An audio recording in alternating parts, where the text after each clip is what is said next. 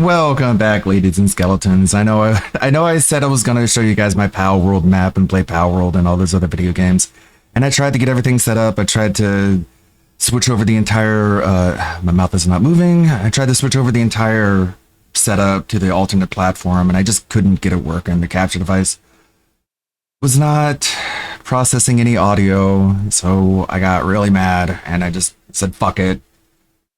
And switch everything back. Audio link input, microphone. And then I had to set everything back up. Which one is it? It's mine. Yeah, this one. 1, 2, 1, 2, 1, 1, 2, 1, 1. As you can see, I have not set everything back up after trying unsuccessfully to get streaming on the alternate platform. How's it going, Lonely Sully? How's it going, Suburban High? How's it going, Doom? So we're not going to do any gaming, at least not any hardcore gaming. I was going to download like BioShock Infinite and Black Mesa and play that as well as Power World, but I guess not. I need a better computer. I need more than one good computer. I need 2 good computers. That way I can stream and game the way I want to. Let me just finish setting everything up here. In lieu of video games, I went scouring and looked for a lot of good videos, including Felted Sheriff, getting felted yet again. Give me one moment. Let me get it started and I'll put it in reverse or forward, actually. You're a sanitation worker? Yeah. Uh-huh. All right. He's a garbage man. He's a garbage man. Not like there's anything wrong with that. That guy's back. Hey, you're not coming in here, pal. Already got it. Oh, hold on. Hey, that guy's back. That guy's back. Oh, hey, thanks. Hey, Yeah. you think I can give you my number so like when you guys are ready to hire another person, you can give me a call? Trying to raise her up, man. I will most likely not. You're gonna turn me remember. down? I have a terrible. Okay, I understand. No, I understand. It's all right. I have a terrible That's all- memory. No, That's all right. it just. Hey, man, it's okay. We all get it. 1, 2, 1, 2, 1, 2, there we go. I'll come back in a I'm so week. It's all right. I'm sorry, I come back in a week. It's all right. All Yeah, right. I'm sorry. I'm so That's sorry. all right. All right. Happens to the most of us. Happens to the most of us. What does that mean? You're trying to get her number to date her, right? No, I'm not. I'm married. I wanted to That have a won't job quit in the sound police video. force. Dummy. Damn. Thought you're trying to. It's pretty funny. It's pretty funny, Suburban High. I was so close to. Oh, I was looking forward to playing Black Mesa today. I love that game. raise her up a little. No. It's like the best game. Oh, that would not be my Riz game if I had Riz game. No, sir. I can tell you do, man. I've been around the block a time or two. Yep. Yeah. What the So how long you fuck? been doing since? How is that okay? How are you able to like be married and play GTA roleplay where you hit on like other people in the roleplay? Why is the wife okay with that? Sanitation work. Oh, honey, you don't understand. It's for the content. Oh, like today. Like maybe the last, I don't know, hour. It's for the content, We've been honey. trying to figure it out. No, you don't understand. I was hitting on this woman for the content. He wasn't hitting on her. He wanted to be on the police force. Oh yeah, it's like, yeah, you guys got an opening. I want to be on the police force. I guess he just ran off to another server and now he doesn't have any clout, so he has to work his way up from sanitation worker. Yeah, same. I couldn't get a truck out. It's all glitched. Oh, Ow. okay. Let's see if we can find some bags of trash around here. Are you looking for the tiny bags of trash, like the small ones? Okay, like Hey, what? people play games for all sorts of different reasons. There's like power washing, there's like house flipping. There's even a homeless man simulator, which looked pretty fun, but you're playing video games What's your name, by the to gather garbage way? in a digital world. Duke Hazard. Nice to meet you. Yeah, mine's Ricky Dick. Ricky Dick. Yeah. Wow. Interesting name. Blame my parents. Richard. No, I won't blame him. People have been making fun of my name since I was born. Well, that's unfortunate. I'm sorry to hear about that. During the elementary days, they used to call me Little Dick. Oh. That's unfortunate. Yeah, I know. Yeah. Well, how long have you been in the city for? Couple days. I think he's cut out for days, this. Yeah. I wonder, I'm trying to figure out what the green zones mean. If that means there's trash there or it's cleaned up. Yeah, you're asking the wrong guy, man. I do not know. I just started doing sanitation, trying to make some money. Yeah. You could be change my enslaving name. animals right You're now. supposed to change your outfit. You could be enslaving animals and putting them on production lines in order to build you better guns. Instead, you're doing this. I don't know. I guess Okay. people play video games for all sorts of different reasons. It won't let me, mate. Yeah, this dude's been messing with you all day, right? Instead, you do Yeah, this. pretty much. Yeah. Think of all the animals Holy you could have enslaved. I'm I gonna know you could be challenge. there. I'm gonna challenge him to actually be nice for 30 minutes straight. Don't There think might it'll work be. because right when he saw me, he called me a bitch. Oh, there's a little bag over there. Go grab that bag. Hey, trash boy in the back, grab the bag. You're back there for a reason, man. Wow, Why isn't he Ain't wearing gonna work. a uniform? He's still Why dressed don't you like get a. off your ass and do some work. Go on, drive us and find some trash. So, Duke, you said you're married Is he even streaming this? Unfortunately. to a man or a woman? A man. A woman. You said a what? A woman. A Stop. woman. Stop. That's Stop. a cutout. Stop. Stop. Wait, He said up here, stop. up here. You just passed up a trash bag. You're married to a Up here, stop. dude. Up here, trust me. Hey, Those come on, things so man. slow. We gotta do our job correctly here. You gotta shift with the arrow want keys to to be second gear. You just let Duke drive, bro. He knows how to drive. You're you driving on British? the wrong side of the No, He mate. knows how to drive a career into the ground. Afghanistan. Yeah, Afghan. Yeah, Okay, Afghanistan. bye. Yeah, I guess it I makes live in sense. Afghanistan. That's Hey, nice. you're But also, it's such a weird layout. Like, it's like, look at this layout. It's just the game and him. Like, where's chat? Where's info? Where's merch? Where's anything? you're not the big yellow circles is where the trash is at. You probably can't. What are you doing? Get out of. Hey, I'm I calling the swear police, man. I'm going to Stop. write a ticket. Woo! You're not a cop. Swear I'm going to write a ticket. Come on.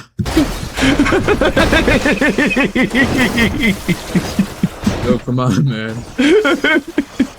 I'm gonna write you a ticket. Wait, I'm not a cop anymore. That was like a muscle spasm. Dude, let Yeah. Duke drive, brother. Uh-huh. Come on. Muscle spasm. spasm. Get out of here. You don't know how to drive. Come dude. on, this is so much more fun than gathering garbage. Hey, what a meathead, right? Yeah. I'm gonna kick you. I'm gonna ban you from the server. Hold on. Hey, mate. This has ruined my Oh immersion. my gosh, he's bad. Come on, brother. Who you calling? Duke. I'm calling the cops. What? Hopefully they'll hire me. Don't jump, you'll die. Dude, Punch him. Get out of here. Get away from me. Seriously. Let's beat him up. Go self-assaulting me, bro.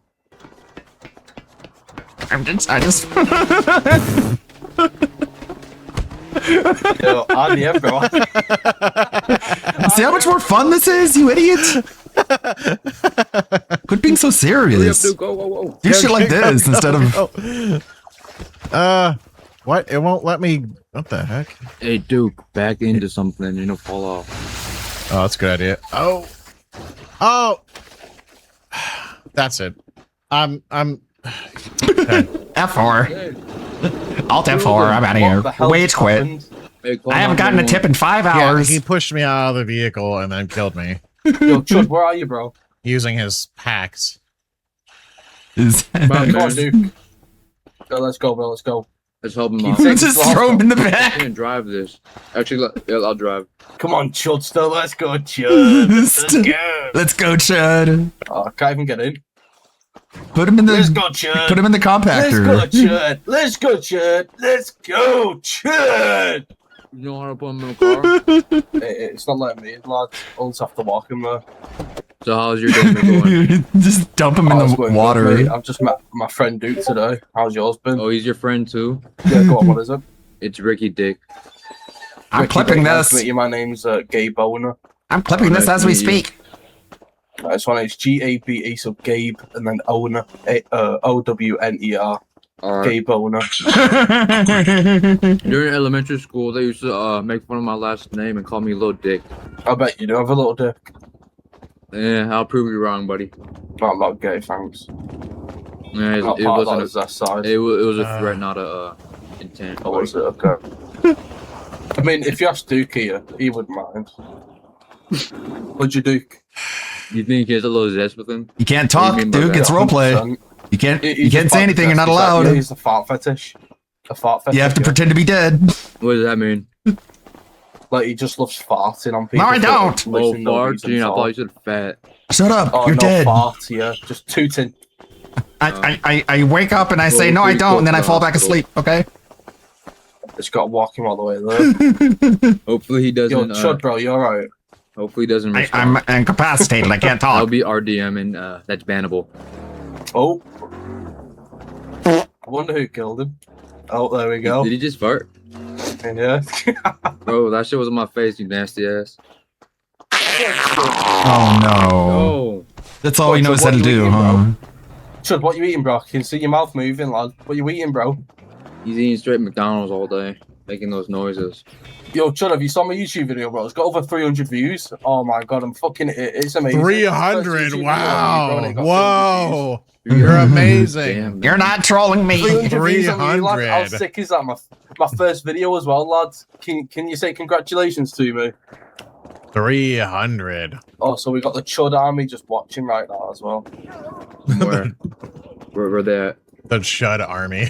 I like the sound of that. I don't see them. Yes, it's the Chud army, Chud.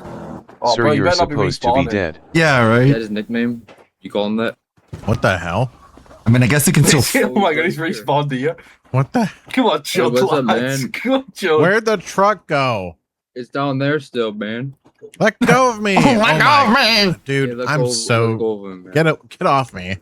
This Hey, is just let go not of the him, game man. for you, man. Duke Hazard, buddy, give me your license.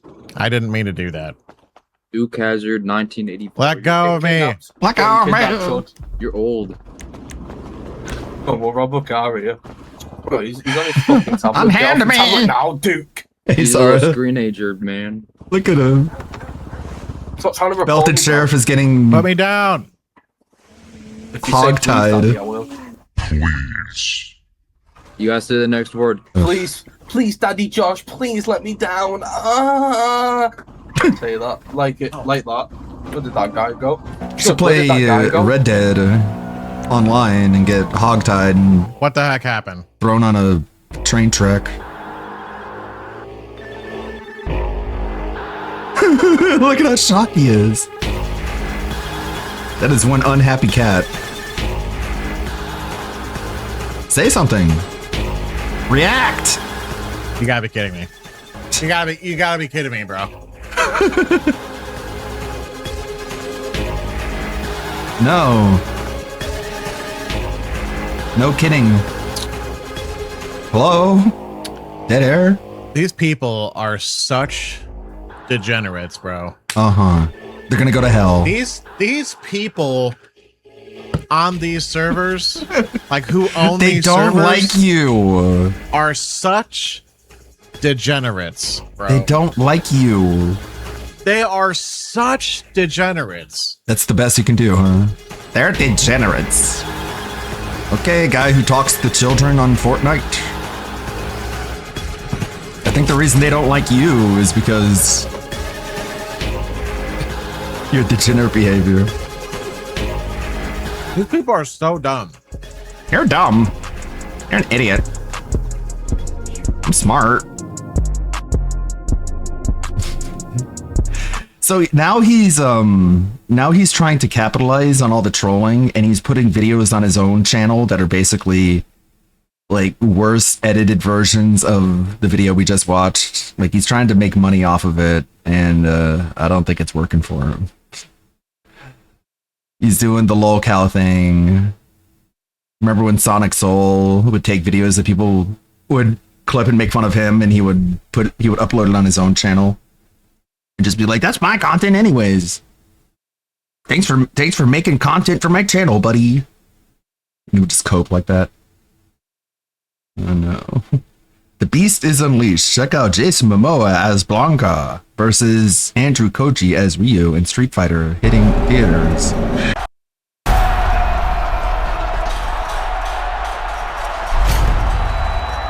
Ryu, I know what you're capable of. Show me.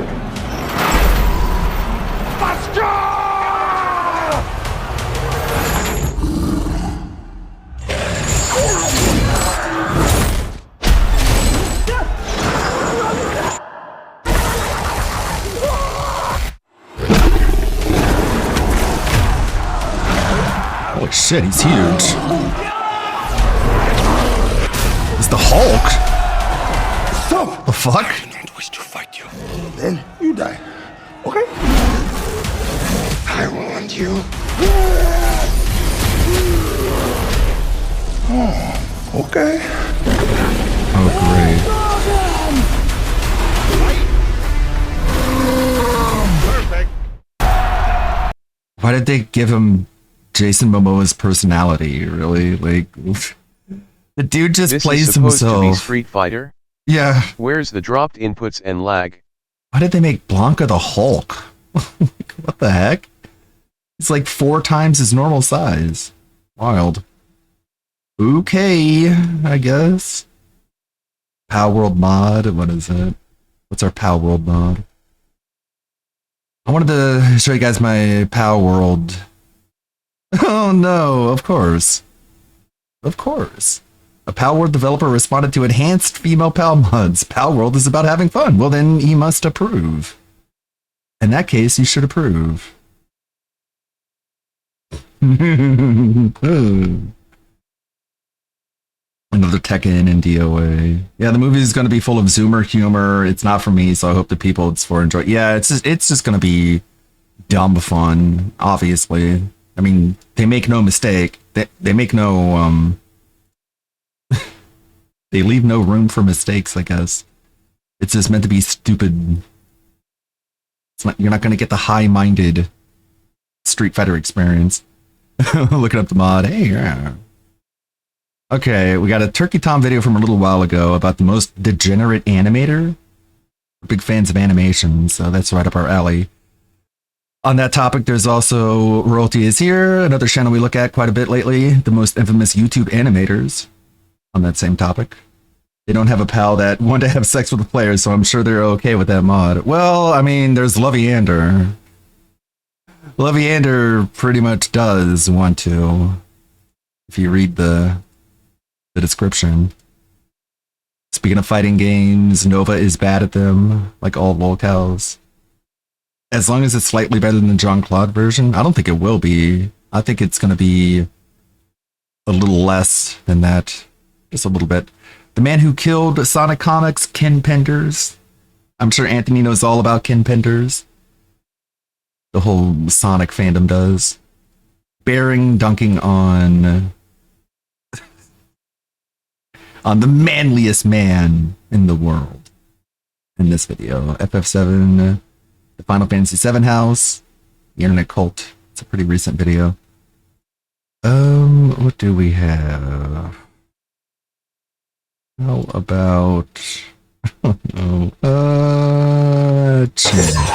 Why didn't I choose my character? This is not how I hoped to meet. Fight.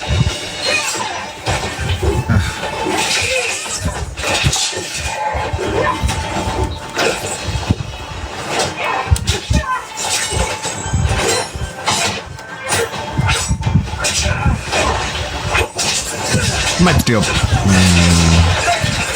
Yeah, his hair's so greasy. Is that just this? Know it. Do we get gameplay?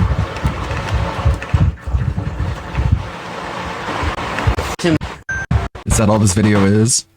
Great. Alright, never mind on that. I thought it was gonna be actually playing some Tekken. Nova gets bullied on Mortal Kombat, so he switches to Tekken to then get bullied again. Gonna be low on content. Shit's going on. What's going on? A teenager is running down the sidewalk. He has no shoes, no money, no cell phone. He hasn't eaten in days, hasn't drank any water, and the sun is hammering down. He doesn't know where he'll go, where he'll sleep. He doesn't know if he'll ever get home. But right now, he couldn't care less because the boy we're talking about just escaped a cult. And for all he knows, they're probably out looking for him. The boy's name is Sid, and the cult was called the Final Fantasy House. Was that really his After name? his escape from the cult, Sid created a website called Demon Sushi, part personal testimony, part public warning. It was his attempt to write down exactly what had happened inside the Final Fantasy House. Not just to reclaim his own story, but to make sure no one else wandered into the same trap. The site eventually became a hub for other former members' accounts as well. Sid writes, "This all started with innocent internet friendships and spiraled completely out of control into something that most normal people would find wholly unbelievable. Once I escaped the loonies, I decided to write up my experiences and share them with the net. Almost immediately, other survivors of this group of nutcases began to send in their stories as well. Naturally, the people..." All right, Anthony submitted this one. Good old Tamir, what a question. Let's get a better look. Why black men have larger pines? I wonder what that letter was supposed to be. Pones? Punes. Poons? I don't know. What could he be talking about? I don't know. Let's hear him out. Black men have larger pones. Hey guys. Hey. I am watching right now the new thriller called Night of the Haunted. Never saw it. And it's pretty entertaining. How did you settle on this topic after watching a horror movie? It sounds like you would have settled on this topic after watching a different kind of movie. Gets a bit tedious in the middle because... It's a bit tedious? You can watch a woman trying to survive in a gas station only for so long before you start to get bored. Yeah, finally. Just be like, die already. Anyway, in that movie, it was told... He likes his adult movies to have plots, that movie, obviously. That woman, a white woman, is married. But she's having an affair with a black person. Oh no. So I thought that the reason that she's having an affair with the black person is because she wants the big black cock. The BBC. Tamir. You're so porn-brained. There's this stereotype that... You think there couldn't have been any other reason. I just hope he actually got to finish this movie. Have larger penises than men of any other race. Larger pussies. So I was wondering... The big black cock. What is the reason for it? What is the reason? I mean, Asian people might have the smallest penises. Aww. But I think that Asian body structure is also usually smaller than either white or black people, and not just their penises. Right. But why is it specifically that black people have larger penises? Or is it just a stereotype? Yeah, it's a myth. White and black penises about the same size. Tamir, why do you record yourself talking? I was wondering about it. Do you guys know? Why do you wonder about this? Anything about it? I want to join the Black Eye program, so I will get large penis. I don't know, man. Only on a Ludwig stream, my dudes. Yeah. Oh, what is the internet providing in terms of information? Let's see. Statistically, there is no difference in length between the white and black peen. A large portion of the black population has sickle cell anemia, and that can cause a buildup of scar tissue at the base of the peen, which results in a thicker gut, but also causes erectile dysfunction. I hope that clears things up for you. Hello, Tamir. I believe it is nothing but a stereotype, but if it were true, perhaps there was a reason for black people to evolve for larger penis. Maybe it is a form of hypersexual dimorphism and an important attractive trait within ancient black groups. Another stereotype of black people is that black women have larger posteriors. If it were true, then perhaps black men would have to evolve What happened to evolve larger penises to penetrate the partners? It is important to remember. It is important to remember that some black guys not measure up to the stereotype, and that the stereotype can be harmful. It could, BCS for all races, Tamir, don't worry. it could make young black men feel insecure, make them feel as if they're not living up to societal standards. Have a great weekend. You too. People who ran this Someone less Fantasyland lazier cult than me should clip this. were unhappy. The scary part is, they might be schizo themselves, or they might just be aggravating him. Oh. They deleted live journals. They accused Watch, everyone don't involved touch. of lying. They accused me of inventing it all because I was on drugs, despite their knowing I was not. They Back to the claimed cult. that personal accounts written were not true, and in the same breath began to attack the people who had not written them. They hopped fandoms and hopped states, but have never been able to shake the fact that they very obviously did these things, and people have very obviously got sick of being quiet about it. Here is Sid's story. No, you have to say, my name is Sid, and this is my story. It was 2001 in Brooklyn, New York, when Sid was scrolling through messages on his AIM account.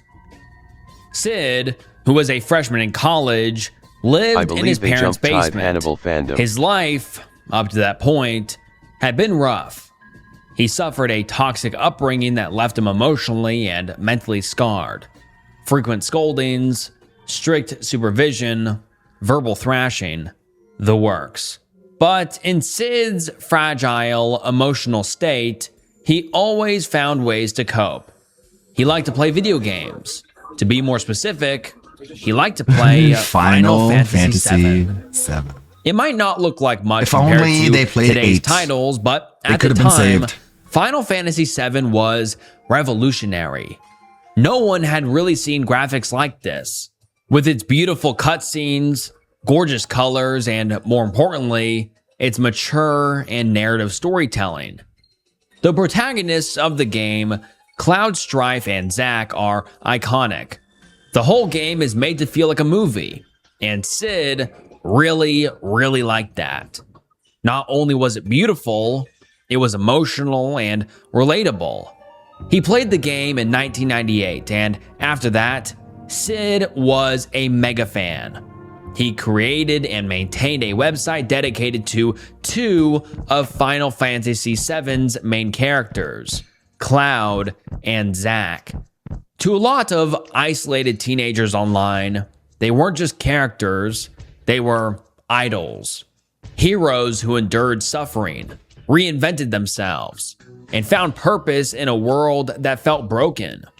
Sid related to the characters so much. In fact, he decided to create a website to celebrate them. He posted art and made discussion threads so people could talk about the characters with him. With the booming interest in Final Fantasy VII, the site gained traction, and people from all over the nation began contacting Sid, trying to get involved. They sent him pictures of their art.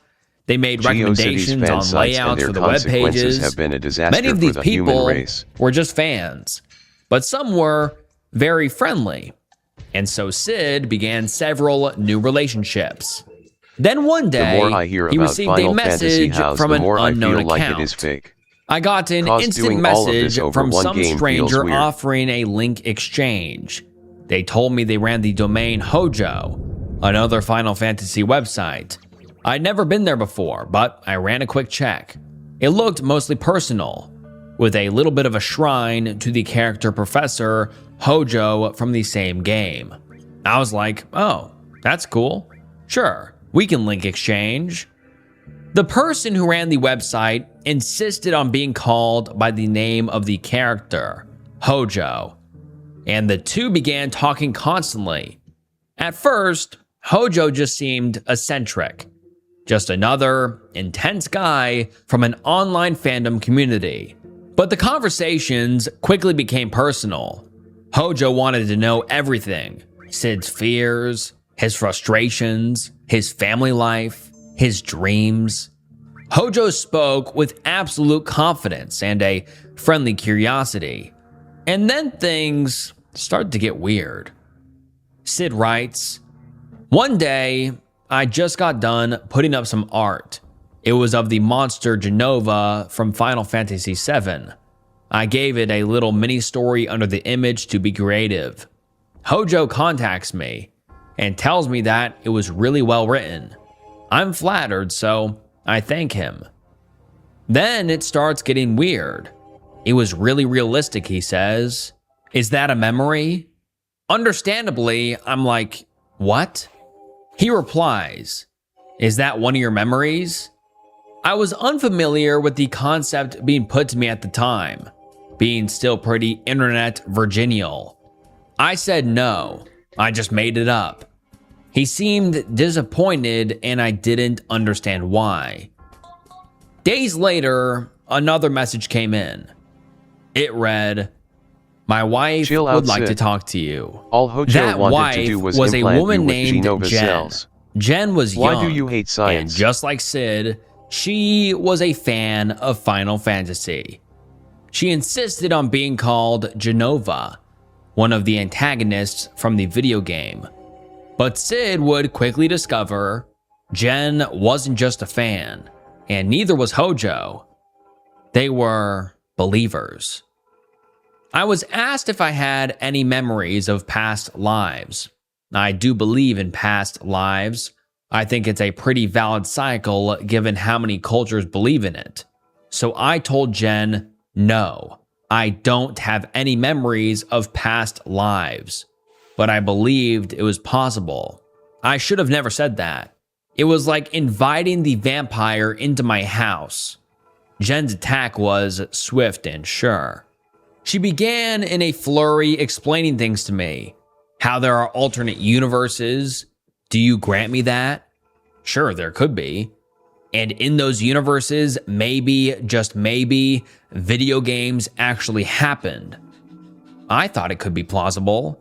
Through all of this, she tells me that she thinks, in a past life, I was Zack from Final Fantasy VII. Think about it, she said. You're both country grown. You both have that instinct of dragging off friends who could be left behind. You'd take a bullet for someone, right? You say you don't believe in magic or any of that. And he wanted to be a mercenary. For all of his 5 or 6 lines, you have a similar speech pattern. You even live in a basement like he was locked in one. And you hate it. Addle your brain with freshman idiocy and vodka, and this will suddenly make sense. Sure, maybe. I'm not him now, I said, but it was possible. You were our Zack, she says. Sid wondered to himself, why did she use the word "our"? Well, we didn't know it at the time, but Jen and Hojo weren't the only ones in this little group. There were many others who were convinced that they were reincarnations, that video games were real, and that Jen, the magical online sorceress, was right. Sid was introduced to Jen's community. Everyone went by nicknames, naturally pulled from Final Fantasy. Some lived nearby to Jen. Others lived across the country. Together, they were all friends, connected by the same interests, the same hobbies, but more importantly, Jen, she was the matriarch, so to speak, the leader of their band, and she had convinced everyone to live under the same delusion that they were all living, breathing reincarnations of video game characters. Sid, of course, didn't believe any of this, but he played along. It was role-playing, he'd tell himself, nothing more. And for that matter, a host of other people seemed to be playing along. Come Christmas of 2001, Jen invited Sid to her home, and Sid agreed. He packed up his pet rat and a couple pairs of clothes and set off for Pennsylvania. It cost me $300 to go by bus from my podunk school to their apartment in State College, and they assured me that they would pay to feed me. I would just visit for a weekend to meet people and hang out. At the bus stop, Hojo, Jen's partner, met me in a lab coat. Hojo and Jen were lesbians, and that was cool with me. I'm just noting it here to avoid future confusion. When we arrived at the apartment, Jen came storming up to Hojo and screamed in her face. I have no idea what it was about. Jen was wearing a purple skirt pulled up around her breasts. It looked like she had just got out of bed, and I was, to say the very least, intimidated. About 3 seconds later, she whirled around in a quick change. Suddenly, the nicest person ever. Whatever she was mad about was out the window. I'm glad I spent time in real life and never fell into internet delusions. It was a mess. Trash piled into kitchen corners, glitter all over the floor, stains, dishes piled up, empty soda bottles strewn about. But Sid didn't mind. These were his friends. Regardless of their personal issues or the state of their apartment, he'd make the most of it. Together, the three went to the mall for some window shopping. Jen spotted something she wanted, whatever it was, and couldn't bear to be without it. She sulked and complained, withdrawing to one corner of the mall until they were forced to leave. During this, Jen adopted a new personality, a child. She stomped around the mall, huffing and puffing like a baby. And this is when Sid began to realize Jen wasn't role-playing. She truly believed she had multiple personalities floating around in her head more than just the video game characters. Over the coming days, Sid would witness these personalities, all of them being dramatic, extreme, manipulative. This really came to light one day when Sid had just gotten in a fight with his mother over the phone. Sid was not the kind of person who let himself cry, especially because there was usually no one around to care. But this time, someone was there. Sid writes, I let myself cry at Jen's house. Jen and Hojo suggested I stay longer and began talking about very, very drastic measures, that I needed to get away from my home, that I could abandon my family. Here's the number of a youth support group. Jen told me that her mother was the same way, and that Hojo had to go all the way to California to rescue her. Jen's mom was apparently a horrible, abusive person who hated her daughter for being a lesbian. Her father was absent or divorced or something. It was never clear. She kept saying how even though her grandmother was rich, she didn't love her. She had stories about her abusive friend. I was sympathetic, always believing in that don't complain, people have it worse than you shtick. That conversation lingered in his head. Even when Sid returned home 2 days later, Jen's words echoed in the walls of his family home. A home where he felt so depressed, angry, isolated. But he didn't feel so alone with Jen and Hojo. He started to wonder if maybe those drastic measures were really that drastic. Why continue living his life in Brooklyn? Why spend his days trapped in a dark basement? Why stay with his family? Sid started to forget about the mess, the temper tantrums, the delusions. Maybe the Final Fantasy house was where he belonged.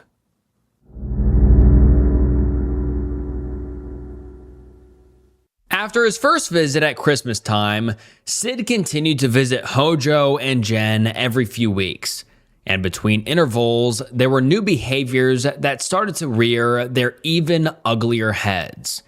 Jen started pressing the issue of Sid's other life. He was Zack after all, from Final Fantasy. She would insist he should have memories, and when he denied the claims, she'd get a twisted look in her eyes. Within the next few visits, More people would come and go from the house. More members of Jen's growing cult. One of those people was a girl named Aries. Sid and Aries had become fast friends. They talked all the time and saw each other often. She was sweet and kind, so it was no surprise that Sid came to really like Aries. But Jen had noticed that also. Jen wanted the two to become intimate. She dropped little comments at first, subtle little hints, and when that didn't work, Jen outright commanded Sid to sleep with her. She threatened to put an aphrodisiac in their food. Still, neither would budge. And in lieu of Sid's advances, Jen took it upon herself to court the young Aries. Jen approached Aries, acting stern. She started flirting. Aries was in no place to object. After all, Jen was the leader of their friend group, the owner of the home, the brokerage for all of their friendships. So Jen took her to bed. All night while Sid was falling asleep, he'd hear the sounds of their intimacy. It went on like this for days. For a couple of months, though, it wasn't that bad. Sid couldn't make the trip often, just the occasional weekend trip. And with time away from Jen's house, the uncomfortable pressure that she applied didn't seem so bad. So he kept visiting. And things only got worse and more delusional from there. Jen began asking him for money. She needed to buy food for the house, and Sid was expected to contribute. Sid was broke. He was just a poor college kid trying to get by, but he didn't want to be rude. So he'd give her what little money he had. With that money, Jen would go buy steak. Expensive steak. That was all she ever wanted to eat. But Sid was allergic to red meat. He was raised vegetarian. His body never adapted to the heavy proteins. He told Jen that he couldn't eat the food, but Jen didn't care. So whenever he stayed at Jen's, he'd eat the steak, night after night, and he'd make himself sick. But it was okay. He'd manage. After all, Jen didn't mean to ignore his requests. The group mentality began to sink in. The longer Sid stayed, the harder it became to tell where hospitality ended and obligation began. Jen made every extra task feel like a favor, every sacrifice a proof of loyalty. By the time summer crept in, Sid had already been folded into the rhythm of the house. There, it's the Church of Lulu. The Ludwig. The dinners he couldn't eat, the magic battles, the talks about reincarnation, the endless expectations. So when Jen asked him to stay through the summer, it didn't feel like a question. It felt like the next thing that was always going to happen. So Sid grabbed his pet rat, a couple pairs of clothes, and took the long bus ride down to State College. He'd be living with Jen until the fall semester began. With no car and no phone, Sid spent his first days trudging through the summer heat, going from business to business, asking for a job, until a local supermarket finally gave him a shot. He'd start that week. The pay wasn't much, but it was enough to cover his share of rent, staying at Jen's for the summer. Sid was elated, as any college kid would be. A whole summer with his friends away from home, building a life that finally felt like his own. Whatever questions lingered in the back of his mind, the strange rules, the small discomforts, the way Jen always seemed to get her way, they were easy to quiet beneath the excitement of it all. Because at that age, when you're handed the thing you've been wanting most, you don't stop to ask what it might cost. So he worked his new job, and when Jen asked for his paychecks, he gave it without question. I was the workhorse. I guess because I was Zack from Final Fantasy. I was therefore the manly man.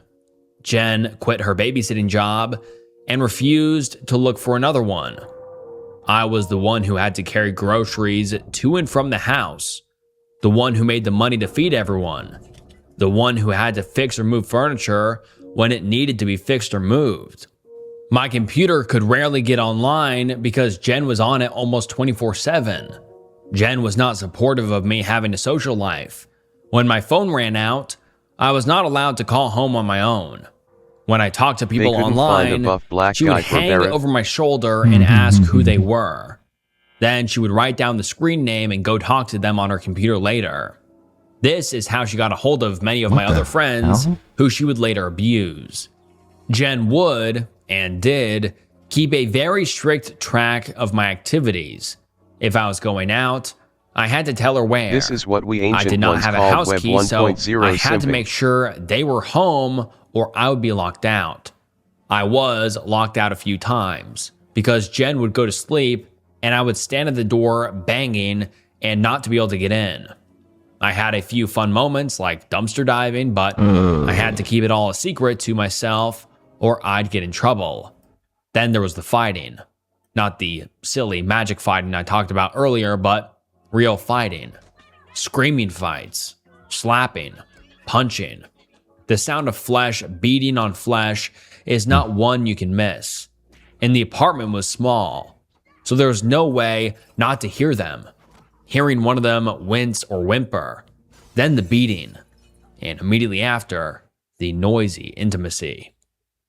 And in the midst of real violent fighting, there was also the increasingly difficult imaginary fighting. Jen would wake him up at 3 a.m. to fight imaginary enemies, whatever demons or goblins or ghouls she invented, Sid was expected to combat.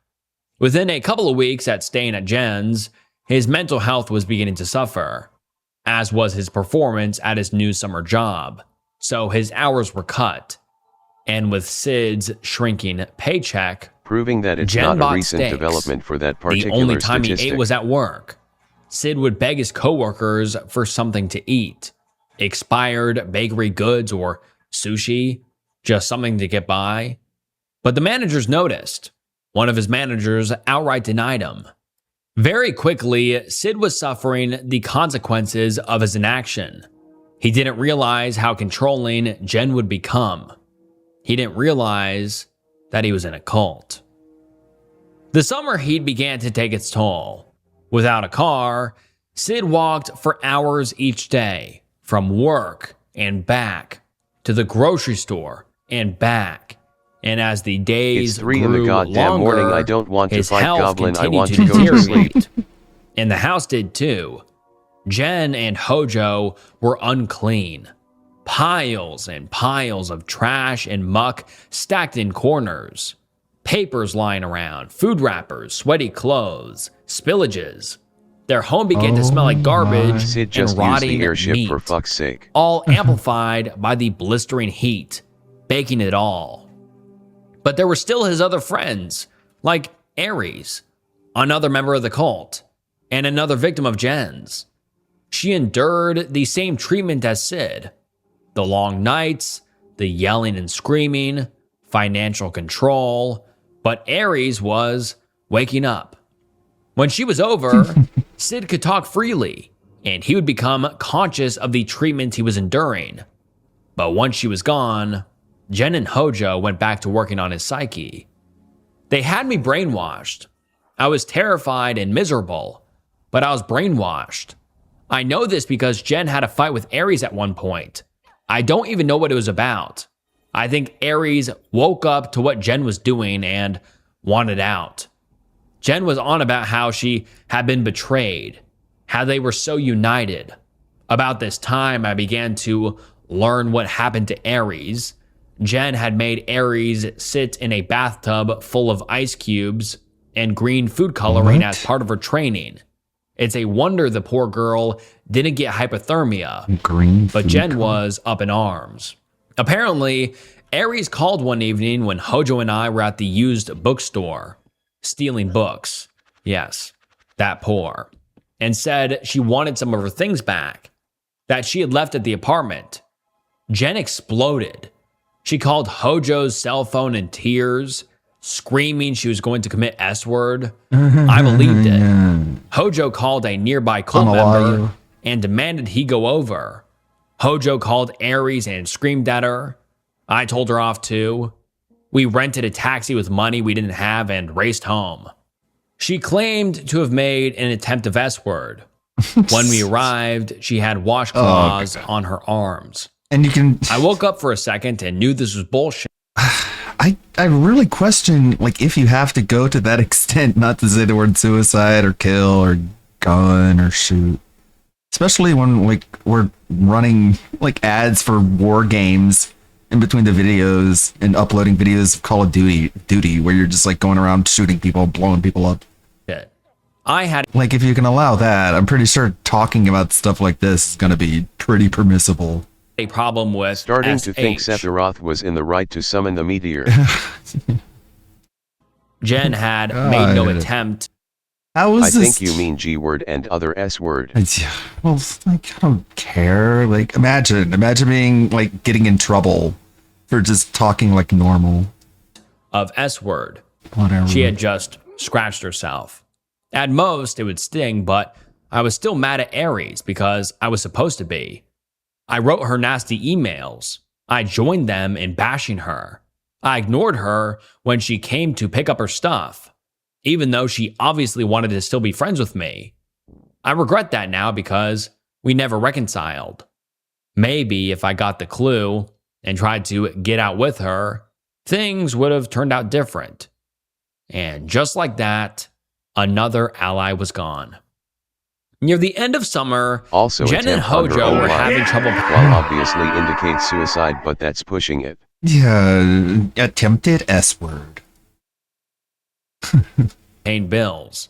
Not because they were working, they weren't, but because Sid wasn't providing enough. So they made the decision to move apartments, this time into a 1-bedroom. It was in the same complex, just across the street. And with help, it wouldn't have taken long. On the day of the move, when you're in Jen rock and Hojo bottom. were nowhere to be found. And Sid, knowing that time was running out, had to move it all by himself. In 90-degree weather, half-starved think the fake and fear of nauseous, demonetization is overblown in general. I watch plenty of streamers on YouTube that don't, and they don't have demonetization problems. I know. It's like, but who gets to decide? We need, like, the rules spelled out, you know? moved the furniture, But it's all very the vague. boxes, the dressers and drawers until the entire They had 8 apartment big was bills: the electric bill, the water bill, the Final Fantasy merch bill. Yeah, like, I'm trying to do the math here, and it's like, how much do you need? somewhere else. Like, just pocket some of it, hide some of it, I don't know, buy some ramen noodles. Like, Sid was angry. it definitely takes a certain personality type to fall into the depths of a cult this deep. He had to escape. Somehow, some way, but the truth of the matter was, he had no money. His bank account was drained, and for the foreseeable future, it would remain drained. He had no strength, he wasn't eating or drinking, and he had no Drink way water. of reaching out for help. Jen would see, Find a water fountain. and he would be punished. Though Sid was nearing his breaking point, he wasn't brave enough to leave. Not yet. So he stayed to endure even more abuse. I know, it sounds like a copy pasta. It sounds like a story someone wrote. Toward the end of the summer, Sid's hours had been cut to 1 hour a week. By the time Jen got a hold of his check, he had $6 in his pocket. He was dizzy from starvation and sickness and had lost a lot of weight. One day, Sid's limit the break bar forecast is called building up. for rain in the afternoon. Sid, not knowing this, walked to work. And just as soon as he arrived, the rain started coming down. Finally, Hard. water. So hard, the electricity went out in the supermarket and everyone was sent home. He had to walk in the pouring rain all the way home. When he finally returned, he left his soaked shoes outside to dry wanting nothing more than to dry off and relax. But Jen wasn't interested in his comfort. That night, she pulled him outside. She was laying in the grass, talking about God with another member of the cult, and wanted Sid to join. She wanted him to admit he believed in God. Sid was fed up, so he denied her. No, he didn't believe in God, and he would never believe in God or her. Jen began fake crying, pretending to be a child, but Sid, after a long day, had gotten fed up. He screamed at Jen to stop. Jen, shocked and upset, sprinted away into the house. I'll let Sid tell you what happened next. The next morning, someone had stolen my shoes. You may think it's a silly reason to snap, but that's what did it. That this god-awful town, with these god-awful people who were taking all my money, they had to take my shoes too. I had it. I just had it. I pulled a sheet of paper that had Hojo's computer campus login and name. I stole some keys. I threw some edible trash to my poor rat who was starving too. I threw on a change of clothes, a pocket knife, and all the money I had left, $5, into my bag along with my sketchbook and a pencil. And I walked. No shoes. Shoeless. Because I had no money, I couldn't leave town. But being so poor in town for so long, I learned where I could find the cheapest food and drink. I could get a bagel for 50 cents and a drink for 75. The streets were so hot. It burned my feet. It hurt like hell. But I was done. I went to my job and poked my head in. I couldn't actually go to work because of the no shoes policy. I quit. It didn't make sense to work there anymore. I'd hang around the bus stop or in front of the churchyard, and I'd sit in the shade and draw and think. I tried to think of what to do. If God was real, you would People have would been thrown notice in a me in padded my cell torn years ago, pants and my Jeff. bare feet, and I'd just shrug and laugh it off. I was homeless for a few days. All in all, I felt fantastic. I felt great. Better than the entire 2 months I spent with them. I had the freedom to walk where I wanted and sit down where I wanted. There were no smells. There was no fighting. No one was ordering me to buy a steak. I wasn't sick of the food I ate. No one was waking me up telling me to go outside and look at fairy rings. I swear to you, I would much rather be homeless than live with people like them ever again. Yeah. The threat of homelessness does not faze me because I've seen something so much worse. He contacted one of Jen's friends that lived nearby and asked him for a place to stay. He didn't give any details, fearing that if the friend knew, he would tell Jen. Thankfully, that didn't happen. The friend agreed to let Sid stay. There, after months of psychological torture, starvation, and forced labor, he finally phoned his father, and Sid was finally free.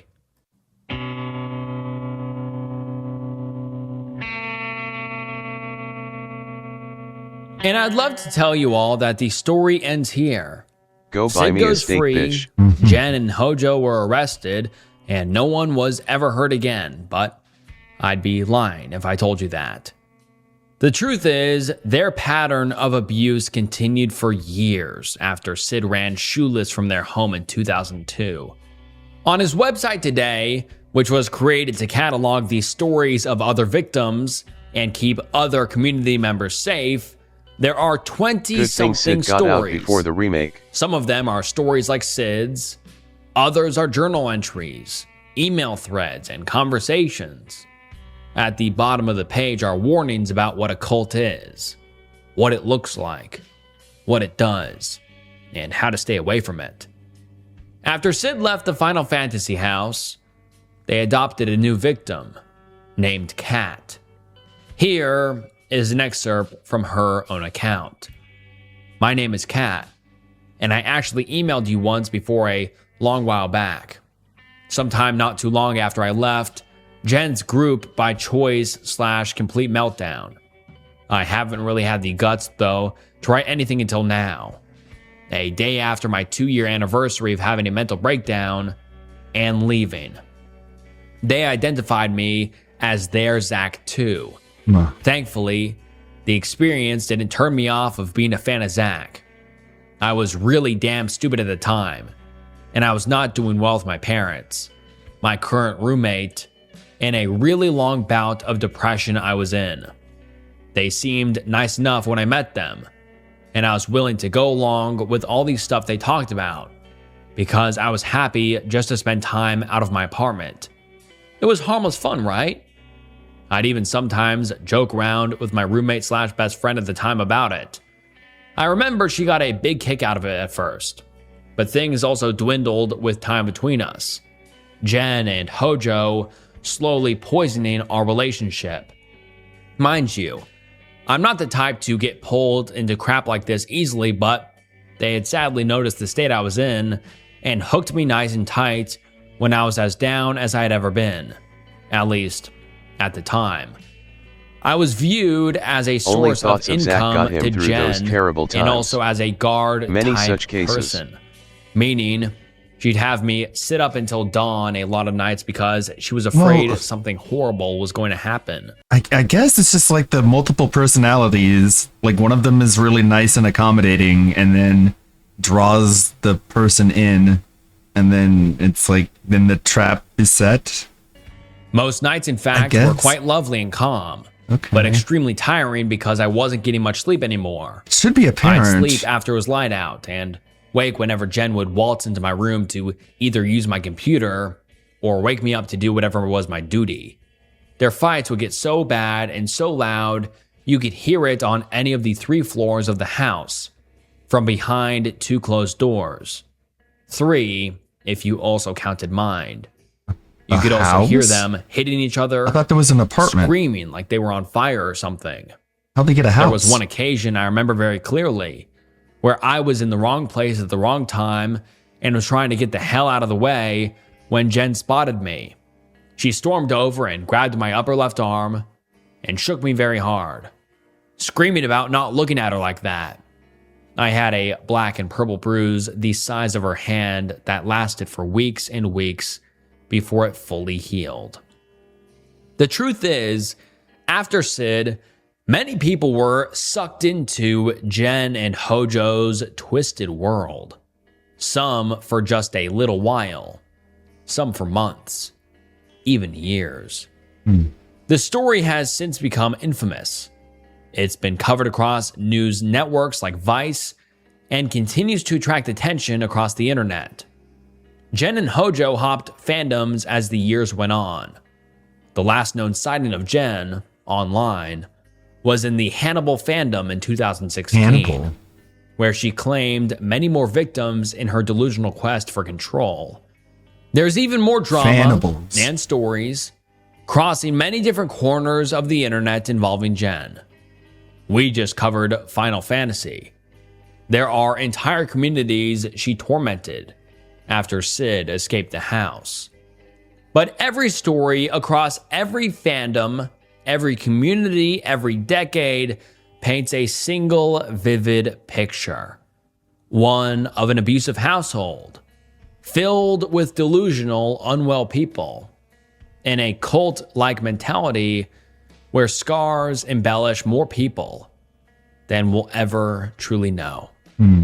As of 2009, Jen and Hojo split.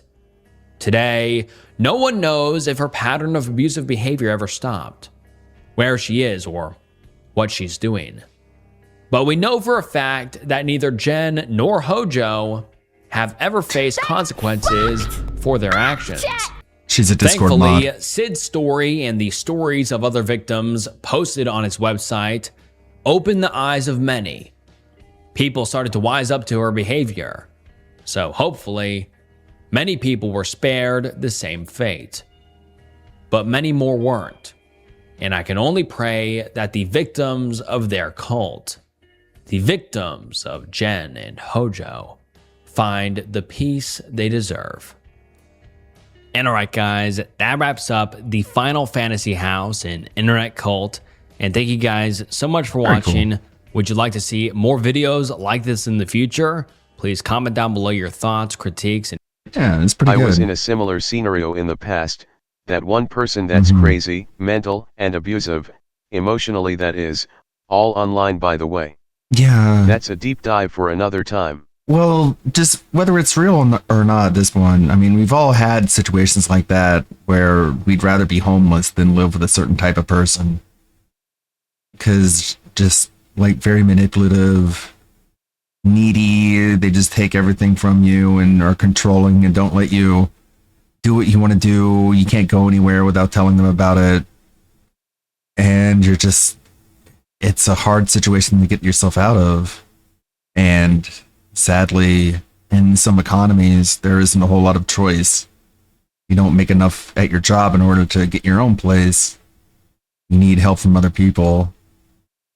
There isn't really a good opportunity to get out of there.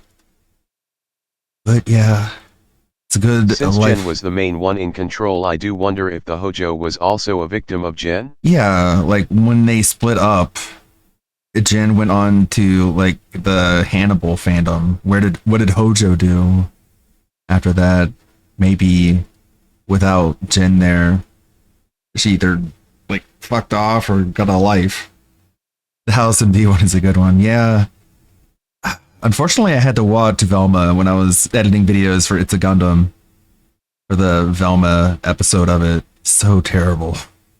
Gregory House is a pill-popping sociopath who treats human life like a crossword puzzle. Yet he's one of the most beloved characters in all of television. Velma Dinkley, on the other hand, is a meta-obsessed, self-aware intellectual with a mystery-solving habit, and the internet wants her publicly executed. They are fundamentally the same archetype, but one is a television god, and the other is a digital pariah. And no, this isn't a case of the internet hates women. It's more of a math problem, really. This is the asshole equation, a narrative extortion scheme where every second your lead isn't a saint, you owe the audience a debt. The first payment on this narrative debt is humor. In this transaction, a joke is meant to be much more than just to elicit a laugh. It's also a bribe. In the asshole equation, humor is the currency that buys a character's right to exist. A regular protagonist starts with a clean state. A jerk, on the other hand, starts in a state of narrative bankruptcy. Every second they spend being a prick, the writer is bleeding audience goodwill. To close the wound, you have to make massive deposits of dopamine. If your lead is going to be an abrasive narcissist, their wit must be sharp enough for the audience to justify them being a jerk. This is where Velma's math fails. She's trying to pay a high-stakes debt with counterfeit currency. Take the pilot's opening monologue. Velma looks through the lens and spends 60 seconds lecturing you on why your taste in media is a problem. She frames the origin story trope as a burden for men and a spiral into insanity for women, then dismisses the rest of the Scooby-Doo legacy as Fred and his weird sex van. This is narrative theft. Velma is claiming high status authority over a franchise we already love without providing a single second of value first. In the asshole equation is the equivalent of borrowing a massive sum of money from a friend and immediately spending it on a billboard that calls them an idiot. The writers are hiding behind her like a human shield, believing that if they mock the tropes of origin stories, it will somehow make their own mediocre writing look intentional. Spoiler warning, it does not. It just makes the character look like a defensive heckler who's too insecure to play the scene straight. But the nail in the coffin happens when Velma discovers a literal murder victim, her classmate Brenda, and her first instinct is to make a dig about the girl's weight and her intelligence. She has no brain! This is where the asshole becomes the villain. In character psychology, there's a fundamental law regarding punching up versus punching down. We tolerate abrasive characters when they use their wit to punch up at the arrogant, the powerful, or just the utterly incompetent. When Velma looks at the mutilated corpse of a teenage girl and uses it as a punchline for a brainless joke, she is punching 6 feet under the dirt. The joke is a narrative flatline. Converting a schoolyard insult into a literal observation of a mutilated body provides zero insight insight and even less wit. It's the comedic equivalent of pointing at a fire and calling it hot. There is no clever subversion here, only the literal remains of a cliche that should have stayed buried. This is the moment Velma's debts have defaulted and the loan sharks come collecting. You've insulted the audience, and now you've shown them that your protagonist has the empathy of a brick without providing any of the entertainment value. In the very first 3 minutes, Velma has been more hateable than anything. Now let's take a look at an asshole who actually pays his bills to become lovable. Gregory House is an asshole. He's been called out multiple times in the show, yet he's also one of the most well-written and loved characters in all of television. Take the virgin pregnancy case. A woman swears she's a virgin despite being months pregnant. When she claims her fiance is a virgin too, House replies saying, I believe him. In 3 words, House achieves what Velma fails to do in 2 seasons. He's doing much more than just mocking the girl. He's performing an autopsy on the girl's lie. House basically just called the girl a cheater to her face. When she desperately asks if a toilet seat could be the culprit, House answers, Absolutely.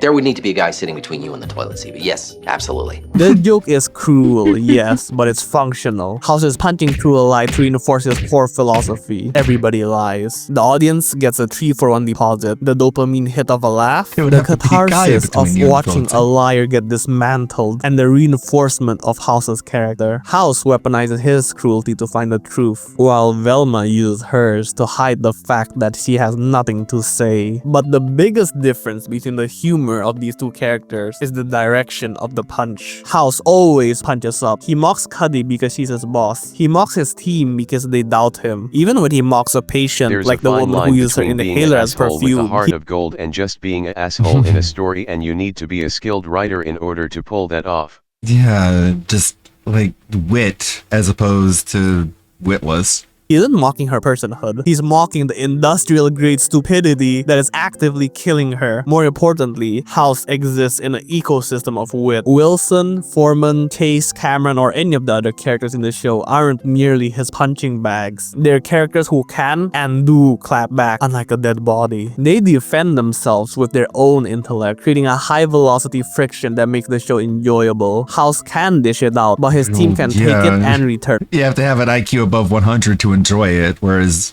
with Velma, the dumber you are, the better. Fire. That mutual respect is what separates funny banter from just plain old bullying. Coronary disease or rejection. Sorry. There's a reason they call it the whiteboard. You want to give me that black marker? Velma, on the other hand, exists in a comedic void. She mocks a dead body because it can't talk back. She bullies Fred because the writers decided he should be a pathetic caricature of a white guy. When the protagonist is the only person allowed to be smart in the room, it becomes less of a comedy and more of a hostage situation. At least that's how I felt when watching the show. You guys better subscribe and click on that stupid bell because I suffered through enough watching Velma to make this video. So if humor is the bribe, now we need a license. This is the narrative threshold that prevents a character from being a parasite and turns them into a symbiont. In human social dynamics, we have an innate, visceral resistance to arrogance. And there's a heavy social fee you're required to pay for the privilege of being a narcissistic asshole. The rule is simple. If you're going to act like a god, you better be able to perform miracles. If you don't, the tribe revolts. This is pillar 2, value. Most protagonists by nature are nice and are liked for who they are. A jerk is only tolerated for what they can provide. Usually, they have to provide twice as much as the normal character would just to justify their behavior. If the value you bring to the table is higher than the headache you cause, the audience stays. If not, you're an expense the viewer is looking to cut. And value comes in 2 flavors: social value and functional value, or simply status and skill. Sometimes the value isn't about what you can do, but who you are. This is social value or status. This is the license for characters who are fundamentally incompetent or just plain useless. They provide 0 inherent hard skills, but they stay in the frame because their status provides a social utility the other characters and the audience might crave. Think BoJack Horseman, Pierce Hawthorne, and Mr. Satan. BoJack is a decaying relic of a 90s sitcom. He provides 0 skill to any situation. Usually he just ruins them, but he provides value to his status as a star. In his world, fame is the currency. loyalty. Characters tolerate his toxicity because his name acts as a social bridge, a gateway to a level of relevance they otherwise can't reach on their own. Pierce Hawthorne is an even better example. His value is tied entirely to the fact that he's a millionaire and the heir of the Hawthorne wife's fortune. That lifestyle grants him a level of prestige and influence that the rest of the Greendale study group simply doesn't have. Because of that wealth, people tolerate his offensive, often archaic behavior. He's less of a teammate and more of an asset you can't afford to liquidate. And then there's Mr. Satan. In Dragon Ball Z, he is an utterly incompetent fighter compared to the gods and aliens around him. But when Goku asks for the people of Earth to contribute their energy for a spirit bomb, the world says no. They don't trust some random disembodied voice. It's only when Mr. Satan, the world champion, steps in that the planet listens. He is the only one of the status to mobilize the masses, which indirectly saved the world. These characters are functionally useless, yes, yet socially indispensable. Think of it like a Rolex. In 2026, a Rolex provides zero functional value. Your phone tells the time better. Your Apple Watch has more features, but let's be honest, you don't use a Rolex to tell the time. You use it to flex on people. It tells the world you are a person of high value. Social value is so potent that fake rich influencers, those vultures trying to sell you a get-rich-quick course, will literally rent a Rolex for an Instagram shoot just to trick idiots into believing they have the status we're following. On the other hand, we have functional value. This is raw, unadulterated skill. Think of the uber-competent characters in media or even real life. If there's only one doctor, like, you can't make Velma useful, that would make her unrelatable to the audience. In the entire world who can the intended audience are people who are extremely worthless and stupid. Save your life. You'll probably want him in the room no matter how much of a prick he is. Or in Gregory House's words, Mr. Satan, he still had to fight some hard asses to be the world champ while the Z fighters weren't present. Yeah, without the Saiyans, he would be like Z tier. What would you want? Not Z tier, you know, like triple S tier. Doctor who holds your hand while you die? He'd be Saiyan level. Or Doctor who ignores you while you get better? These are characters like Rick Sanchez, Jaime Lannister, and even Eric Cartman. Rick Sanchez is the smartest man in the universe. He casually invented interdimensional portal travel and treats reality like a playground. I tried watching recent Rick and Morty. It's not the same at all. It's like a totally different series. It doesn't even sound the same. All the voice actors have been replaced. All the writing is different. It's like, why? He treats the universe as a save file because to him, it is one. If the universe implodes or becomes uninhabitable again, he simply moves on to the next one. Jaime Lannister is a character that has both status and skill. He's a Lannister. Speaking of shows that get ruined in the later seasons. For one, and was widely considered the best swordsman in Westeros, capable of acts that could influence the outcome of any battle. His arrogance... That's why it was so heartbreaking when he got his hand chopped off. It ruined his spirit. His ego was just shattered. Is earned. When he leaves the regiment, the survival rate drops by 50%. He's earned the right to look down at you because he's the only thing standing between his allies and a shallow grave. And then there's Eric Cartman. He's not a genius or a fighter in a traditional sense, but hear me out. This is a child capable of manipulating Cthulhu, an eldritch god, into doing his bidding. This is the kid who orchestrated a horrendous feat, worse than Epstein. He made Scott Tenorman eat a bowl of chili made from his own parents. You'd rather have him as an ally than an enemy, because his competence at being evil is so high that the alternative is too terrifying to contemplate. These characters are the absolute best at what they do. They are completely, utterly irreplaceable to the people around them. They don't need you. It's quite the opposite. You need them. Now look at Velma. She's a socially awkward high schooler who is quite transparently a Mary Sue self-insert. In this iteration, she isn't even a detective yet. She has no prior cases or reputation to back up her ego. Social value is entirely out of the picture. It's like the most obvious example of a Mary Sue. Mindy just made herself Velma.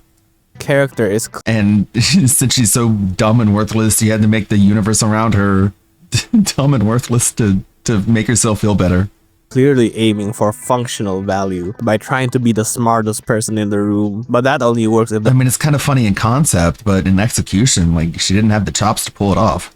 The writers don't make everyone else in the room brain dead like the Yeah. average League player. But the writers forgot one important detail. They forgot that the audience is also in the room. In the pilot, Velma frequently No, jumps it's to all for incorrect Mindy. conclusions and misdirects the investigation before the truth is revealed by other means. She accuses Sophie, she's wrong. She accuses Fred, she's wrong again. The show depicts her as a loudmouth guesser who happens to be the protagonist, not a reliable detective. It can't get worse than that, right? You can't fail harder at providing value than being just flat out wrong. Well, the writers of Velma somehow managed to find an even lower floor. What could possibly be worse than picking the wrong answer on a test? It's not picking one at all. In season 1, episode 4, the plot is entirely dedicated to Velma curating a social list of the hottest girls on campus. This happens while serial killers on the loose, mind you, having already claimed the third victim. Even if the killer is targeting hot girls, an actually competent protagonist will make a quick list and get back to investigating. The Or better primary yet, writer use of the Velma next was target as just bait. making Velma a Instead, Velma self-insert. spends the Literally. entire episode obsessing over high school popularity rankings, while the active serial killer is barely mentioned. She is choosing narcissism over the one skill that will justify her presence. And then we have Dr. Yeah, when you're watching it, you're supposed to forget I it's always about a thought murder. they were trying to make Velma like Daria.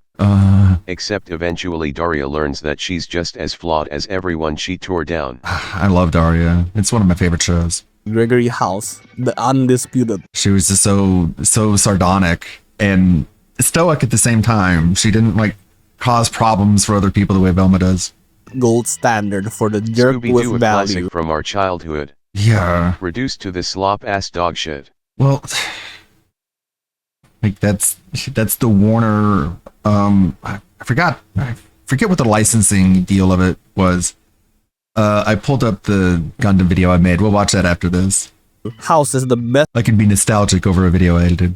diagnostic doctor in the world. He is so good, in fact, that even the CIA recruited him for a case once. Cuddy, the hospital director, physically cannot fire him because losing House means losing the Yeah. hospital's only miracle He's irreplaceable. worker. In the show, it's even explicitly stated that he's the last doctor you call when everyone else can't find out what's wrong with you. But no, House isn't always instantly correct. The show makes him earn the diagnosis instead of handing it to him on a silver platter. In the pilot, House actually misdiagnoses the patient. He nearly kills her with steroids. It's only after he sends Foreman and Cameron to break into the patient's home, something that happens quite often in the show, mind you, that he deduces there's a tapeworm in her brain. Look, you don't need a character to get the correct answer immediately. It's actually more satisfying for the audience to watch them earn it. In Velma, after she falsely accuses Sophie, Yeah, I guess. It is 250,000 views, which everyone loves numbers.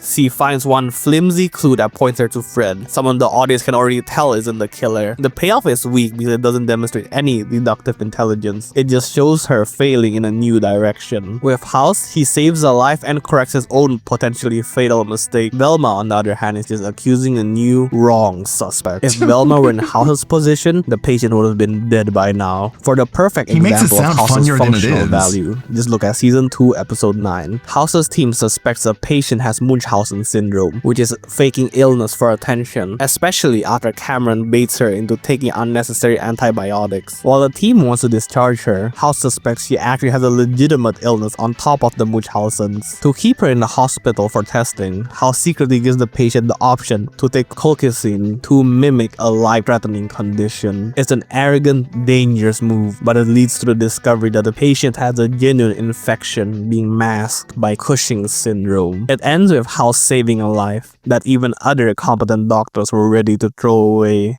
We are finally getting to the final pillar, probably the most important one too, to actually making a jerk lovable. Misery. Think of it as a tax that a character needs to pay for being a jerk. To make a jerk lovable, they have to pay up. comedians No matter aren't how happy. useful or hilarious a jerk is, the human brain demands a blood sacrifice to balance the scales. The Buddhists called it karma. Psychologists call it the just world fallacy. That desperate, hardwired cognitive bias that assumes the universe actually gives a damn about cosmic justice. That we need to see people get what they fucking deserve. When writing a lovable jerk, misery is divided into two categories, external and internal. External misery are usually found in comedies or comic relief characters. Think King Julian or Zap Brannigan. Now these characters aren't miserable per se, they're usually more delusional or ecstatic, so the narrative has to extract the tax via the environment. We tolerate their arrogance because the universe is constantly slapping them in the mouth. They are the perpetual butt of the joke. We don't get mad at them for being jerk because they're already getting fucked by the rules of their world and sheer bad luck for our amusement. It's slapstick as a moral corrective. Then we have internal misery. Is Phil similar to Zap Brannigan, like in terms of delusion? Found it more and how miserable he is deep down inside and how he never really gets a W. Serious central characters. These characters are actually miserable. These are characters like Rick Sanchez and BoJack Horseman. We don't need the universe to punish these guys because they're already doing a better job of it themselves. They've paid the tax in advance. Their jerkiness is— Well, Phil will never tell you that he's miserable. Don't give Zap Brannigan that much shit. He suffers from a crippling case of sexlexia. Well, it wouldn't, what was it, Kip? Or his little sidekick guy? Isn't that basically Darziak? Just the bootlicking sycophant that does everything for him? a symptom of a soul that's already rotting. It's hard to kick a man when he's down, and these characters live in the dirt. Hitting them feels redundant. It's like hitting a kid. Usually easy, right? They're loud and annoying. But if you hit on a kid with cancer, you're the monster. Internal misery provides that same immunity. Look, I'm tired of talking about Velma, and you're tired of hearing about it, so let's perform the autopsy quickly. The writers tried to give her internal misery, but they're cowards. Her trauma is underdeveloped and to be fair, her you being have to miserable have a very is high IQ to understand Rick and Morty. The humor is extremely subtle, and without a solid grasp of theoretical physics, most of the jokes will go over a typical viewer's head. I know, I got a tattoo to prove it. Isn't that part of the copy pasta? But yeah, it was okay in early seasons. Less like a cause of her acting like a jerk, and more of a post-it note excuse the writer slapped on her to justify being a prick. Her mother's disappearance is— But I think everyone knows Futurama is there's no bad episode of Futurama. It's all so good. Supposed to be her wound, but it's treated more like a plot device. Her misery is often resolved episodically or sidelined for a quick gag. It just feels fake. She's the mean girl in high school who claims she has depression. And you know what bothered me? Like in season 2, they gave her like a cat mouth. And it's just like, what? Because you took she's not an adorable character. One BuzzFeed quiz and uses it as an excuse to be a bitch to everyone else. When in reality, she's a rich girl from the suburbs, crying because her parents bought her a Lexus instead of— Like, when was this? This was 4 months ago? So he's probably seen season 2. Lamborghini. There is no weight to her soul, so there's no reason to forgive her. On the opposite end, we have Gregory House, a man who is practically but my chemically— IQ isn't high enough to crash out over McDonald's sauce. Also, everyone knows Rick and Morty is the Just Easy Mode Venture Brothers. Yeah, Venture Brothers is better, I'll say. Especially taken as an entire experience. Like, isn't there a couple Venture Brothers movies? They're pretty good. Shaggy is like the son of Shaggy from the classic show. So Shaggy is in the show, but he's that guy. I think that guy is like Melvin. His name is Melvin or something. Or but yeah, Shaggy is in the show, and they ruin him just as badly. Dependent on his misery. Take away the misery and House stops becoming House. Just take a look at his character design. His leg is a constant reminder of his own hubris. He was given a choice. It's weird amputate how the leg. Futurama also did that. We consulted scientists for our humor thing, but Futurama fans didn't become Rick and Morty fans. Well, yeah, I think the Futurama, the writing staff had the highest proportion of actual like science degree Remember holders. The Groovy Gang from Venture Brothers? That is the most accurate portrayal of Scooby-Doo. I don't remember that all. The that only good. one they didn't ruin was Scooby, most because Scooby wasn't present. Well, Scrappy Doo is in it, and live a pain-free life. Scrappy is such a weird character too, but at least he kills Velma. Spoiler. or undergo volatile experimental surgery to keep it. And because House is a narcissist who would rather risk death than be seen as broken or less than, he chose the pain. And he's been paying for that pride every second with a crippling Vicodin addiction that effectively amplified his jerk personality by at least 10 times. But the physical pain is just the entry fee. The real tax is his compulsive self-sabotage. House uses his intellect to push people away because he's terrified of emotional attachment. This is most apparent in his relationship with Lisa Cuddy. For 7 seasons, we watched them trade playful insults and have undeniable chemistry, only for House to cave the second things got real. When they finally date in season 7, comparing House to Velma is kind of unfair in the most brutal way possible. Because it's obvious, like, House is written by actual intelligent people. Oh yeah, the German Shepherd was a Nazi and Saga was schizophrenic so he could talk to him. Yes. Like, House is... This is an unfortunate pause. I'm sure she's better looking than that overall. But, like, there's... You know the show is written by actual talented writers. When Cuddy has a and not just... That's a better angle. And not just Mindy. Cancer scare. House, there were... And also, it wasn't just Mindy writing Velma. It was, like... I don't know what the other credits were. World's greatest doctor is so... But she had to have at least a team of writers for that animation project. It's not like she funded the whole thing. Terrified of human... He wanted to explain how he knows how to cure her, and House punches him. Okay. Vulnerability. They can't even sit in the room with her unless he's high on Vicodin to numb the fear. He had been clean and decided to throw away his sobriety into a wood chipper because he was too emotionally stunted to face the possibility of losing her. That leads to the inevitable breakup. In the season finale, he tries to return a hairbrush and sees her moving on with her life at a dinner party. And in a moment of pure, unadulterated emotional rage, he drives his car to her dining room wall. It is a literal, violent metaphor for his entire existence. This is House at his most monstrous. But because we've seen him pay the tax for the entire series, it's like watching a metaphorical car wreck end with a literal one at the climax. And we've watched him earn every single bit of that wreckage. Okay, we've spent this entire video breaking down the asshole equation. Humor, value, and misery. But there's one final question we haven't answered yet. Why do we even want to solve this equation in the first place? Why are we so drawn to these characters who by all logical, like, it's already a great video already. It goes through a lot of different series, ones that we know and ones that we don't know all that well, but Breaking Bad would have been a pretty good inclusion into it as well. Hounds to repel us. Carl Jung believed we all have a Walter is definitely not a good person. Shadow self. The basement of your psyche where you've locked away everything inappropriate. Emotions like anger, rage. He might not have fit into the equation that well. Selfishness, jealousy, hate, shame, guilt.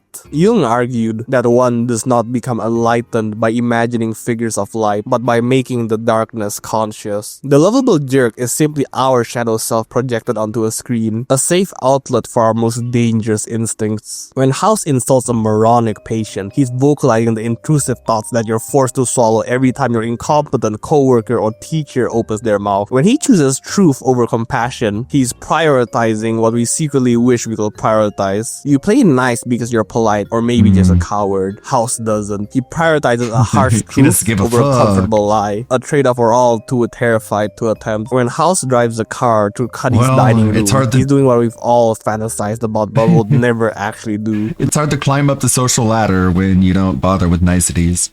We've all wanted to burn our lives down rather than face our fears. The difference with House is that he actually does it. The lovable jerk works because they force us to look at the part of ourselves we've been taught to hide. They ask us to make the darkness conscious, and they don't ask us to be better. They ask us to be honest about who we already are, because in a world where everybody lies, the least you can do is stop lying to yourself. That was great. It was a good video essay, for sure.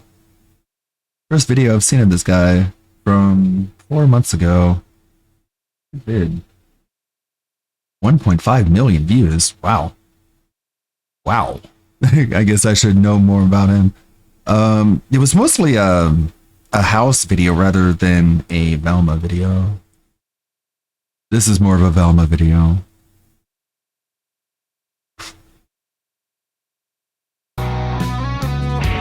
It's a condom! Velma Season 2 is what you get when a company greenlights a series In short, based on the past gay is success doing the racist. Be racist. of an actor that no one can The explain guy. to me how she's funny. We can Gay. make this official by picking our cutesy couple name. I'm thinking Velma and Daphne. I love it. That's not funny. That's not. Getting through each episode was a Herculean task. The 10 labors of the world-weary YouTube. When you just want to make a joke, but it takes you like an hour to find all the right images. That's not. Getting through each episode was a Herculean task. The Yes. 10 labors of the world-weary YouTuber. This show was made by progressive women for Okay, series writing credits. You can see here are all the writers. Pink is women, blue is men. So there's the breakdown of all the writing. progressive women. If I were a rich white dude, I'd everybody just to get away with it. Which means there's always a minimum of 90% female characters on screen at all times. And Did you hear that line? which meant for progressive women. If I were a rich white dude, I'd everybody just to get away with it. Which means there's If I were a rich white dude, I would kill everybody just to get away with it. always a minimum of 90% female characters on Good screen Lord. at all times. And there are horrible fourth wall breaking jokes that fail at being funny so hard that you start to have an aneurysm. No, that whistle means drop it. Maybe solving mysteries with dogs is a mistake. Are you sure it was the K word and not the R word? My God, ever since Ryan Reynolds did No, Bubble. Deadpool, Bubble every is asshole in code for Hollywood kill. thinks they're witty and irreverent. I'm not saying that he is, by the way. It's just it works for Deadpool. There's a new character that's non-binary and annoying. She also spends her time manifesting. Oh, I agree that larger forces are at play, but I actually manifested us being paired together. Believing in things like manifesting is what makes Velma think you're weird. Well then, you leave me no choice but to enlighten you by manifesting us winning Creaky Friday. What fun. Oh, and they go by they, them. They're okay, which is pretty lucky since they listed their healthcare provider as the Wind. Boy, nothing like television mirroring this horrible dystopian There's reality another- that I long to escape from. You all rejected Amber without ever giving them a chance. Like they were a female late-night talk show host. Oh yeah, I forgot this show's greatest sin.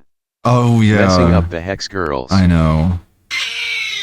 Every other character is in the alphabet soup. Somebody's either gay, bi, or whatever else under the sun. To the point of absolute ridiculousness. Call me a belly button, Father, because over the past few days I've found things in me you can't even imagine. Thank you, because Vincent and I are late for our couples therapy. Ooh, how about can curly fries be made straight again? I know it's not your intent, but that sounds homophobic. Oh, by the way, Classic. the show is also thin on plot. In fact, it's so thin, it's non-existent. Whoever came up with this should be stripped naked and beaten like someone who isn't allowed to be within 30 feet of an elementary school. This is my dying wish, and I've contracted cancer from this show. The amount of dog shit ugly characters that the show pretends are hot. Completely dismissive. I get that, though. Amber does have a certain magnetism about them. No. Reeks of normalizing the criminally ugly, which means the staff that's writing it probably looks like these horrible characters. This is worse than when you... Those were all real images, by the way. It's the staff that's writing it probably looks like these Shit, I did not want to look up, but yeah, you gotta. If the names are out there.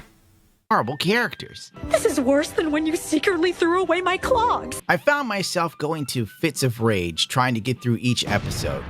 And I've come to the conclusion it's not worth doing. As rich people say when they're asked to pay taxes, I ain't doing it. Oh, shut up, silly woman. The show is predictably bad, unfunny. It's an insult to the intelligence of the viewer, and an insult to the legacy IP at Butchers. I'm not a Scooby-Doo fan, but my God, I genuinely feel that that stupid dog and his drug-addled best friend deserve so much better. King Cobra said it best. Tubes. It's like when you see a puppy who has cancer. It's just the saddest shit, you know what I'm saying? You too.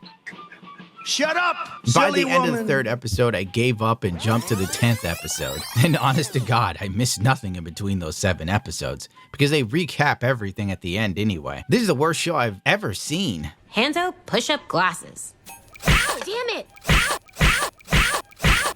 My God, I started to really appreciate She-Hulk. Well, the long and the short of it is, Scrappy-Doo is a... I had to make it satisfying at some point. worst show I've ever seen. Hanzo, push up The best moment in the show. glasses. Ow, damn it!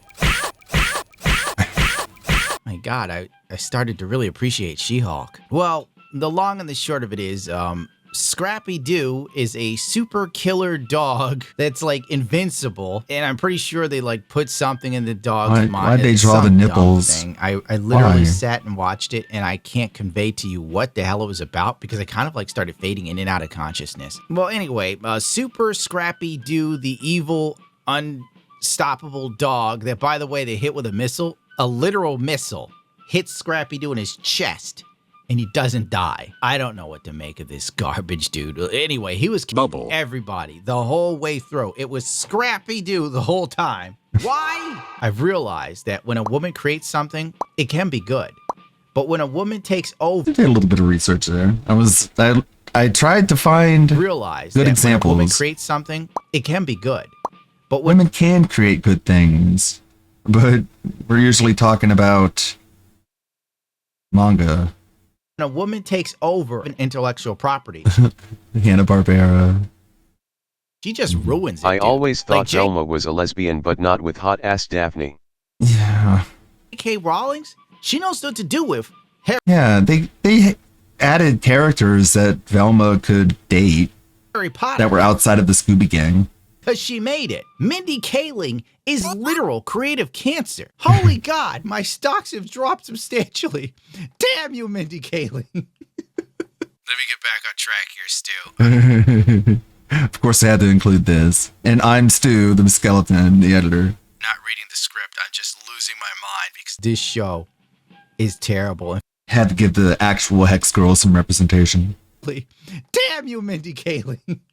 Cameo. Let me get back on track here, Stu. I'm not reading the script. I'm just losing my mind because this show is terrible. In fact, me ranting about it is more interesting than the show. If you don't believe me, I defy you to watch it. There's my challenge to you, hotshot. So Scrappy-Doo, he's hit with a missile. He doesn't die. It blows up. The helicopter gets blown away. Everybody's all screwed up. Oh, yeah, and he also Mindy Kaling. By the way, I forgot to mention that. Scrappy-Doo, he claws her in the face. Her fat ass falls over To be the fair, nothing banister they and can do lands will be as good as Mystery Incorporated. I forgot to mention that. Scrappy-Doo, he claws her in the face. Her fat ass falls over the Kaling. Look how By the way, I badly forgot to animated mention that is, Scrappy-Doo, He too. claws her in the face. Her fat ass falls over the banister and lands on her neck because the weight obviously is too much for her neck, right? So she's dead as a doornail. Her neck I like because that the addition. weight obviously is too much for her neck. I was looking for GTA images, and I was able to find that, or GTA videos. That was a pretty good one. Fat ass falls Just over worked the perfectly. banister and lands on her neck because the weight obviously is too much for her neck, right? So she's dead as a doornail. Scrappy-Doo's jumping at the helicopter, gets nailed with a missile in the chest, doesn't die, doesn't get blown up, he's a little scratched up, then he starts running towards everybody to kill. Bubble. Why? Who even cares? Because it don't make no sense, dude. I've seen better writing from my friends in school, and they wrote Dragon Ball Z fanfiction, bro. Then Velma, right? She's a ghost. One comment was... School, and they wrote Dragon Ball Z fanfiction. One person in the comments were like, "Oh my god, no, don't tell me. It's horrible. It's Super Saiyan Krillin." Bro. Then Velma, I had an actual complaint about that. right? She's a ghost. She grabs Scrappy-Doo's body and kills him as a ghost. She doesn't go to heaven and decides to stay around with her friends because they're on Earth, and the non-binary person's now But wouldn't Scrappy become a ghost then too? character. I don't even know this motherfucker's name, and I don't care. You don't care either. And the premise is they're going to bring Mindy Kaling back from the dead on Halloween using manifestation and magic. There was also a big explanation as to sexism in the military for attractive women. I kind of zoned out. Season 3, if they get it, God forbid, will be about bringing Velma back from the dead And I say leave this piece of shit in the ground, Warner Brothers. I want to prove the doctor's wrong and grow old. No! This was another failed experiment in diversity, equity, and inclusion. The only thing that was accomplished is making a show that really ruins a legacy IP that has been around longer than most of us have been alive. For what? Right. It's 2 terrible seasons of a show so bad you won't put on DVD because you know nobody will buy it. Hell, the show sucks so much there's not even torrents for it. I had to literally rip it myself for this, for this review. And that is just sinful that I have to sit through this 2 times. Like the environmental cost of affordable red meat, I've made my peace with it. Yeah, the show's definitely gay. It's one of the worst things I've ever seen. The absolute worst. Created by soy latte fed San Francisco writers that probably cried tears of happiness when this show finally aired, believing that they made some sort of great change or representation. And they thought, she's literally me for real, for real. I don't know who benefits from this, but I certainly hope someone's fired from it. And I don't care if someone says that's toxic. If you believe that it's toxic, I hope you're fired from your job too, because you are a weenie. This is why people rush to the East to watch TV shows. I watched Frieren, and it was an absolute joy from beginning to end. You cared about every single character, every event that unfolded, and you thought to yourself at the end as you fought back tears, wow, this was a great show. Mindy Kaling made me want to commit homicidal acts when I finished watching it. It was a piece of Americana that makes you despise the country you come from because everyone here is such a sallow, self-centered sack Bloodborne on the screen. Completely obsessed with the idea of diversity, equity, and inclusion. Equity sucks because equity gives people that deserve nothing a chance to create something we all hate. And they hate equality because on an equal playing field, they have no shot in hell of winning because they're so fucking subpar. We're coming for you, globalist. When I edited, I like to put whatever video game I was playing at the time on the screen at the end, just as a little touch. 2 years ago at this point, April 28th, 2024. How time flies. Let's see, speaking of the enshittification of media. I am but a lowly AAA dev, and I have a disease. It caused me to lose my job. You could call this disease Concord Syndrome. What is it? Well, I can describe the symptoms. I have a budget of $900 million that seemingly vanishes into thin air. My studio has 3,000 employees. Every character looks like they're ultra-realistic with lifelike skin textures, even when they seem like they should be a cartoon of some kind. I have aggressive microtransactions in 10 different currencies. Oh yeah, and I flopped completely.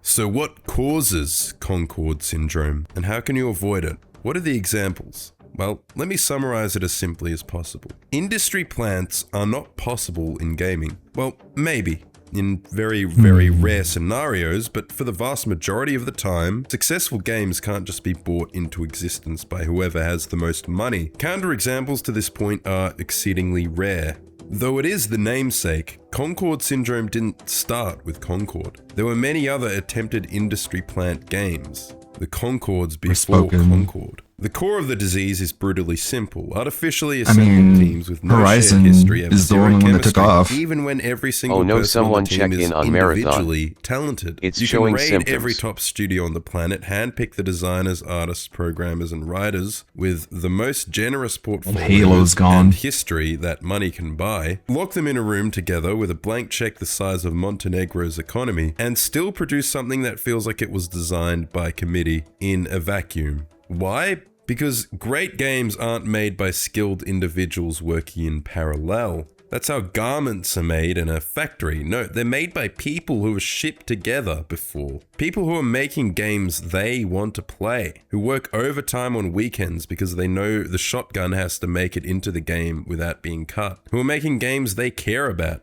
because making games is both hard and high risk. You need to love what you're making. People who have inside jokes about that It's like one all art. prototype that almost All good killed the art. project. People who trust each other enough to take real creative risks instead of playing it safe Take risks. for the quarterly Don't play it safe. review. When you Do what slap you want. together a brand new Make what you studio wanna from scratch, play. or worse, Make poach what you wanna talent watch. from everywhere and expect them to get along overnight, you get friction. You get politics. If people only own their own portion of the project rather than feeling a sense of ownership over the whole project, you end up with soulless trash. You get functional code that speaks to non-functional art. Teams feel alienated from the product as a whole. Investor-driven products. That's what it is. That's Concord syndrome in a nutshell. And it's why you can't have industry plants in the games industry. You can't manufacture cultural Except for momentum Aloy. or player love with money alone. The chemistry has to come first. How does that happen? It's from building together. Amazon didn't create Concord, but they really are the founder of the Concord-like genre. They did this over and over. They wanted in on the hero shooter boom, so they built a company called Relentless Studios. And they hired the most technically skilled people off ArtStation and cranked out Crucible, the Concord prequel, a third-person hero shooter with MOBA elements. The description is enough to tell you that this was just slapped together based on whatever was popular at the time. 6 years, tens of millions of dollars, and a massive marketing push later, what happened? It launched, barely made a dent, play accounts created within weeks, dent? and Amazon quietly pulled it from It made a stores dent, and whoever shoved bought it it. back into Their closed dent. beta, like it never existed. They shut it down. And this is what happens every time. Epic Games did something similar. They were kings of shooters and Unreal Engine. And when the MOBA wave hit, they couldn't resist. They assembled a team and dropped Paragon. This was a third-person MOBA with shooter mechanics, had verticality and heroes. So original. We've never seen that before. We'll definitely never see that again. Of course, Epic Games has a lot of very expensive talent, but it never felt like it was made by people who gave a shit. It felt like a calculated swing at the League of Legends trend. It's just a shame because there They are chased the talented trend, people they missed there. the trend. But then they redirected the studio resources to Fortnite, which was originally trying to cash in on the indie survival trend, like 7 Days to Die or some shit like that. Just that it was in development for centuries. When they were making it, it was still the Let's Play era when people were playing all these shitty indie survival games with crafting. That's what Fortnite was meant to be. A large, slow-moving empire that is a AAA studio. It can't My really issue with trend games is chase thus like that. At least too many not really, cutscenes and because dog they shit ultimately gameplay. Let's get back to basics. Make gaming great again. Yeah, I was thinking about games I could play on stream that are, you know, that have to run on a powerful computer. Games like Atomic Heart. It'd be great to be able to stream that again. The fourth DLC is probably going to be pretty good.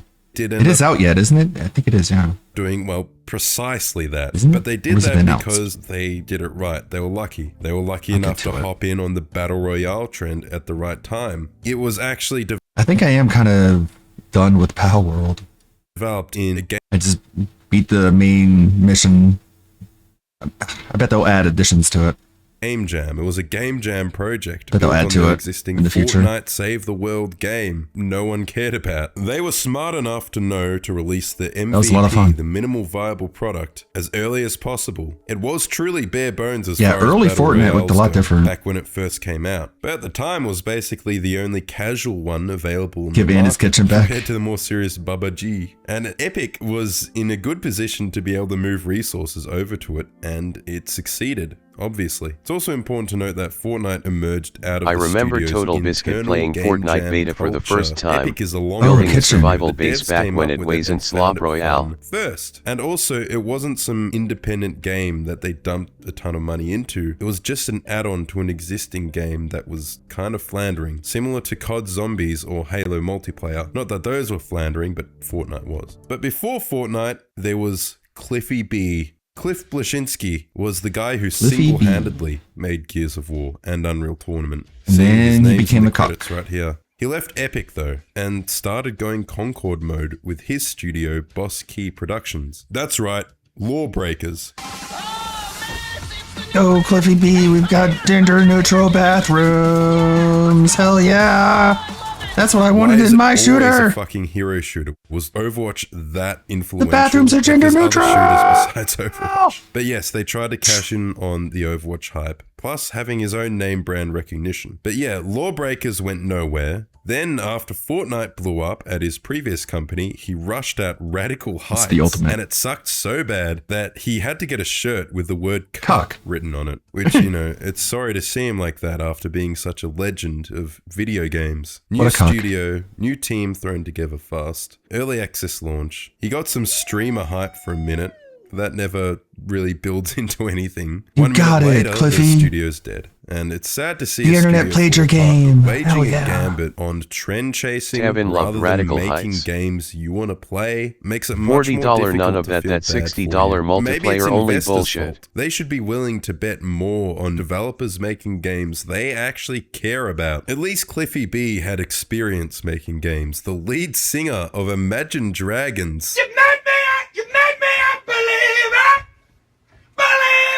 Liked games enough to found Night Street Games and make Last Flag. Did he make us a No. A third-person hero shooter built around Capture the Flag. Yeah, just a single game mode, brand new studio, brand new team, assembled from scratch. Celebrity name attached. Big ambitions, and it's a hero shooter, who'd have guessed. It's the same pattern. He probably hired experienced people. You know, he had his money from his incredible music career, dumped into it, but he had no deep roots in the genre. Gender-neutral bathrooms are a funny concept to me. Besides the hero shooter part, The office hot Capture the chick Flag blowing up the stall while you're at the rising trend. urinal, It's great kind of for on the way team out. building. This is more like one guy's misremembered experience with games and a dev team trying to make it work. There was X Defiant, made by Ubisoft as a ripoff of Call of Duty. It basically was just Temu Call of the Duty future, with you diverse guys. characters. Extremely generic looking. They grabbed some ex-Call Be of on the Duty right side of developers. history. Here's the thing. How do you even add a twist to Call of Duty? Like, how do you break it off the formula? The formula is what you're there for. It's the sprint, hit marker, aim down sights, loadouts, all that stuff. Like, that's Call of Duty. You can't really do anything with that. It's not like there's a massive draw to the setting, considering the setting changes every game. People show up every year for the but like gameplay add formula. We can do heists. basically the same thing, but slightly worse, is not a strong draw for a game. So yeah, I didn't expect X Defiant to succeed.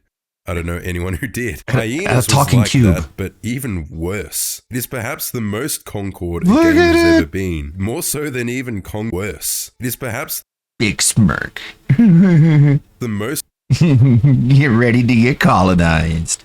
Concord a game has ever been. More so than even Concord. It's like Lawbreakers and hyenas. Highguard and X Defiant and Concord had a baby. Why did they get Creative Assembly on this? The Total War guys? That's another situation that Concord likes can develop under. A team at an existing Does Call of respected Duty have a studio Raymond gets themed locked in a stage? cupboard to work on a No, project well, not yet nobody anyway. likes or You'd is think interested in because Siege some would. executive, some investor decided they liked it enough. Hyenas had it all. Generic COD clone gameplay, hero shooting, hero characters, ridiculously unappealing character designs. It's like they're Ew. throwing in the towel on purpose. Genuinely, how does this happen? Redfall was a similar situation. Imagine you work for Arcane thinking you'll be making games like Dishonored or Prey. Instead, you're forced to slave away on this slop. Every one of these games shows the same symptoms. Artificially assembled teams with no existing history that shows their chemistry. Either that or their team siphoned off from an existing studio, which basically kills the chemistry that might have already existed. Overall, it is teams assembled by investors. And when that happens, the art suffers too. What about the look, the visuals? They all seem to have a distinct look. There is the millennial character design, which you fully expect. There is also the ArtStation core. That is the kind of stuff that artists put in their ArtStation portfolios. Over-designed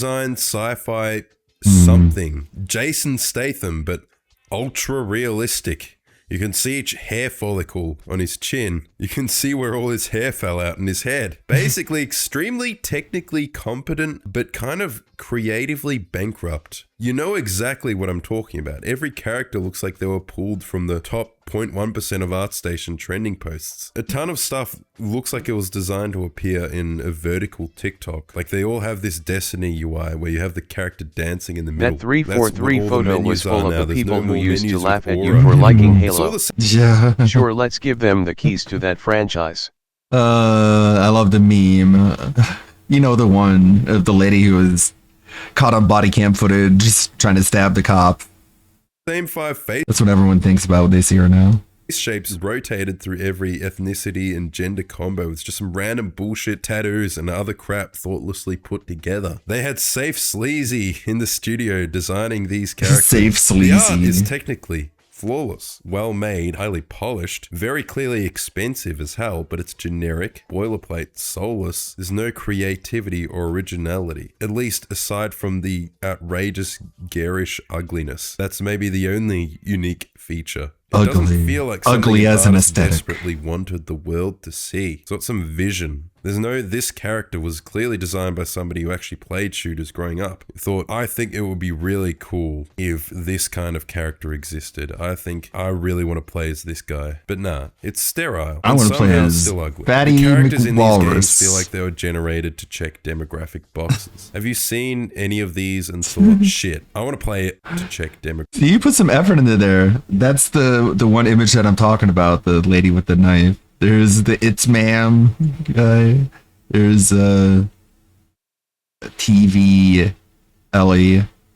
There's another body cam footage. There's someone that Sydney Watson recently made a video about, this individual. This is the That wasn't doofus- the lady with the knife BTW. I think it was. Possibly. There's the Heretic Prophecy, Neil Druckmann's game he's trying to put out. There's Dragon Age Veilguard.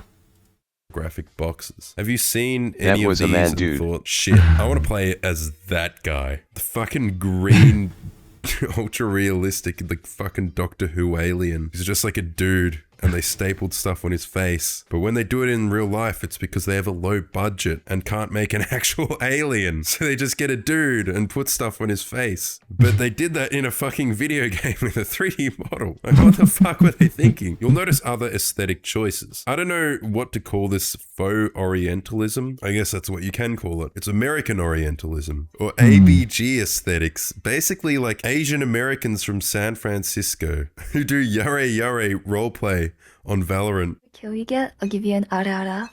Ara-ara? Ara-ara. Oh my god. Ara-ara. You're distracting me. Ara-ara. 무슨 nervous now? I've never done it. Gambare, gambare, senpai.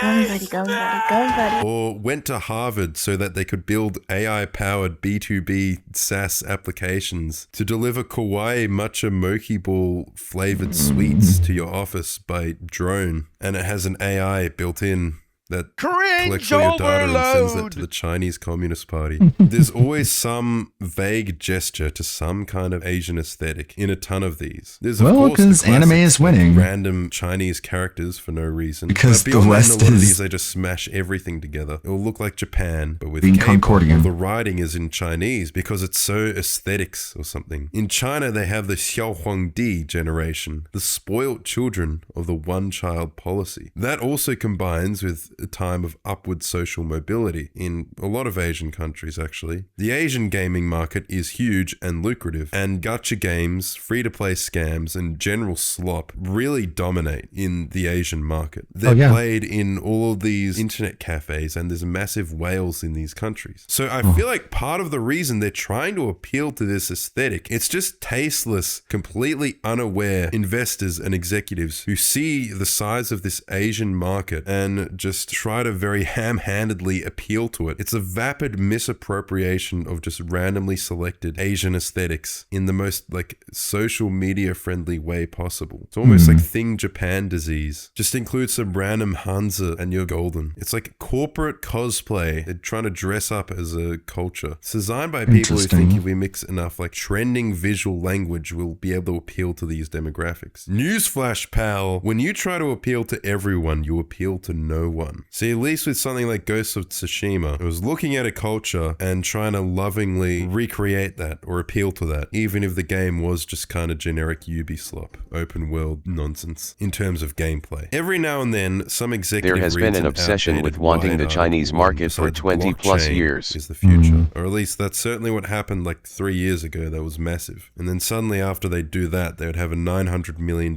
shooter where the investors are begging for NFT skins and a play-to-earn economy. No players ask for this. It's Web3, bro. It's the future, bro. See, before that, we already had shitty, centralized pay-to-win garbage. There's no conceivable advantage, no conceivable reason for it to be faux decentralized. It's still ultimately centralized anyway, that's the funny part. It's technology that solves no problems. It's just a scam. The NFT shit, it's all symptoms of the same root cause. Games designed by investors targeted at who they think is the most lucrative group right now. Nobody who was in the room behind making these decisions loves first-person shooters or hero shooters. They love money. And here's the thing, NFT gamers, they don't actually like games. They like gambling. So any NFT game is basically just a slot machine, a gambling simulator. They don't like games, they like gambling. Where you just keep paying for shit with real money. But then we get to the actual beast. Look at Concord itself. How did this Let's game all remember that game development has been infiltrated by the woke left and we will never recover. God help us. God, we're fighting a war on two fronts. A ridiculous budget, an obscene from within budget, and from without, by so much like Sony marketing. They had like cartoons made for this. It had to be the next big live service hero shooter. They hired a bunch of developers from big studios. How do you look at that and say, this has yeah, got to succeed, right? Well, obviously it didn't. No decades of iteration together on the team. Firewalk, the name of the studio, was assembled out of nowhere and then vanished into nothing. The real result of assembling this elite human capital, a game that launched, died in 2 weeks, and took the studio with it. Why would I want the fat gunner on my team? Clearly you don't run much. And then did a hyper-real, non-stylized scan of that actor. Like I said before, like a Doctor Who alien. It's just bizarre choices all around. There was zero identity in this, just focus testing, clashing visions. It's like they were trying to be Guardians of the Galaxy and Overwatch and Destiny. It's the same story with Highguard. Now, Highguard was made by a company called Wildlight Entertainment. It was a freshly assembled team from people who left Respawn Entertainment. It's people who worked on like Titanfall and Apex Legends. When Respawn was reconstructed from ex-Call of Duty developers, they tried a radically new twist on the existing Call of Duty formula. Big Redditor Bertha. And even then, and this kind of annoys some people when I say this, it wasn't like some big money printer. As I said before, can you change the COD formula that much? I don't know. This is kind of evidence against that. When it comes to Respawn Entertainment, you know what? they only actually went I'm kinda glad Sony killed most of their IPs. Wipeout with a battle pass would devastate me. Apex Legends. It's like Titanfall did alright, but Apex kind of blew it out of the water, comparatively. And Apex has corny-ass character designs too.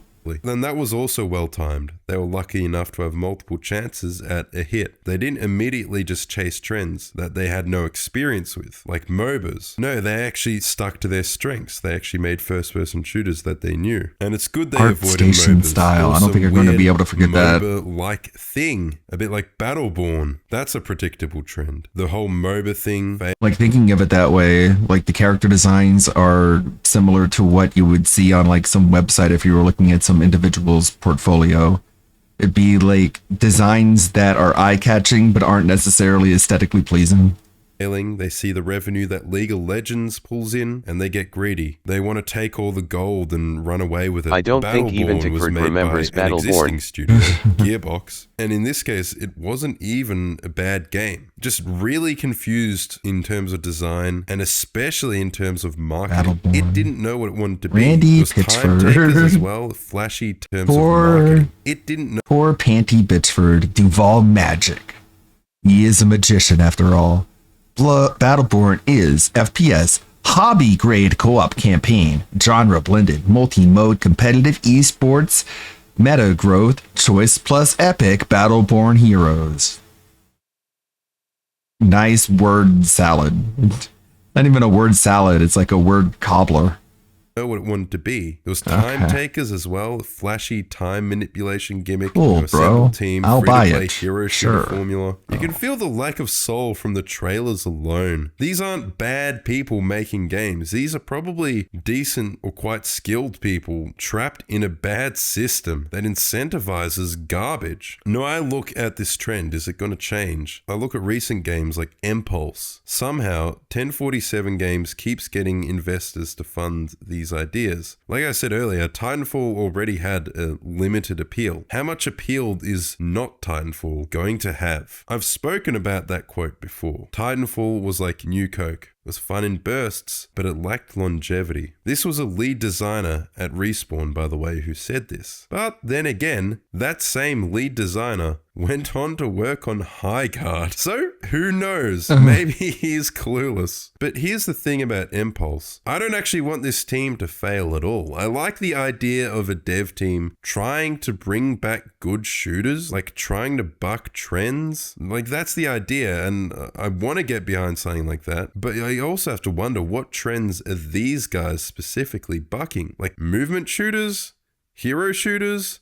Loadouts, sprint, aim down sights, hit markers? This kind of feels like exactly what they should be against. It's chasing every single trend. My message to investors is simple. Multiplayer games are extremely high risk. Look at how they keep failing over and over. They're very likely to fail. Maybe you like chasing the dragon. Maybe you want to gamble everything in hopes of being the next Fortnite. In that case, go ahead and dump your precious capital into trying to be the next Overwatch, League of Legends, or Fortnite. But the chances of it bombing are pretty reasonable. We have Titanfall at home. To that level are very slim. The multiplayer games that do succeed fall into two categories. One, the ones I mentioned, the hyper successful. These are the ones that totally dominate. Fortnite, Warzone, Counter-Strike. Your chances of falling into this category are infinitesimally slim. But if you do hit the jackpot, you'll create wealth for 18 generations, sure. But there's also the second type, the niche community ones, usually simulators or hardcore experiences, like Arma, Hell Let Loose, Tarkov. Some of these even got pretty big, but they built these kind of games over time. They're games that you can mod. They're games that you can roleplay in. And these LARPing communities are extremely popular. Or they're games that have a unique gameplay hook. Like the finals having devs have been trying too much hypebeast like trends for too long. Let's just focus on shoot bangs that actually shoot bang. Yeah, it's either they're getting like $1 trillion or nothing. That's enough. What is wrong with just delivering a solid single-player experience where all the content is available at launch? Oh, that's right, you don't get the billions you feel entitled to because GTA and Fortnite did. And it's just such a risk because you're not going to dethrone them. An appeal to keep quite a reasonable player base. These games. That's why I like games like Atomic Heart that are just like solid single-player experiences. Games achieve a modest but dedicated player base. And realistically, that's probably a better target. Like multiplayer never really appealed to me. Maintaining a dedicated player base. But you also have to think more about who you're building the game for. Like this on will this affect level. everything. Like for example, the monetization. Can you really just rip off Fortnite's Battle Pass system if you're making a game for like a military roleplay audience? Now, here's the part that the people in the comments will whine and complain about. And I fully anticipate that people will make response comments to things I never even said. But here goes, listen closely. Marathon isn't a Concord-like. Now, I would say, and before you come at me, but I know people will come at me anyway. They're going to leave brain-dead comments no matter what. Bungie is an established team that, to an extent, knows what they're doing. Now, it's not like they don't have kind of bad influences and bad actors on those teams. They certainly do. But Bungie generally as a culture, as a studio, it may have changed. It may have gotten worse in some ways, but there's still Who talks about Marathon anymore? There is still a team with history. Not even Darkside plays it. They still had several Bungie He's moved on to greener veterans pastures. Before even Halo, like Final who helped Fantasy develop 6. it and work on it. The lead before he was fired was Christopher Barrett, who was an artist on a bunch of Halo games. The concept for Marathon was being built out for years, and Bungie obviously has shipped actually good shooters. They have shared history, they know how to make shooting feel good, and it does in this game. The shooting's not the problem. Silksong took a lot of time. The gameplay is not the problem with this game. Marathon is actually a decent game. It has a distinct and cohesive aesthetic. Yeah, I hate it. I hate the aesthetic. But apparently the employee ripped off the art, got fired anyway. But Marathon felt like it was made I hate that one aesthetic. team working together with a shared vision. It's reasonable to say it fell short of what you wanted, or that it's just not what you wanted, or that it has a limited appeal as an online-only extraction shooter, or you personally don't like the visual choices because it is quite divisive, or that it's like woke or whatever. Sure, I get all that stuff. Specifically when it comes to the political stuff, it's mostly a mandate from above that occurred kind of industry-wide, specifically due to societal changes in a recent era. Like that was more from 2020, and a lot of that stuff is kind of just a holdover from then. Like it was basically the entire corporate world that was in on that. I think Bungie just kind of capitulated to that more so than maybe other studios may have. Because Bungie in the past, they were kind of the exact opposite of that. But here's the thing, even if all of that is the case, that's not what's causing this specific game's issues. Like this game's issues are really entirely different from something being investor driven. If anything, it's the complete opposite of investor driven. It felt like it was designed Lady in and gentlemen, opposition to we found a one focus marathon testing fan. and focus Yeah. groups. It felt like It's there like were a he- few people in Bungie who were really committed set up to a getting big this kind of thesis. niche game released. So to put Like it he set up this whole thesis about how games are like going down the toilet, and that this section, like 75% in, he's like, except for Marathon, that's totally not what I'm talking about. Marathon's the exception. in the same camp as Concord Slop, It's is kinda just funny, though. ridiculous. It's an actual game, and it actually does have fans. It has dedicated players who enjoy it. Now, maybe not enough for a studio and value chat at the level doesn't. that Bungie is, but it's not like DOA, like Concord. It is struggling, and you can point that out. Like I'm not going to deny that part. I'm not here It's trying to struggling. deny that part.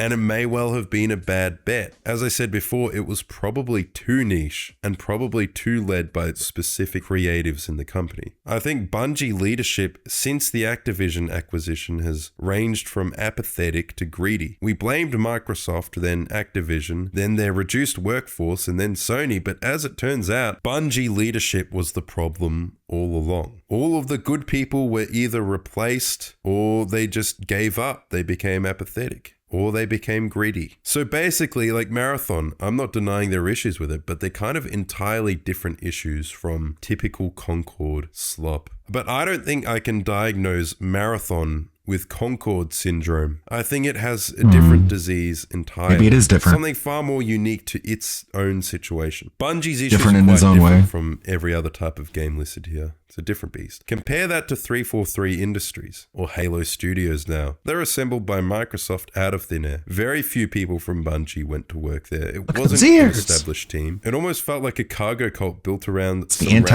anti-Tamir. Microsoft executives' idea of Halo who never actually played it. Bonnie Ross wanted to be the George Lucas of Halo. Oh, Here's boy. the thing. George Lucas invented Star Wars. Bungie killed He Bungie, you created say? It was all his Interesting. ideas. Halo had already been created when you took over and Okay. imposed a completely different vision. Somebody else was already the George Lucas of Halo. You were the Kathleen Kennedy of Halo. Franco Caro just laughed as though he was a veteran who made everything beloved in Halo, when he was really just a community Brutal. manager. But he managed to finagle his way into being in a way up high position. They had the IP, and they had the money, but that does nothing. Halo was really about the team that made it, the talent that did it. Invest in teams, not in IP. They were trying to recreate something without understanding Invest why in it people. worked in the first place. Now, see, when it comes to Concord Syndrome, it wasn't a brand new IP like Concord, but it was still a brand new team. assembled out of thin air. Now, building more upon that Marathon example, I think a lot of people have Concord derangement syndrome. It's the internet's new favorite No, it's hobby. Concord It's fatigue. The new Tortanic. Every multiplayer game Concord that comes fatigue. out has to be the next Concord. And it's not entirely wrong. There are still new Concords coming out. It does kind of reflect how the games industry is now, but also sometimes a game just sucks. Yeah, well, and it all isn't those original necessarily a developers were Concord straight like. white dudes, and we Sometimes can't have it's just that. a game you don't like. Like saying Marathon is moldy, Concord 3 crusty. is just inaccurate. This wasn't a case of investors trying to mash together whatever's popular. Sometimes Where was with that Lineage games to and their Titanfall? failures, it's just bad Nah, execution. people like COD, they don't like running and gunning with mechas. Maybe people didn't like Extraction Shooter and just enjoyed Master Chief. Yeah, it just, there's a lot of different angles to it. Titanfall 2 did have one of the best single player campaigns ever. It's so fun. Now, the Rockstar fans are probably the last Unforgettable. holdouts for AAA mediocrity. What's clear with Concord Syndrome is people are no longer taken aback by highly detailed great. GTA. graphics by Peach Fuzz and by pubes on their game's characters. People Is are seeing GTA gonna graphics as be less and less Concordian? important, at least with the exception of Rockstar fans. That's why there's so many people now hoping for Grand Theft Auto 6 to fail. I don't, but the reason other people do is because AAA gaming has gone down a dark path, and they'll only correct themselves if they see failure. People It's not so lost much I hope want in it to fail. Ubisoft and EA Cole, but not in Rockstar yet. Bro, you're the reason these games keep getting GTA made. 6 will be a Investors successful keep dumping Concord massive LMAO. amounts into pure garbage to appeal to We'll break the these mold. detail and graphics obsessed fools. And honestly, it's killing games. The AAA studios, they need to get punished to have the incentive to change course. That's why AAA gaming sucked. It's games like League and Fortnite and the yearly sports games that keep investors dumping money into trash rather than good ideas and good teams. Trash. The real fix is painfully obvious, and nobody wants to hear it. Passion plus small focused teams plus time. That's it. Give people who actually love the genre the space to fail in private. GTA Iterate 6 upon will not those save the ideas business, until sadly. it's near perfect. Of course, it'll never actually be perfect. Won't save Perfection is Phil. like Xeno's race. You'll never actually reach it. And you got to give them that time to build chemistry instead of just putting together a bunch of mercenaries and giving them a deadline. You invest in teams, not in IP. Let them take risks. Bungie's old motto, we make games we want to play. That stands out. You cannot make a good game if it's not a game you would actually play. And your whole team needs to be effectively a team of gamers who would play their game that they're making. So yeah, avoid Concord Syndrome by seeking out an existing team who actually loves the damn project they're trying to build. Now, some of you may ask, Shredded Nerd, you're so critical of all these massive games, all these other games, but aren't you working on a game as well? Shouldn't you be nicer to them? And you know what, that's true. I am working on a game. But here's the thing, I fully expect that my game is subject to criticism. I know people No aren't one going to will hold save the back, and I industry. also want to point out, I don't hate More any of the remakes. people or the teams I talk about here. More They are heated, but at the end of streamers. the day, it is just criticism. I enjoy criticism and I don't mind being critiqued. People are definitely not going to hold back when it comes to my game, and that's fine. I'll live. I enjoy it. Even if my game flops, which is actually quite likely, at least I made something I enjoy and Yeah. something I learned a lot from. So that's a little aside. Yes, that game is That's still what it's happening. about. Subscribe as well. Support me on Patreon, like these lovely patriots. Thank you so much for watching, and good. Great video. Thumbs up. 132,000 subscribers, 123,000 views for that video. Yeah, facts. That was... If I were RTU, I would hit the applause button. Well, I can I? Right. Thank you for the raid, Ludwig. No. Gold orders. There it is.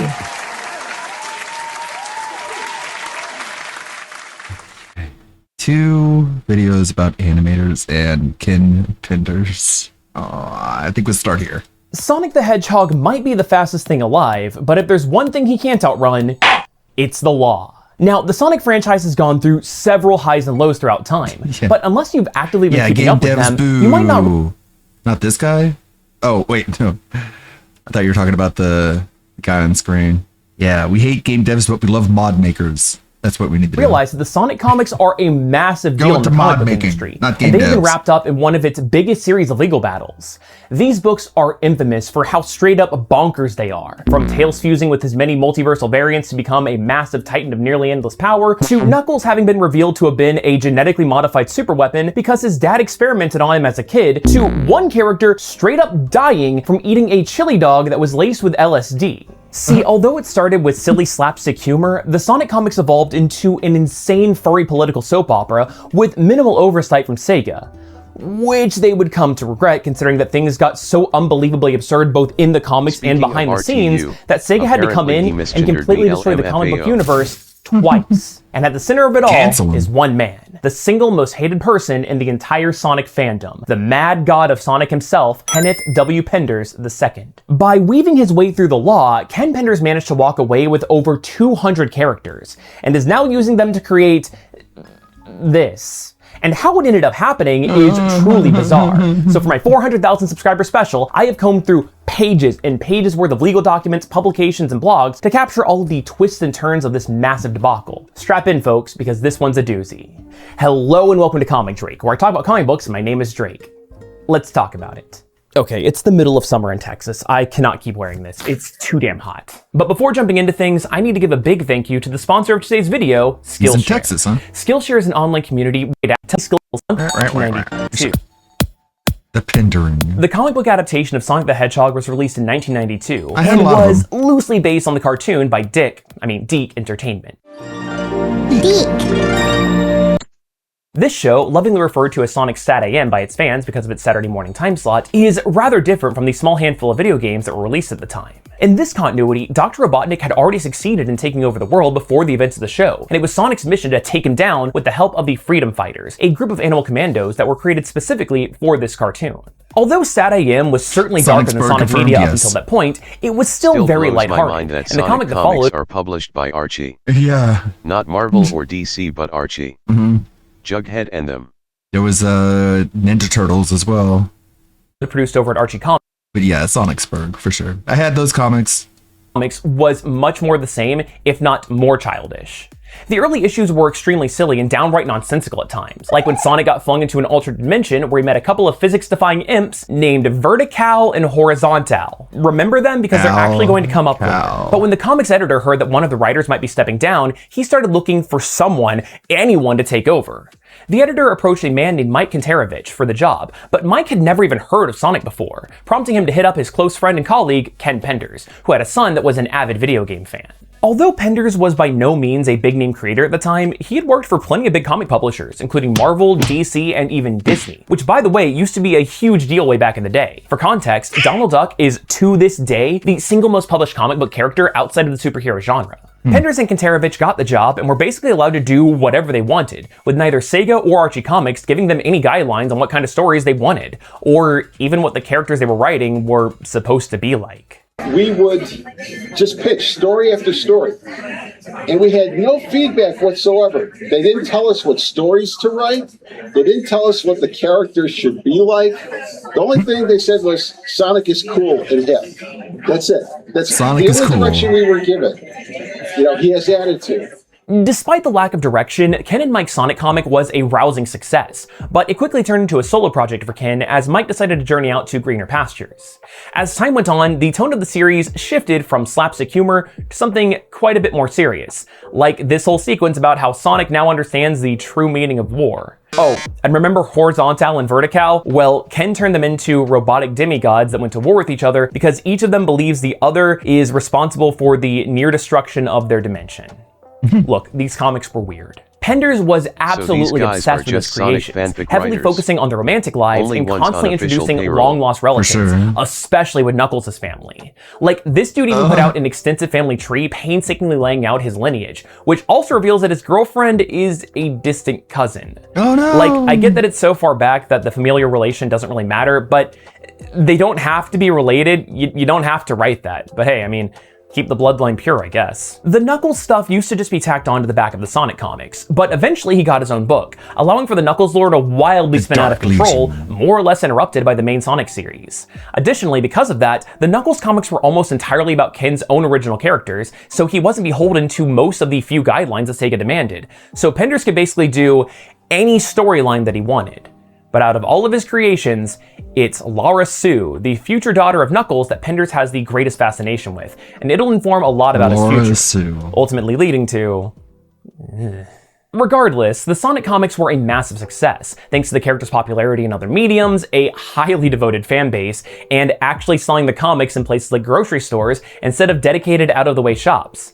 It's almost as if selling stuff where people are actually going results in people buying it. Who'd have thought?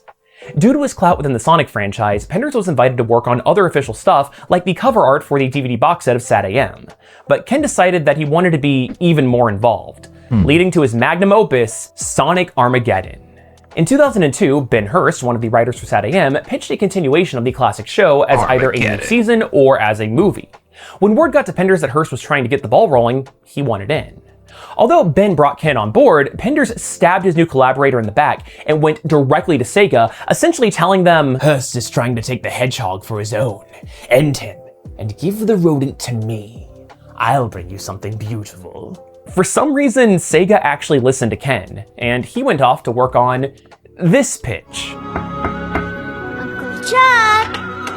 Uh-oh. Uncle Chuck! What?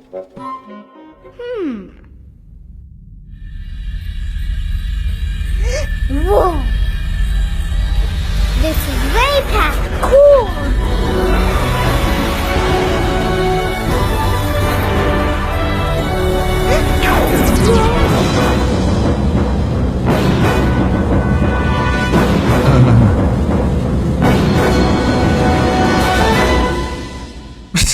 Oh my god, I really wish I could show you more of this, but because of how trigger-happy Penders gets with lawsuits, which trust me, we will be getting into later in the video, I honestly think that he would try to take me to court over this. I mean, hell, I'd be extremely surprised if he didn't try to take down this entire video, regardless.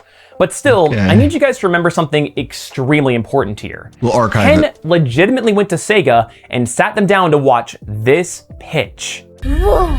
Now, the concept art that Penders drew up for the project was significantly better than the video, but Sega obviously declined the pitch, though they didn't seem too turned off by the dude since Ken was still allowed to work on the Sonic comics with, again, minimal oversight. This allowed Penders and his cohorts to continue to do whatever they wanted, like make a group of Nazi echidnas that straight up do the Sieg Heil. And also, they took one of the most famous poems about the Holocaust, but changed up the words to make it about foxes and hedgehogs. Big yikes. Also, Robotropolis 3228 during Dr. Robotnik's takeover through robotization. The SWAT bots came for the foxes and I did not speak up because I was not a fox. Then they came for the rabbits and I did not speak up because I was not a rabbit. Then they came for the squirrels but I did not speak up because I was not a squirrel. Then they came for the hedgehogs and I did not speak up because I was an echidna. Then they came for me and by that time nobody was left to speak up. Anonymous. About the Holocaust, but changed up the words to make it about foxes and hedgehogs. And right then Big and there yikes. they should have handed him a katana and said, "You know what, you must be done." All Sega ever really asked of Ken and his collaborators was to occasionally incorporate the recent game releases into the comic's plot, but they also refused to send him any of the games in question, or even resources for him to know what the games were even about. This came to a boiling point in 2006, when Penders was asked to incorporate the Shadow the Hedgehog game into the comic, causing him to leave in order to pursue work where he had a bit more creative control, specifically in Hollywood. Yeah, Ken. This sounds like a reference to the poem. One of these projects was a political drama called The Republic, and all that ever got produced was a pilot episode, and it's not good. Oh man, I'm late. I gotta go. Man, I'm late. I gotta go. Man, I'm late. I gotta go. Careful, I got coffee. Bye-bye. Penders also launched an indie comic in the year 2000 called The Lost Ones, which is about Japanese superhumans that were mutated descendants of those who survived the nuclear bombs dropped in World War II. The comic was canceled after just one issue, but Ken was so convinced that this was a, quote, best-selling comic that he wanted to turn it into the next great superhero film. Here's a clip from the trailer because it was very much not that. From the best-selling comic created by Ken Penders.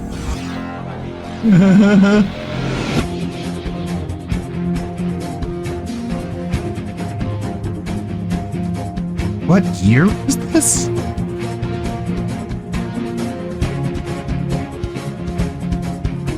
He went on to make 5 Hearts Under One Penders is still Roof. trying to get every single one of these projects off the ground. And you know what? More power to him.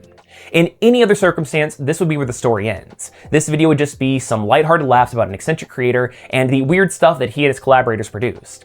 But like I foreshadowed at the top of the video, what follows is one of the most insane legal battles in all of comic history.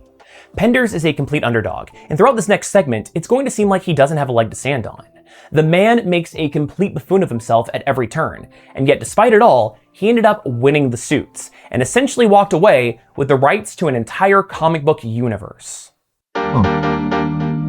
The Penderverse. In 2008, BioWare released an RPG for the Nintendo DS called Sonic Chronicles: The Dark Brotherhood. Although the game was just okay, Sonic Chronicles was a love letter to all things Sonic, which of course included the comics. The antagonists of the game are the titular Dark Brotherhood, aka the Nocturnus Clan, a group of ancient echidnas that were sealed away within a dimension called the Twilight Cage by Knuckles' ancestors. There is zero doubt that these guys were inspired by the Dark Legion from the Archie comics. You know, a group of ancient echidnas that were sealed away within a dimension called the Twilight Zone by Knuckles' ancestors. But where things got real messy is that Sonic Chronicles prominently featured a character named Shade, an ass-kicking female echidna that defected from the Nocturnus Clan. Just like Julie Sue, Ken's writer's pet, who is an ass-kicking female echidna that defected from the Dark Legion. Now, this shouldn't be an issue. After all, Penders is working with Archie Comics as a work-for-hire freelancer, and everything he wrote for them is the legal property of Sega. He even said as much himself in an interview with Sonic HQ News in 1999, stating, quote, "Part of the contract Sega has with Archie stipulates any and all characters created in the Sonic & Knuckles comic books become property of Sega. Thus, Sega now owns everything I created in the Knuckles series, including Locke, Lara Lee, and Julie Sue, to say nothing of characters like Jeffrey St. John, Hershey, Dr. Quack, and Robbo the Hedge, to name but a few."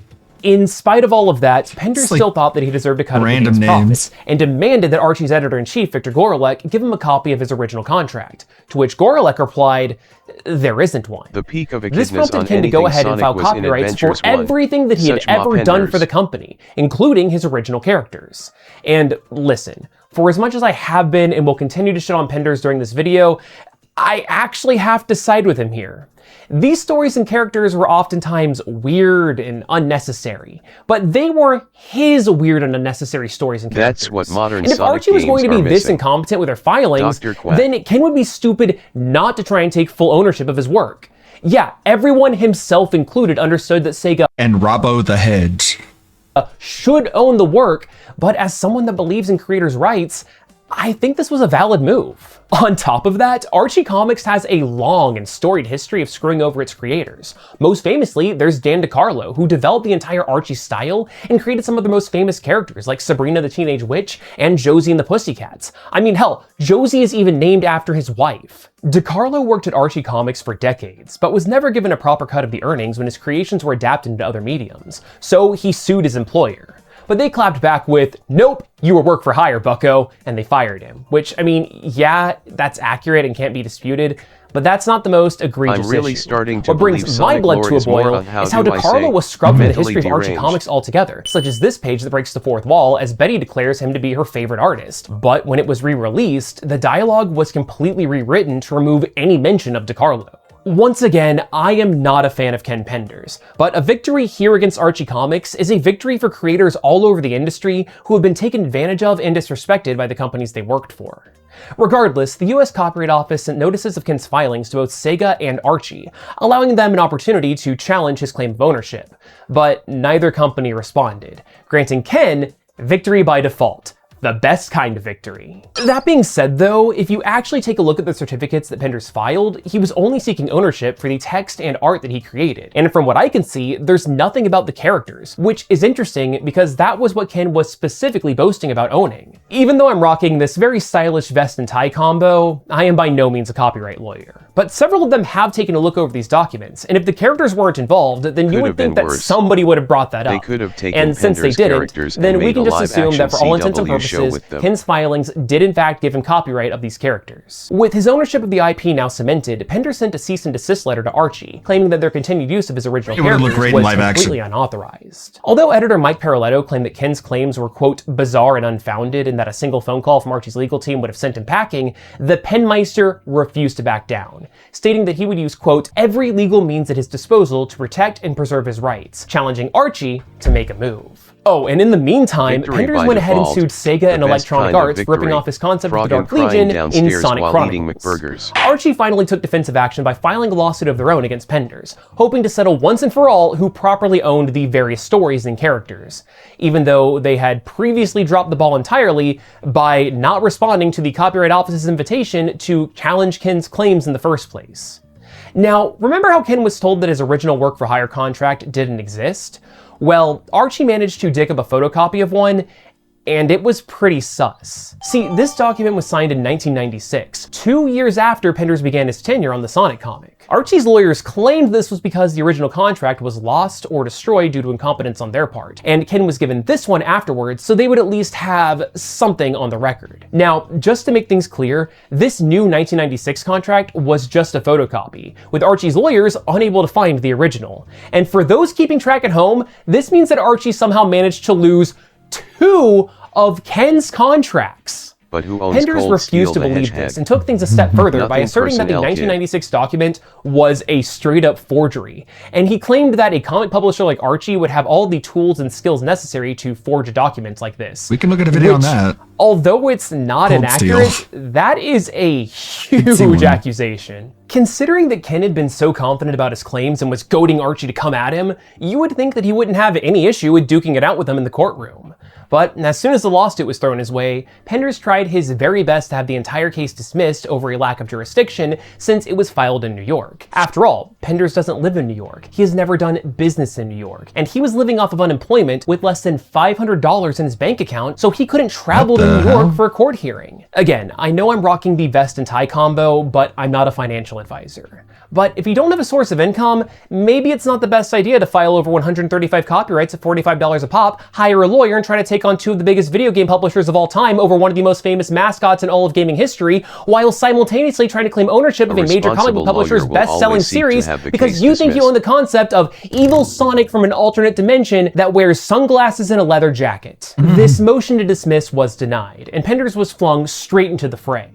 So yeah, at this point, Ken is dealing with 2 lawsuits at the same time. So things are going to get a little bit chaotic as we bounce back and forth between them. So let's start off with the Archie case, since that's definitely the most involved of the 2.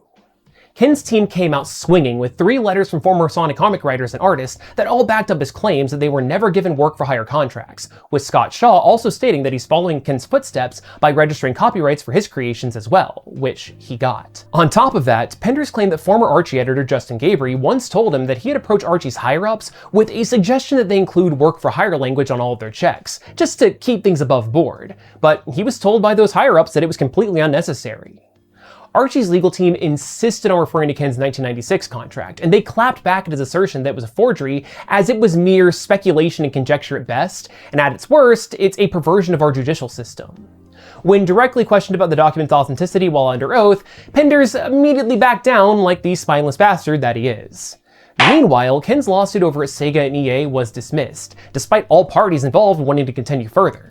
The judge basically told Penders that he needed to finish things up with Archie first because the ruling of that case would have a significant impact on his lawsuit against Sega and EA. But ignoring this completely, Penders refiled the Sega EA case just 4 days later. Now, of course, I will take every single opportunity to continuously dunk on Penders, but refiling this quickly wasn't just because he was impatient. See, the statute of limitations on copyright infringement is only 3 years, which was fast approaching for Sonic Chronicles, so Ken was worried that if he didn't have his day in court as soon as possible, then he would miss out on the opportunity to receive damages. Now, it's worth noting that because this case was dismissed without prejudice, Penders could refile it at any time to collect said damages, but they would only be for the continued sales of the game. He wouldn't get a cent of the initial sales in 2008, which is where the vast majority of the purchases were made, unless he filed before the statute of limitations was up. Even though this concern was plenty valid, the same judge dismissed Ken's refiling by basically telling him, Order in the court, please. Okay, so before we get started, Ken? Guilty. I literally just told you to get your shit settled with Archie before coming back here. The hell are you breathing in my presence for? In the midst of all of this, Penders unveiled his most infamous creation, the Lara Sue Chronicles, a series of graphic novels starring his original characters that would be a reworking of his plot for Sonic Armageddon. Remember, this was announced in the middle of the lawsuit against Archie Comics over these characters, so Ken covered his tracks by making the characters legally distinct. That's what the For judge one, should the be art asking style Russell. is different, to say the least. Also, these aren't echidnas. No, these are alien echidnias. Oh, and even if it was later decided that Penders did in fact own his original characters, it is impossible to deny that he doesn't and will never own Knuckles. So instead, Ken just renamed him to Knox, but made zero effort to differentiate him from the version that he wrote in a storyline in the future that he had made for the Archie Comics books. Speaking of Archie though, let's get back to that lawsuit. This should have been an open and shut case for Archie, but their incompetence every step of the way wasn't doing them any favors. So they straight up fired their entire legal team and hired a new one mid-trial. Eventually though, Penders and Archie's new team agreed to settle the case, but the two parties couldn't come to terms as to what that would even look like.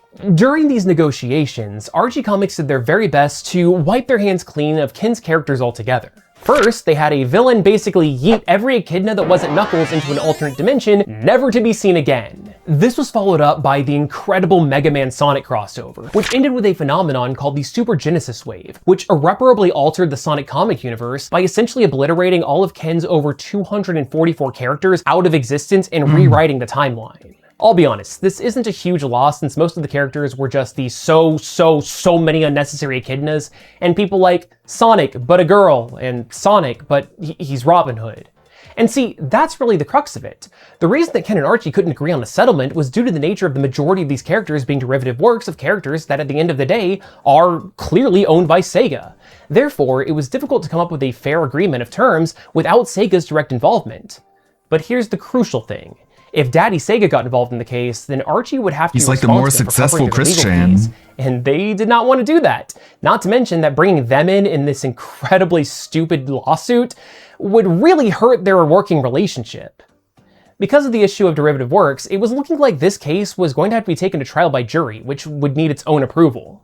When Archie's new legal team came before the judge and laid out the situation, he said, quote, "So are you saying prior counsel blew it?" To which Archie's lawyer responded without missing a beat, "Absolutely, Your Honor." About a month later, the two parties were able to come to a settlement without taking the case to jury.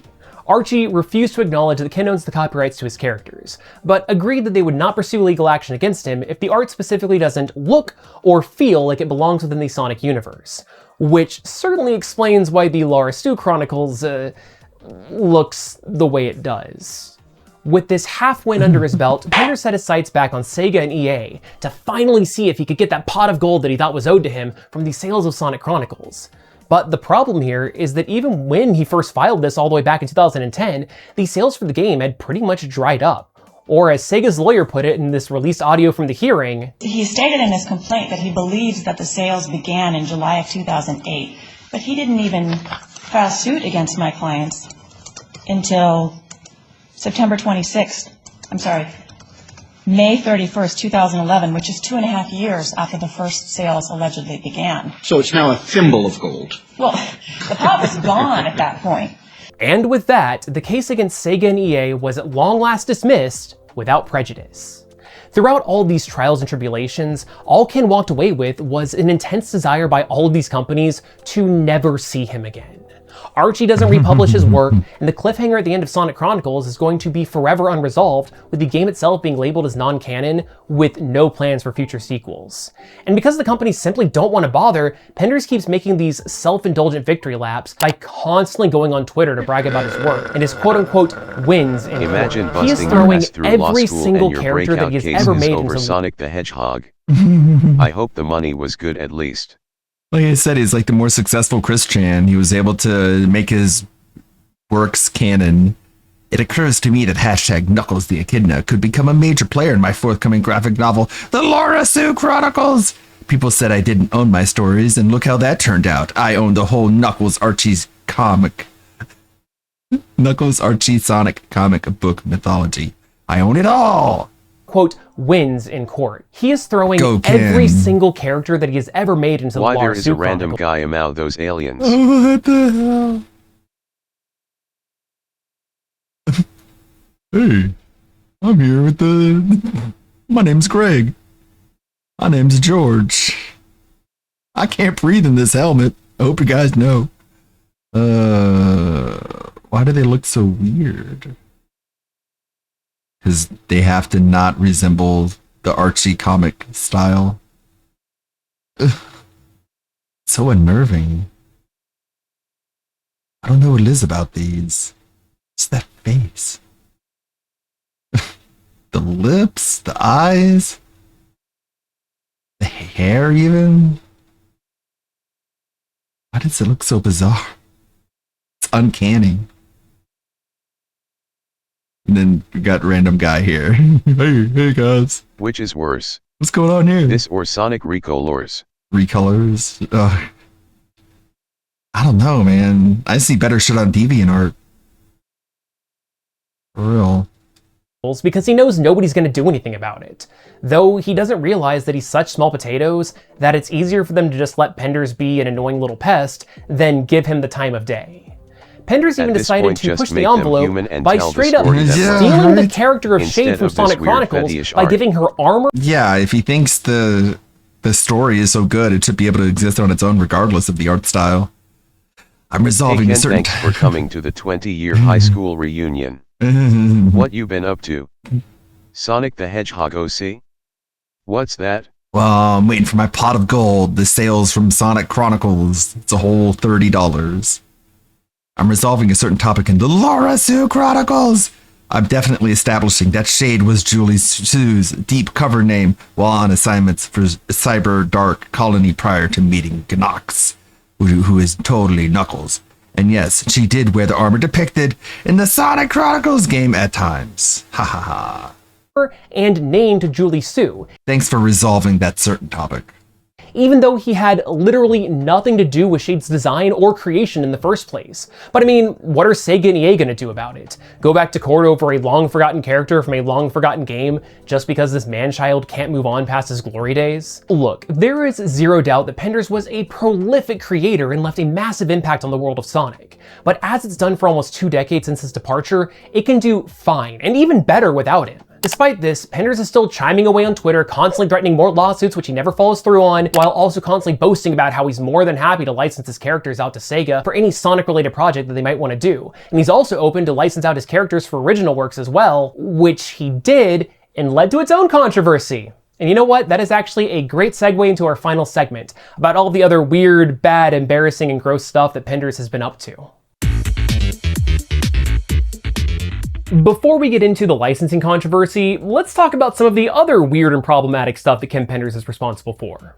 I already talked about the weird Nazi shit in part 1, but how about how he's constantly trying to pair 16-year-old Sally Acorn with 25-year-old Joffrey, who is literally just Pepe Le Pew, but a soldier. But don't worry, it's okay, because Sally is actually 32 in squirrel years, and even if she wasn't, the age of consent in Utah is 16. Look, I don't trust anyone who knows what the age of consent laws are in random states off the top of their head. But what about the weird tickle fetish commission art that he did? How about the fact that he requires... Why are we even talking about age of consent in a Sonic comic? ...people to put his copyrights on their fan art and fan fiction?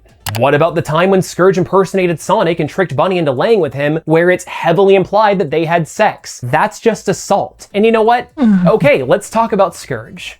Originally, he was just an evil version of Sonic from an alternate evil universe named Evil Sonic. Well, in literally the first issue after Penders left Archie Comics, the new Sonic writer Ian Flynn completely redid his character by turning him into the fan favorite Scourge the Hedgehog. In 2001, though, Penders decided to license Scourge to the indie publisher Rush Comics. But as you might have noticed, that name and design are all things that weren't the creation of Ken Penders. So it's on and brand. presumably, he doesn't actually have the rights to hand those out. It's like how Winnie the Pooh is now a public domain character, but if you give him a red shirt, then that's Disney's version of the character, and you can get sued for that. Well, funny thing about the Scourge comic. The lead artist for the book was outed as being a white supremacist, Hell yeah. and the Sonic community rightfully tore him to shreds. Plus, the writer's He's a previous hedgehog work was about a supremacist. speedster character that ripped women's clothes off. So Assault. These dudes got so much backlash for that, and also just for being associated with Penders in the first place, that they had to cancel the comic in like a couple of days. They put out this really passive-aggressive apology and said that they refunded all of the donations, but here's the kicker. The Patreon that was funding them only got $29 in pledges. In other Penders trash, Ken announced his plans to get into the NFT game, with each of them priced at $100,000. Yeah, if you want to be the proud owner of this god-awful JPEG and access to bonus material for the weird Space Echidna book that is probably never ever going to see the light of day, then go nuts. You never deserve to have that kind of money in the first place. We also have Ken getting up in arms about the live-action Sonic movies because there's Echidna in them, screaming to the heavens that those are his characters. Nothing has actually come out of this though, because Ken just loves to threaten lawsuits Not and then ruling do out anything. literally nothing. But he has claimed that he's not scared of going to bat against Paramount. Maybe he's just waiting for the Knuckles TV show to drop so he can rage this even guy more. seems to be the Oh, one and let's that not would forget that scream Ken at you also for acts wrong pronouns. So when he calls someone a supremacist, I take it with a grain of salt. Yeah, I know. It's like he's the one that invented the concept. It was the white power emerald, okay? Well, women and clothing Sonic- can be controversial, so It's a pretty neat they took him out of comparison. context, dude. He meant was white power emerald, which is different from the chaos emerald. So he legally owns it. And if you disagree, he'll sue you. Standing on a plane. Oh my god, wow. It's like they took my idea of Sonic on a plane. Sir, that was from the goddamn video game. You didn't make that. The best Or thing did that Ken I? Penders has ever done was set the stage for his successor, Ian Flynn, to clean up his mess and rework the Sonic comics into something even better. Even when Archie Comics lost the rights to the Sonic license in 2017, Flynn went over to IDW to write the reboot. And you know what? It's really fucking good. And that's even with the fuck ton of mandates and restrictions from Sega, who are trying to prevent another Pendering from ever happening ever again. The IDW Sonic comics are, in my opinion, trying What to are the prevent Sonic another rules? The rules of Sonic. Sonic must not get over emotional. Sonic must be single and not date Amy Rose, even if it's temporary. Sonic characters must not have parents or relatives, even though we had Sonic's parents, Tails' parents, Knuckles' parents, Charmy's parents, Uncle Chuck, and so on. Sonic and other Sega characters must act a certain way. Okay. Sonic and other Sega characters cannot be changed in any way unless Sega approves. Sonic and other Sega characters must not die. Sonic and other Sega characters must not experience any sort of meaningful loss. The current planet must not be named. There can be no indication that the Sega characters have aged. Sonic battle characters like Shadow Androids, Emerald, Jimmerl, and Metal Eggman cannot be used. Backstories for Sega characters apparently cannot be done, according to a Sonic-gram regarding Amy's backstory. Sonic Underground elements cannot be introduced into the comic and could possibly be the cancellation of the Sonic Underground epilogue. Oh. A lot of rules. Pendering from ever happening ever again. The But then they kill Sonic and Nevian. I think that was unofficial, and also Any true and honest Sonic fan will tell you that the actual creator of Knuckles was Michael Jackson.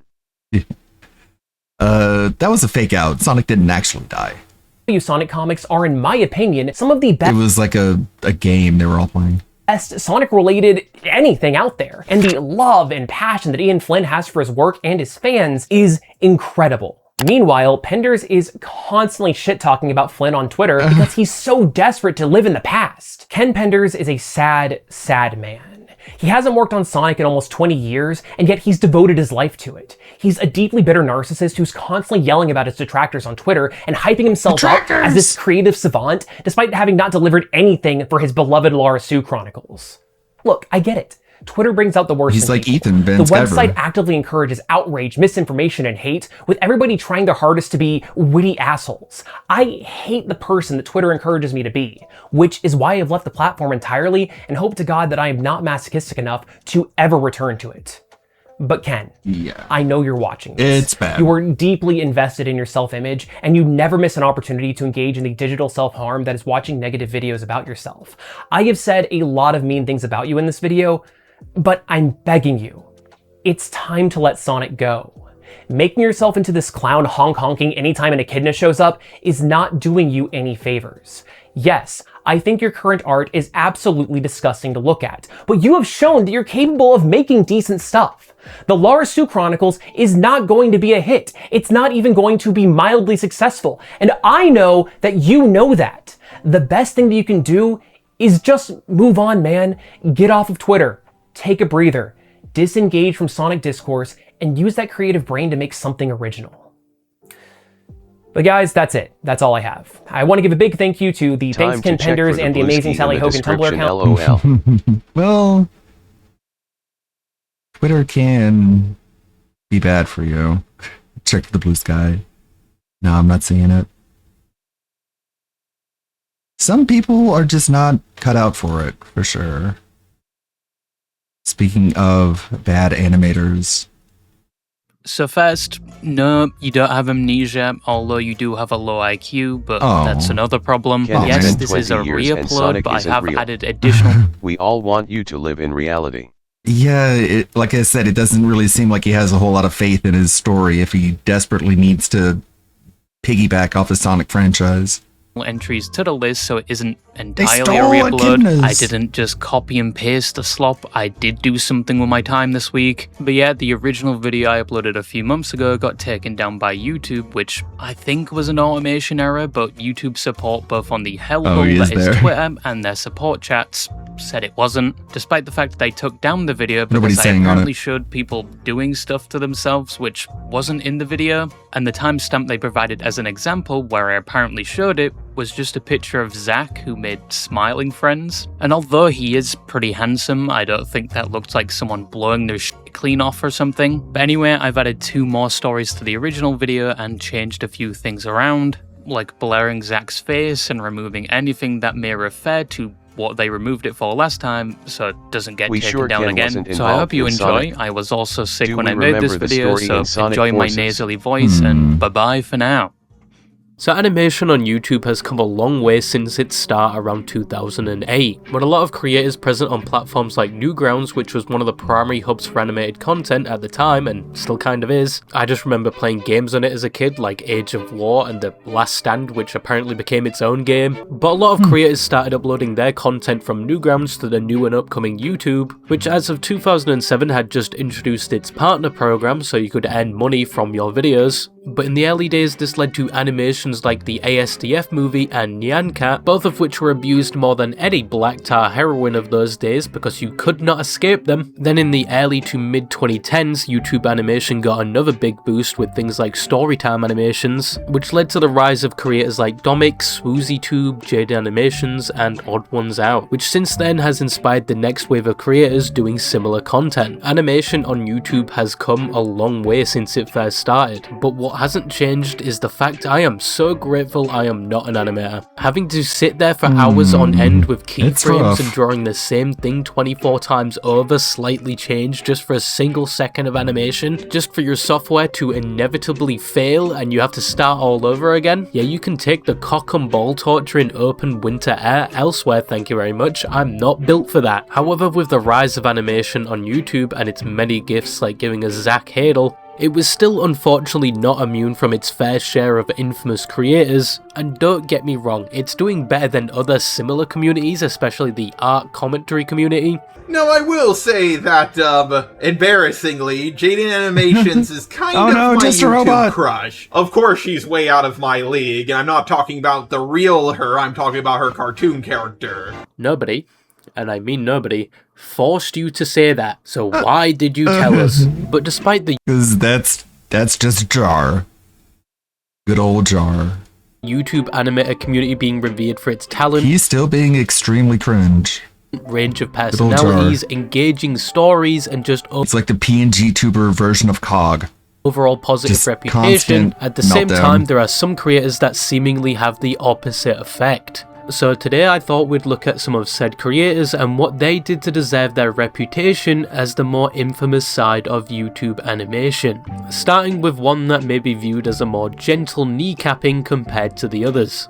Earlier shows I mentioned, we don't make mistakes. we have happy accidents. So one of the entries many would add to this list is Nutshell Animations. You have probably come across their content in one form or another, especially if you are on YouTube Shorts or TikTok, which is another reason to download Instagram Reels, but Nutshell started uploading in 2018 with a lot of his first animations actually using they are the cat's ass. Yeah, Newgrounds was a better time. His own personality and voice. Hi, what can I get you? Hi, yeah, can I cut get him a some number slack. 2, 3 number 5s, After all, a he's number 8, just a and robot. a number Our 69? applause. I'll see myself His start out. was very similar to the starting point of many other big animation channels. Their art style was constantly developing and changing with each video, topics varied dramatically, and usually their earlier content makes them seem like a completely different channel when you compare it to their later content, but Nutshell would deviate slightly from other animation channels. Whilst yes, if he kept making the story time and more personal videos, it may have potentially panned out in the future like other animation channels, but he didn't do that. Instead, he found a type of content that was a lot less personal but a lot more profitable in terms of channel growth. And that was animated meme content, taking the audio of a popular meme of the time and animating it most times with his own interpretation of it. Helicopter, helicopter. Eventually he would build up a library of said short videos and most were getting a decent amount of views. But YouTube wasn't the only platform he was performing well on, as in 2020 TikTok was reaching new heights in popularity and he had started uploading his content there as well, which to say the least was one of his best decisions since a lot of his videos racked up millions of views and some even went viral, whilst also directing a small amount of people back to his YouTube channel where they could see content like behind the scenes of some of the animations, and in general some of his longer form content. However, in 2021 with the launch of YouTube Shorts, he would evidently start using that as a vehicle to push his channel further, and his YouTube channel began to mirror his TikTok. He put a lot more effort into short form content than anything else, which was an obvious decision since this was the content that got him the most attention. And with this he would reach 1 million subscribers shortly after in 2022. At this time both his art style and signature characters were easily recognizable, and he would start to be noticed outside of the platforms he regularly posted on. Even at this point he did face some criticism, like how in some videos he would not credit those behind the original audio or idea, and some viewed his content as subjectively cringe or somewhat over-sexualized for the audience he had at the time, but said criticism was outweighed by the success he was seeing from his short form content, and the fact that the audience that regularly viewed his content didn't really seem to care. By September of 2024 he had now reached 9 million subscribers. Damn. And still he would continue to grow from there, in the current day sitting at over 10 million subscribers. So you're probably wondering, how can this guy, apart from the critiques I already mentioned, be hated and considered one of the more infamous YouTube animators? Well, I'm getting to it, calm down you ADHD riddled fuck.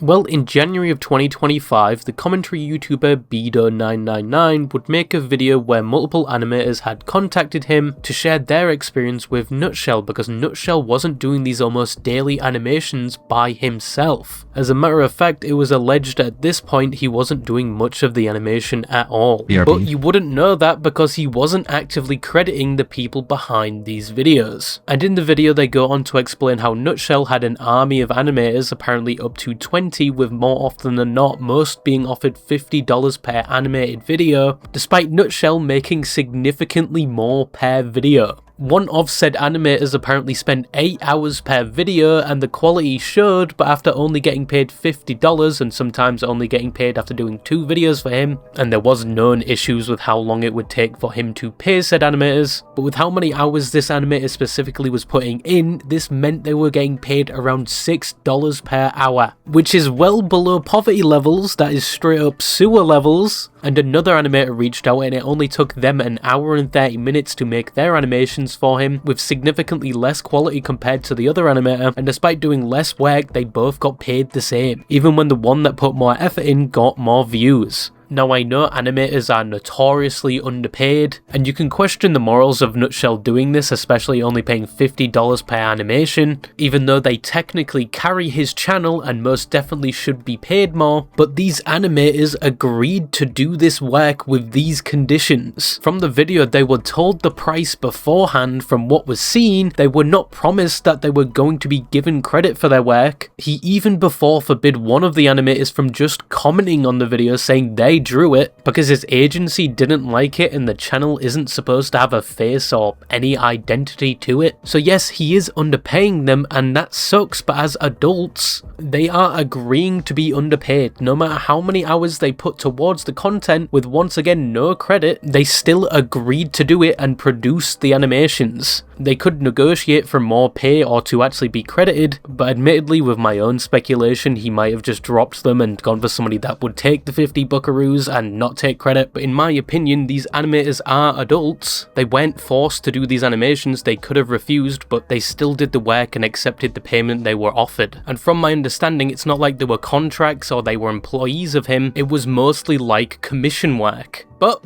the key word there was as adults. As further in the video and in their follow-up, it's discussed that allegedly Nutshell commissions a number of animators that were underage, which is quite a step up from just fucking over adults to make a profit, which still looks bad, but they are adults. But if those that are being reached out to are underage, and are probably less aware and don't know any better compared to the adults, yeah, it starts to look a lot worse. It starts to look a lot like child labour. On top of him apparently telling them they can do work whenever they want, but then apparently gets frustrated and lectures them when they don't do the work he told them they can do whenever. Yeah, it doesn't look good and is very morally wrong, but he would later respond to the video and the claims against him, basically saying what he was doing wasn't illegal, and he was correct, but morally wrong and possibly taking advantage of people who don't know any better. Yeah, but he eventually took down his response video, and in future videos he did start crediting the creators that animated the videos. It's unsure if he did start paying these people well after this situation, and it didn't have any long-term effects on his channel. It still does pretty well to this day, but I will say his reputation has been significantly affected and is still somewhat negative to this day since it happened. You ever have a crush on someone you totally shouldn't have? Well, in the 7th grade, I had a forbidden love. My babysitter. Alex Clark was a YouTube animator that started uploading videos all the way back in 2009 at the age of 24, when YouTube was still new at the time. His first few videos weren't animated at all. Most were either skits, vlogs, or just random IRL videos taken when he was a street performer. He would only start uploading animated videos 4 years after he created the channel, and even after making the switch, he would still upload non-animated videos with his face, like Late Night Secrets with the thumbnail of a man's bulge a few centimeters away from his face. It would take a while for him to hone his craft and get a significant amount of attention on YouTube, but by February of 2016, around 6 years after starting his YouTube channel, Alex had hit 100,000 subscribers, and only a year later in 2017, he would reach over 1 million subscribers. His content around that time was very similar to what other big animation channels were doing, which was storytime animations, where Alex would go into detail about things that had apparently happened to him, with viral hits like My Hot Babysitter Got Me in Trouble, Mario Kart Got Me a Girlfriend, or My Hot Babysitter Made Me. You can kind of see a trend here with his most viewed videos, which just makes me wonder, what the fuck were we watching back then? But anyway, he was mainly popular for his storytime videos, and he regularly collaborated with other creators who made the same type of content, like Swoozie, The Odd Ones Out, and Jaden Animations. And with all that said, what terrible act did Alex Clark do that permanently changed his reputation going forward? Well, it wasn't something illegal or seriously messed up like the later entries on this list, but it was still pretty bad. So Alex would attend VidCon 2016 and he would film a vlog for his channel. And within the vlog, you could see other creators, fans, and just his overall experience at the event. However, there was a problem when it came to him finally uploading said video to his channel, because one creator that was featured in the vlog would later reach out to Alex asking for their face not to be shown in the final video, because at the time they were struggling struggling with things like an eating disorder and were uncomfortable with the way they looked in the video. They even offered to censor the footage themselves so Alex didn't have to go out of his way to edit it. But even after censoring and sending over the footage, Alex would still decide to go with the original video with their face uncensored. And the creator who wanted their face censored was Jaden Animations, someone that a year later would upload a video going over why she doesn't do face reveals because of things like her eating disorder, and without mentioning Alex's name, she mentions this event, saying after telling him about her story, he was still insistent on uploading the video without her face being censored, even adding that she's had disagreements with him before and that when his mind is made up about something, he will rarely change it. So with that said, she gave up trying to convince him and let him upload the video. This would only become a problem for Alex after Jaden made this video a year after the events occurred, and people were quickly able to tell that she was referring to Alex despite not naming him. This would result in Alex quickly deleting the video and him getting a significant amount of backlash, to the point where some believe this was the reason why his channel saw a lot less collaborations with other big creators and a lot less attention in the long run. Jaden would mention this event once again years later in 2021 in an interview with Anthony Padilla. Like, I was like, I'll edit it myself. I edited it all. It took like a couple hours and I sent it back. And then he's like, I think I'm gonna put the one with your face up. Why? And I was like, Jaden, like VidCon vlog featuring Jaden. My name was first. And like they put hashtag Jaden face reveal and stuff in the tags and stuff. And I was like self-conscious enough to be like, oh, I guess I'm in the wrong here. Alex would eventually respond in 2023 after almost 6 years since the event happened with his video VidCon 2016 Explained, where he says he got explicit permission from Jaden to post a video and that he only encouraged her to keep it unblurred because he thought it would help her with her self-image problem she had at the time, and that even after the event they continued to collaborate like nothing was wrong. But when she published the video about what happened a year later, he was somewhat caught off guard and was never aware of any of the issues she brought up. He reiterates he didn't do it intentionally and even reached out to Jaden to apologise, and apologised for his actions multiple times throughout the video, whilst also adding that other YouTubers had also shown her face before him, but she had no problem with those people. And a week before my video went live, a channel with 1 million subscribers posted a video that featured Jaden. As far as I know, the only channel Jaden had issues with was me. If you'd like more details, I'll put an explanation on the screen, which you can read. However, this really didn't do much to improve his image or reputation. It was far too late now to do a video on your side of the story over 6 years after it happened, when most people have already made their minds up and moved on from it. He does still upload to this day, but he isn't seeing anywhere near the viewership he saw before. Batman, there's no laws against the Pokemon, Batman. I can do whatever I want with it. No, don't do it. I'm gonna do it, Batman. So the Nyan Wolf situation is still a topic that is argued about to this day, from people calling the fallout they faced justified to some even calling it an absolute nothing bagger. And it's a fairly short story, so calm down and hold your horses. We are going to get into the deviance of society pretty soon. So Nyan Wolf was an animator mainly known down to one animation he made called Don't Touch My Pizza, which apparently had its own drama. Don't touch my pizza, don't touch my jelly. Arguably, that music is still much better than anything we got during the YouTube diss track era. But this video now sits at over 9 million views, and it was so popular that Nyan Wolf's character Kevin was added to a Roblox game called Forsaken, which from my point of view is basically Dead by Daylight without Dead by Daylight's terrible community. I don't care what you say, the only fun thing to do in that game is play the killer. I cannot understand how anyone plays Survivor. Anyway, he got the skin in the Roblox game with its own music, and things looked like they were going pretty well.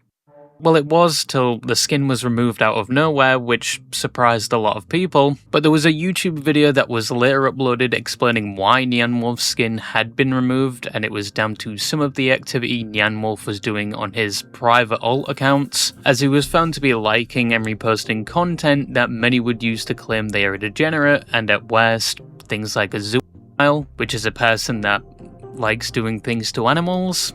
And there were some posts they interacted with showing they had a preference towards gas. I'm personally refraining from making a pyrocynical reference, by the way.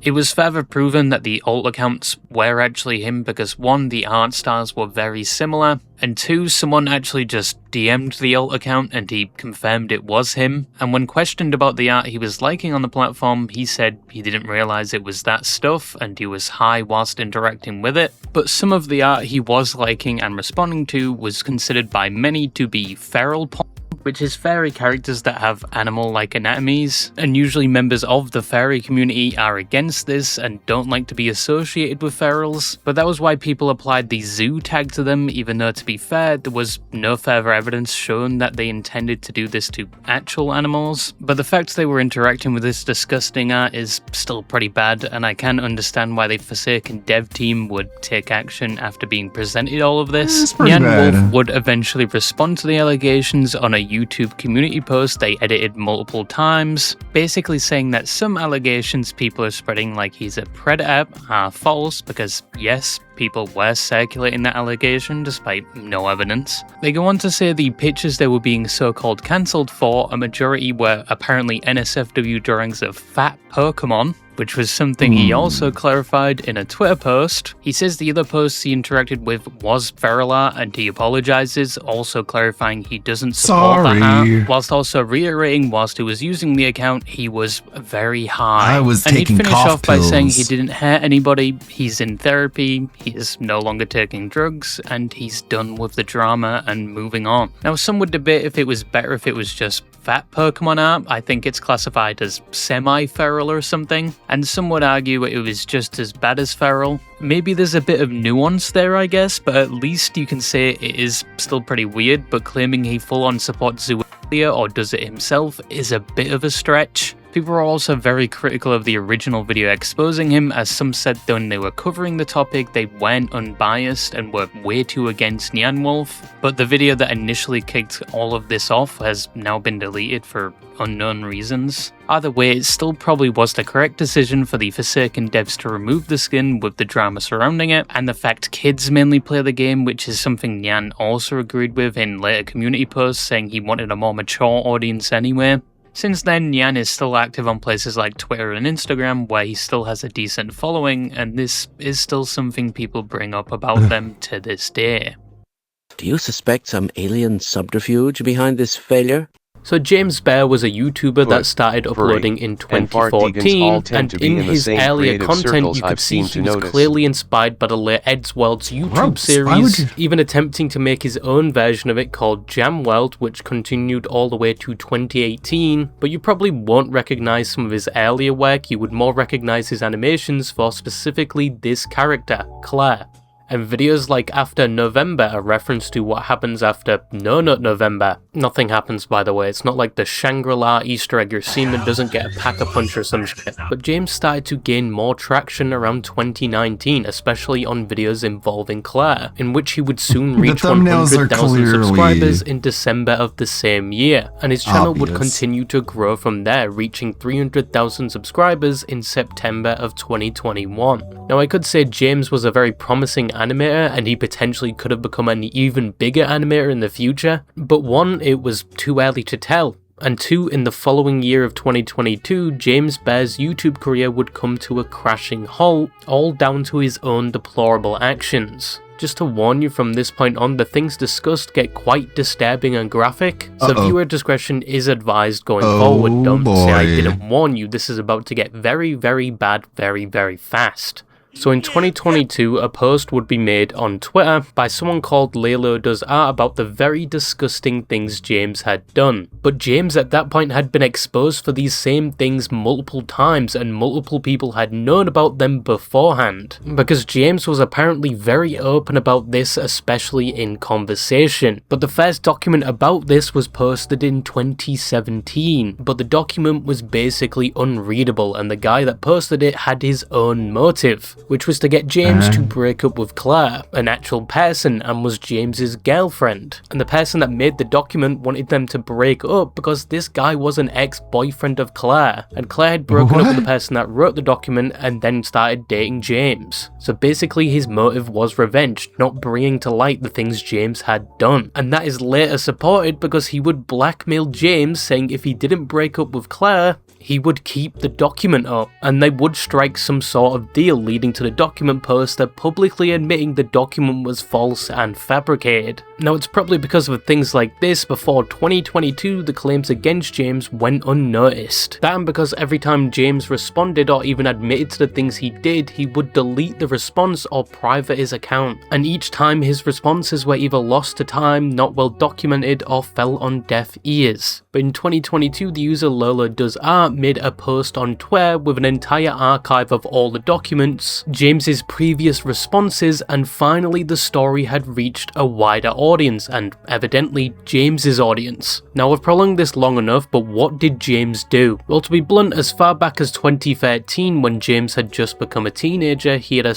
relationship with his sister, who was 4 years younger than him. He would discuss this with multiple people. In screenshots he blames most of it on depression, his health, and his dad emotionally abusing him, which didn't excuse him from anything. He would say this happened multiple times all the way to 2016, and even an excuse that was all consensual, which doesn't help anything considering her age. She was the victim. But quickly after this surfaced, he rightfully lost his platform. He tried explaining himself multiple times with different excuses, but it didn't work. And in 2024, he would make his 8th and last response before going silent on all platforms. Around that time, someone claiming to be his sister would come out with their own document, claiming James didn't stop what he was doing in 2016 and continued to SA her, with his last attempt being in 2020, and more about the things James had done in disturbing detail, and even that she had told her mother at one point and she did nothing. And the proof that she was the sister was a picture of his setup, and she asked if people could donate so she could escape her current living situation. But she would then take down the document due to her family apparently disagreeing with this choice, and apparently she did all of this because she was upset. And in James's response video, she would apparently be present, corroborating the story that none of this ever happened. The thing he admitted to in DMs multiple times, even made public posts admitting to it when confronted, never happened. This is Alicia speaking, or in other words, this is his sister speaking, and what my brother James is saying is true. First, I would like to give my deepest apology to everyone for spreading misinformation of my brother about my own family. Truth be told... Hold on. Opening Premiere is the load in a lot of things. Oh... that I only came forward because I was only upset and my reasons for being upset were petty and I had a falling out with a friend. Back in 2022, when James was making his last big response on the whole situation, I was actually going to help clear his name back then, but he insisted that he would do all of this on his own since he didn't want me or any more of his family members to be involved after the drama, and especially the dog. First, I want to say what I said was fake. He basically took the blame for nothing. Please don't shoot Even me, Mom. after all this time, it was never easy for him to admit that this nothing robotic happened sister between voice. us, when truly he was innocent for the most part. Lastly, I want people to know that my family is not silencing me in any way. I overreacted when the police got involved for the second time. Obviously after this, people thought this wasn't her or James or the family forced her to do this due to things like previous doxing attempts and police being called to their house, but there would never be any answers if that was the case because, as said, James has been silent since. But still to this day, James bears a name many regard with infamy.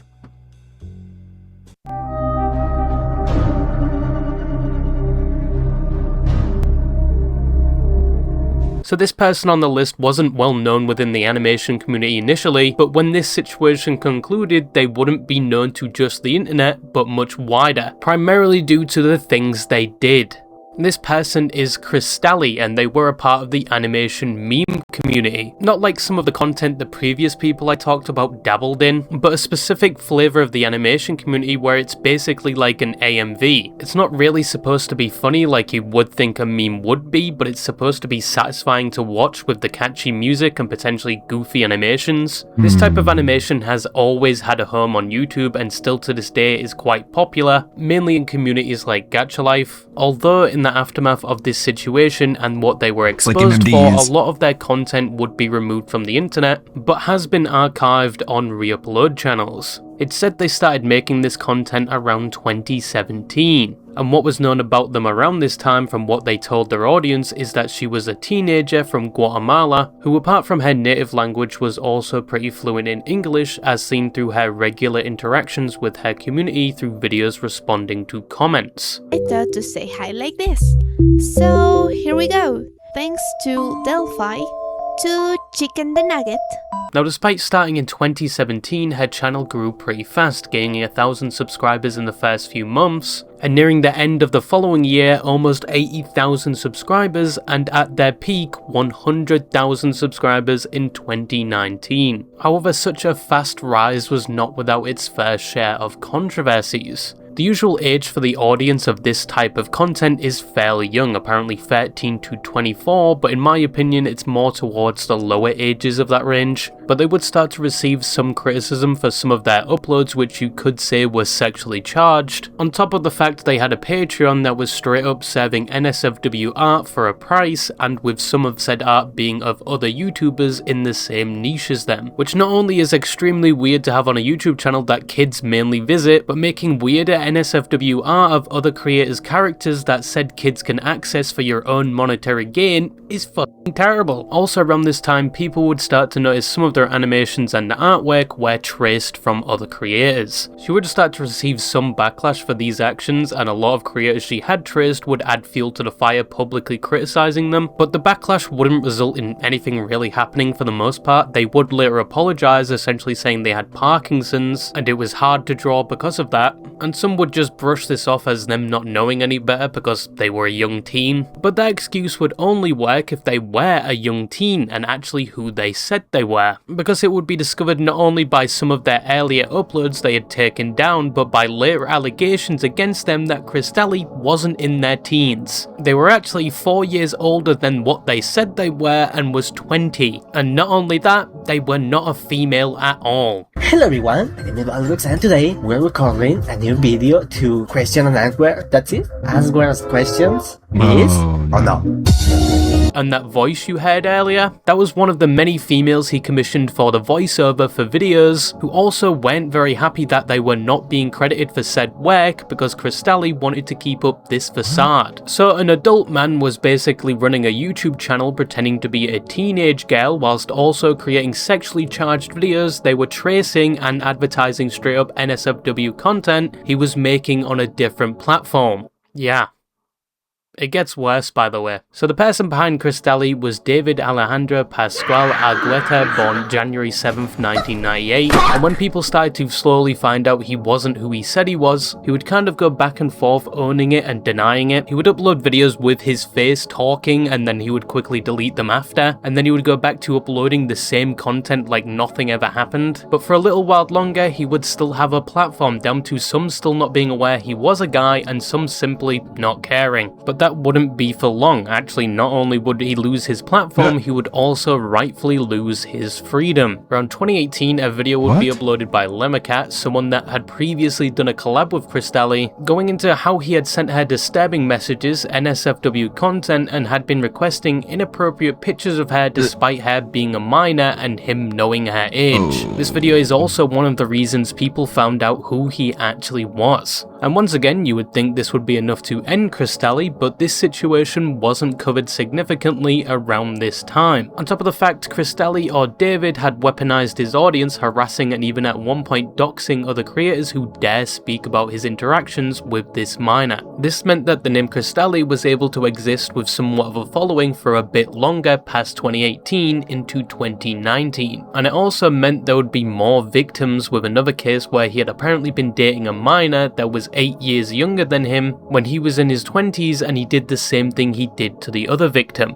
And 2 other creators who were also minors would come out with their stories on David, where he would once again message them inappropriately, request pictures, and send explicit pictures to them. And finally, a lot more people would take notice, and eventually even more creators, with more victims coming out with their stories. With the amount of people that now knew about the situation, a number of reports would be made against David's YouTube channel and to David's local law enforcement, where David in April of 2019 would be taken into custody and have all of his devices seized, and all of this was recorded and covered on his local news. In an article regarding this, it would say that he was accused of receiving photographs of underage girls and making sexualized anime copies of the images to then sell on illegal websites. The charge against him would be trafficking, in which he would only receive 3 years and 5 months in jail. And apparently, due to the length of the sentence in Guatemala, he could potentially pay a set fee to avoid going to jail at all. But you would still have to go on the sex offender registry and have to comply with anything the court has set, like house arrest or parole. Now, we don't know if he actually did get this offer to pay or if he did go to jail. There was no other news regarding this, and obviously people were disturbed the sentence was so short. But by now, those 3 years and 5 months would be over, and despite his main channel being removed in 2021, some have theorized he is still on the internet, operating another YouTube account. But there has been no significant evidence to prove these proposed channels may be his. Make sure to check out Jormy49's video on this. A lot of the information here was found through his video, and he also goes into way more depth about the deplorable things this person has done. What is the charge? Eating a meal? A succulent Chinese meal?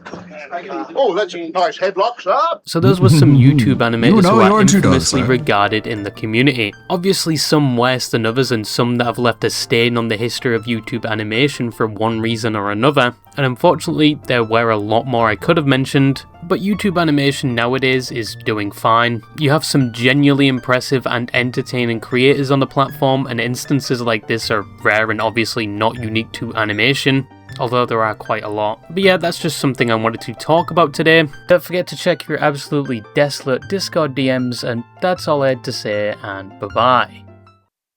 Thank you. And then Turkey Tom made a video about another bad animator, the YouTube's most degenerate animator.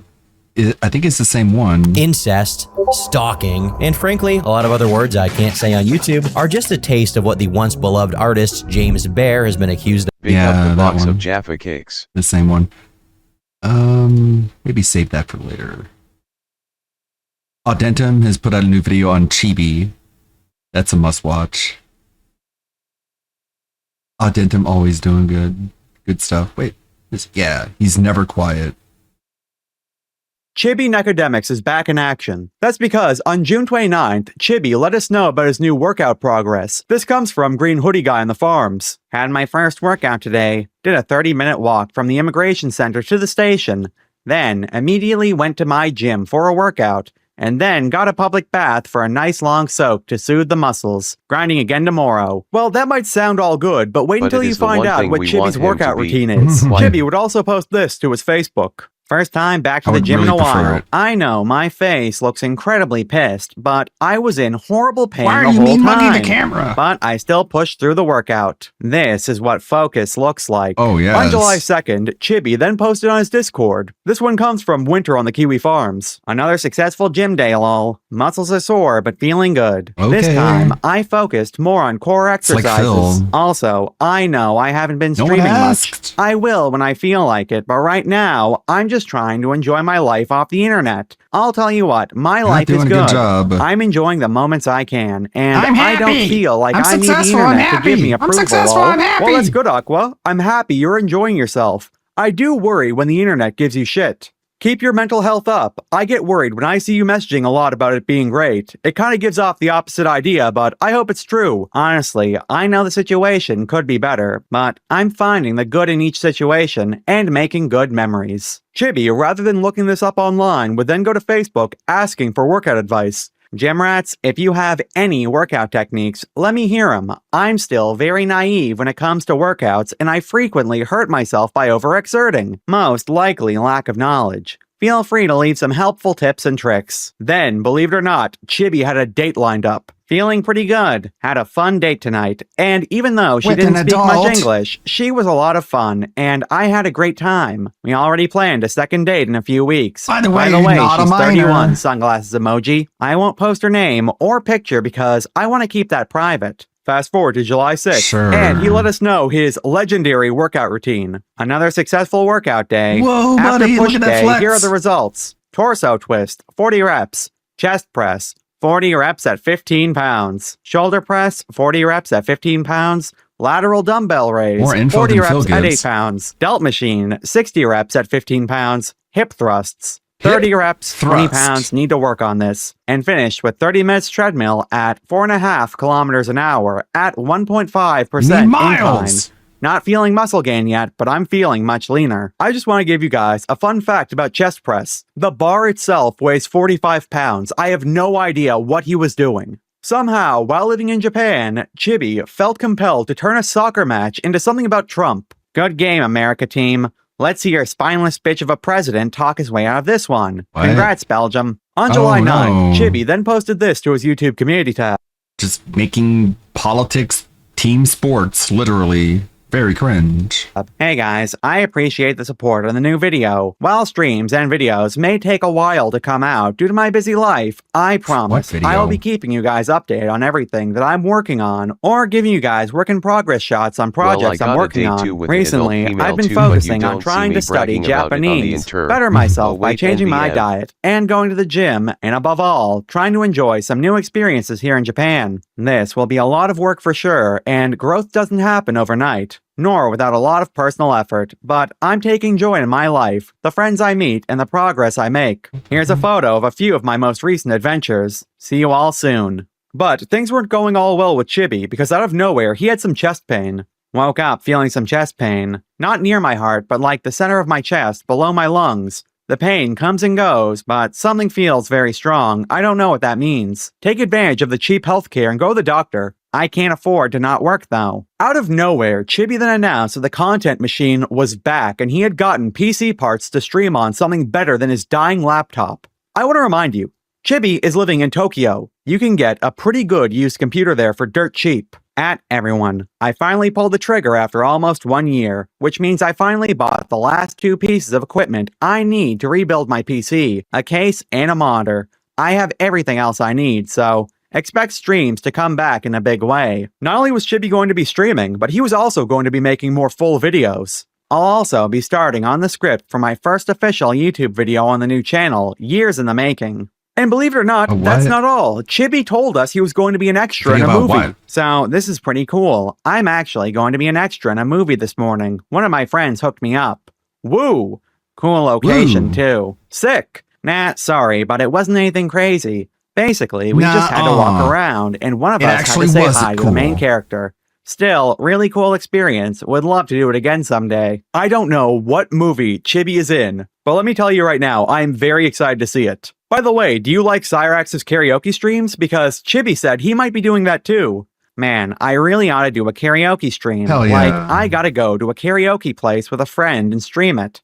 Not going to lie, but my voice has improved a lot. Oh, boy. Remember that date that Chibi went on? Well, apparently things weren't going very well, Not and gonna he lie. updated his dating profile. It's been a while since I posted here, but I figured I'd say hi one more time. Hey everyone, name's Adam, but my nickname is Aquana. I'm 36 and living in Japan. Been here about 1 year so far. I moved here for a new start and to finally find and appreciate the joy in my life. So far, I've had lots of great memories here, and I'd be happy to share them with you. I like studying Japanese, going to karaoke, and playing lots of games. Ace Attorney is one of my favorites. And I like to cosplay too. If you've ever been curious about Japan, or just want to nerd out, let's talk. I want to remind you, Chibi posted this for his dating profile. Buddy, wash your hair. On July 20th, early in the morning, Chibi went live, letting us know that he's been doing a lot of work lately. My PC parts are here. I might possibly stream tonight depending on plans. Hell yeah, what's your build by the way? I have an AG 2070S, but not enough time to warrant an expensive upgrade. I still have my 3080 NVIDIA from when I streamed back home, and all my other parts too, including my power supply. Stream? Doing the dang thing. The last time I streamed was like Oh my god, it was literally on my birthday. It was the last stream I did. Oops. Man, That was like almost a month ago. 3 weeks ago? It was a month ago. Oh, even longer. Okay. I mean, to be fair, I don't try to be as chronically online as I used to be. I actually try to go out and do things. For today, for example, like I worked 16 hours and yesterday I worked he touches all the my grass. main job, and I worked my part-time job after that. He has such a life, and, then he's I came living home it. at like 2 o'clock in the morning. I was like, I am completely just shot. I have no energy left, and I also decided to. I'm living, Mom. I also decided that I was thinking about going to the beach today or doing something today, and then that ended up going just completely out the window because A, it was hot as balls, and B, I was tired, like really tired. Chibi would then let us know about his new streaming setup and how much better it is compared to his garbage laptop. The one thing I am definitely looking forward to is my PC not exploding when I try to do like more than 2 things. Yeah, that'll be really nice. Must be all the viruses. And not only that, but also being able to use a capture card again. Wow. Yeah. Oh my god. You have no idea how much I've been missing my capture card. Chibi then explained why he made that video in a British accent. Supposedly because he works with British people and didn't mean to do it before doing it again immediately. Chibi, you cannot pretend that this was unconscious. You did it on purpose. On the video you posted on YouTube, why you were speaking in sort of a British accent? Okay, so I know there's a lot of people that probably have been commenting on that. A lot of the people that I work with are British. I am constantly in steady conversation with people who are So speaking in British accents. You just or adopt British their English. accents. And at some point, it just kind of happened. It was, I can tell you for sure, it was completely unconscious. I did not mean to put an act or play a character. And I didn't notice until after the fact. And there are times where even like when I'm at work, I'll still like it just unconsciously happens to just like slip into it. So you're just like like the way that I say my words have more of like a British just a sponge. like a British dialect to them. I don't know. But yeah, Rab, to answer your question, yeah, to answer your question, Rab, the people, a lot of the the people at my school are mostly just British, like my managers and my supervisors. Like they're either they speak in a British accent or they are straight up just from the UK. I imagine when a lot of the English that you're surrounding yourself day to day is in He's a that sort of social accent. Chameleon. I'm not even joking. So we have textbooks that we use, right? We have the textbooks that they provide us to as teaching materials, and there's actually British English in those textbooks. Wow. I'll give you an example. You know how normally we say like in the future, right? They say in future. In the textbook, they say, "Oh, I'm sorry, I won't do it again in future." And that's actually in the textbook. What is this? Oh my god! Like who says it like this? Oh, blimey! Bloody hell! Bloody hell! And then I'm not even joking. I think there was at one English. point we were also teaching like idioms, and one of the idioms that that I taught Chibi, one of my this is a turn-based students was RPG. knackered. You can talk and play. But yeah, again, Rab, I do apologize, and for everybody else who saw that video and just like, why the fuck is he speaking like that? Like, is this some kind of a joke? No, I swear to God, it's not. Please, just do not read. Please do not read too much into it. It just happened. I swear. Chibi then started playing a dangerous game, saying how he gets paid to drink, as well as letting us know that his visa is only good for another 2 months right now. Let me give you a warning right now, Chibi. You do not want to be the next Blade. It might sound fun now, but give it 6 years, and you will not be thinking that. It's much better to drink than like tea or things like that. Like I do drink a lot of tea. I hardly ever drink soda, which is strange because I also drink a lot. Most of that is due to my, the nature of my part-time job, but at least I get to drink as much as I want and I still get paid for it. So I don't think you can get drunk if you're working at a bar. Hell, I couldn't ask for a more fun part-time job and also a nicer boss. Makes up for your other job, eh? Oh my god, dude! Don't even as literally the moment I get my my visa renewed, like the fucking I am hitting the pavement, like. Frame 1, I am hitting the pavement. The only reason I am not working right now is because I do not technically want to be advertising myself as ready to work when my visa status is still pending. Oh, and get this. Chibi actually believes that Microsoft is the operating system, not the company. I got confused. You're like, Microsoft. I thought you were talking about Microsoft itself, like as the operating system. No. I mean, Microsoft itself is just a company. The operating system is Windows, right? That's right. Yeah, you're right. Windows is operating system. Yeah. Fucking, what am I talking about? Once again on stream, Chibi got mad that he was getting called Chibi in the chat. Yes, Gosu. However, that is not the name I prefer. I prefer Aqua, please. Aqua. Please refer to me as that. Thank you.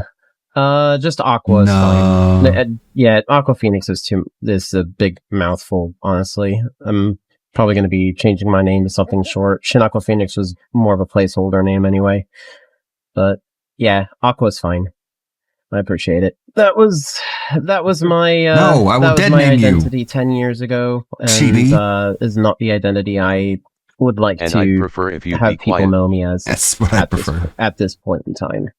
Oh, and apparently Tokyo isn't what Chibi thought it would be. So rather than take a job to the countryside he was offered, he's going to move to Osaka, another gigantic city. You should do some Japan vlogs. I want to see more of Japan. Well, the thing is, I haven't really been traveling outside of Tokyo that much because A, it's expensive, and B, I'm busy. If you decide to live like in the city, expect to be paying a lot more. Like I do, like my rent is somewhere around the neighborhood of 90,000, which is essentially like $650. On the whole, it doesn't sound that bad, but if you're looking at it in the perspective of yen, it's really expensive.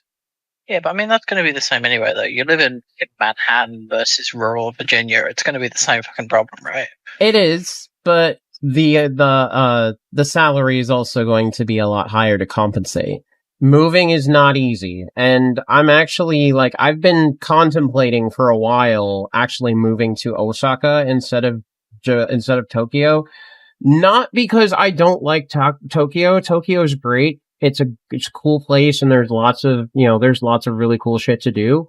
But dear God, it is fucking crowded. Like everywhere. Like every train station at night, in the morning, in the afternoon. It's a big city. It's just a sea of people. Like, especially if you're hitting the major areas where people like to go, like Shinjuku, Shibuya, Ikebukuro, Ueno. You expect to see an ungodly amount of people. Yeah. And just another thing, too, is in Osaka, people are a lot less standoffish. Look, Lulu, you're hot and all, but I'm not dodging lightning 200 times in a row for you. Talk to you. They're a bit more outgoing, a bit more friendly. It's not easy. Whereas a lot of times people in Tokyo, they just they're very closed off. Like, they just they go out, they drink, they have fun, they'll talk to you for a little while, and then maybe you'll never hear from them again. And then they just go back to living their life. It's definitely something I've had to get used to, and has not been a very easy adjustment. But I will say that in Osaka, it's a lot less common. Chibi, oh my God, I went to New York. He gets a new visa from his employer. He's going to start looking for another job. That is absolutely frowned upon, Chibi. But once I have my new updated visa in hand, The gloves are coming off, and I'm absolutely. He's just like shifting back and forth between accent and no accent.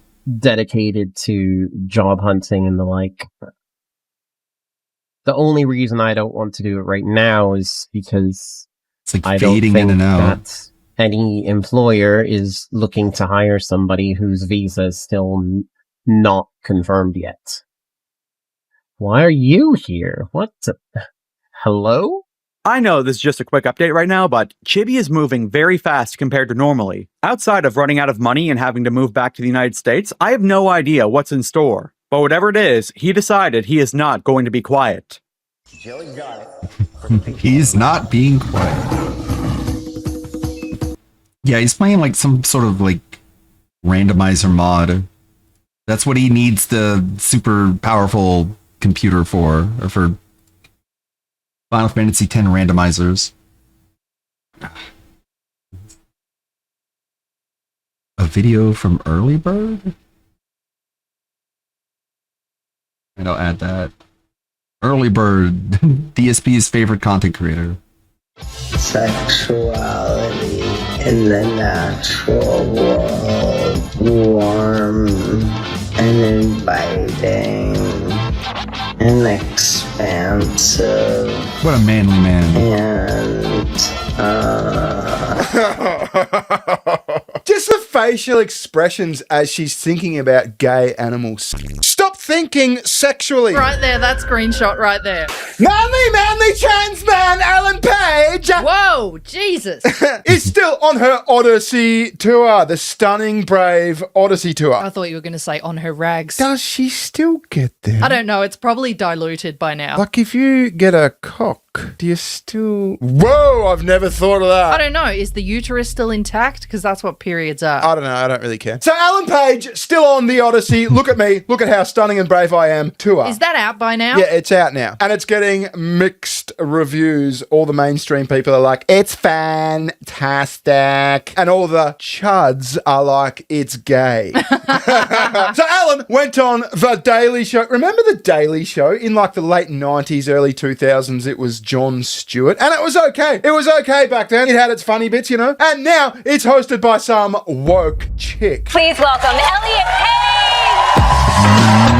Ellen Page! The walk, too, the walk. I'm coming onto the I'm stage. a man, you guys. We welcome you to Munchkin Land. How does it feel to be part of a project that is single-handedly saving movies? Oh my God.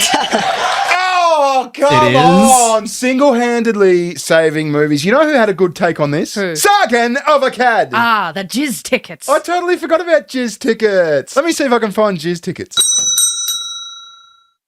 Hello there, sir. How can we help today? I want to buy one of them pawn passes. You want to buy what, mate? I want to buy one of them jizz tickets. Oh, very good, sir. One jizz ticket coming right Yay, up. we saved movies, Patrick. Hey, you're that fella from the internet. What's it called? A Sargon of Akkad. Hey, Misty Love, you never guess who walked in the shop. It's that Sargon of Akkad fella from the internet. He's after one of them jizz tickets. Oh, fancy that. He's already been in 6 times today for jizz tickets. Ask him if he wants to buy a 6-ticket saver. Oh, that's right, Sargon. We've got a 6-ticket saver. You get your 6 jizz tickets, plus a complimentary box of tissues and a free Gatorade. You got to be replacing those electrolytes somehow. It's pretty hard to argue with that value. It certainly is, Sargon, particularly when you got a raging boner. But yeah, Sargon had a good take on this. This is programming. This is a message oh to man, the now libtards more than saying, ever I look, want that this is your DSP movie. playthrough of Beyond Two Souls. I want him to have to wrestle with that person's name. Yeah, that was supposed to be a co-op playthrough with him and Kat. This movie is made. This is a message to the libtards saying, look, this is your movie. This movie is made for you. There's a reason that Zendaya is Athena. There's a reason that some African woman is Helen of Troy. There is a reason that Elliot Page is playing the greatest warrior in all of history. This movie is for you. It's deliberately designed to put the finger up against the chuds. So you better go and enjoy it. You better go make it a success. You better go give it rave reviews all over social media, or else this flops and our ideology takes yet another L. Yeah, I think he's right. I think he's totally dead right. We need you, libtards. We need you. Yeah. So anyway, there's more Stunning and Brave Alan Page Odyssey tour. There's more animal butt sex promotion. Oh. And there's even a contender for the Academy Award for Best Queer Fry. Oh, not the queer fry, Barry. Yeah, there's more Queer Fry. Let's have a look. Let's go! I know that you're an avid reader. Did you read the Odyssey? Well, in school. More than I can say. Yeah, the character I play in this is actually not originally in the Odyssey. So they had to make an all-new character. Not in the Odyssey. Right, we need someone for this trans person to play. Who can we make up? Yeah, we just got to Jemmy bar this fucking into the Odyssey. But she's right. The character Sidon, Logon, is the Greek soldier whose deception convinces the Trojans to open the wooden horse inside the city walls. Right, so if she can convince everyone that she's a stunning, brave man, she should be able to fucking put a horse inside Troy. That's right. Notably, Sinon isn't from Homer's Odyssey or Iliad. He's from Virgil's Aeneid. Aeneid. So Nolan imported him from a different, later Roman epic. Nolan apparently expands his role somewhat by having him reappear among the dead that Odysseus encounters in the underworld sequence. So there wasn't enough screen time for Alan Page. So he brought her back as a ghost. I mean, at least it's a little bit more contextually accurate. There's a few ghosts out there. I am the ghost of vagina's past. Anyway, Elon Musk does not like this film. He says Chris Nolan desecrated the Odyssey so he would be eligible for an Academy Award. Yes, I think that is correct. Your performance is The Odyssey's incredible box office in this. take It is truly small took my proof breath there is a away. modern audience. But why didn't they show up for all that other crap they shoved down our throats? I guess they can enjoy it. Yeah, you got your victory. Big middle finger up to the chuds. Women who pretend to be men are real men. Is that what you wanted? You have such an important role in the film. It's so and that important. You're really the heart and soul. You're the heart and and soul of the entire movie. Stays all the way through the end. Elliot Page and Lupita Nyong'o, I don't know how to say that, as Helen of Troy, ended up with less than 10 minutes total screen time combined. It was a virtue You're in signal. the entire movie from beginning to end. The camera never leaves you. I don't know, but she blew a whole lot of smoke up her ass. She's glazing Alan's imaginary dick. Well, I don't know if it's an imaginary dick. It might be one of those weird sausage dicks. Yeah, she's glazing. Wax on, wax off. That's right. This guy says, dialogue scene from Homer's Odyssey, built by Grok Imagine. Now, let me say, I think Hollywood is fucked. Wait till you see this. I must go. The sea will take you from me. I will return. I left my one love. An oath called me. Troy. Troy fell. We killed everything. The sea took my ships, my men. 9 days adrift. Now, here I am. Stranded. With something eternal. She never ages. Neither do I here. And still I dream of home. Gods, let me go. Send him home!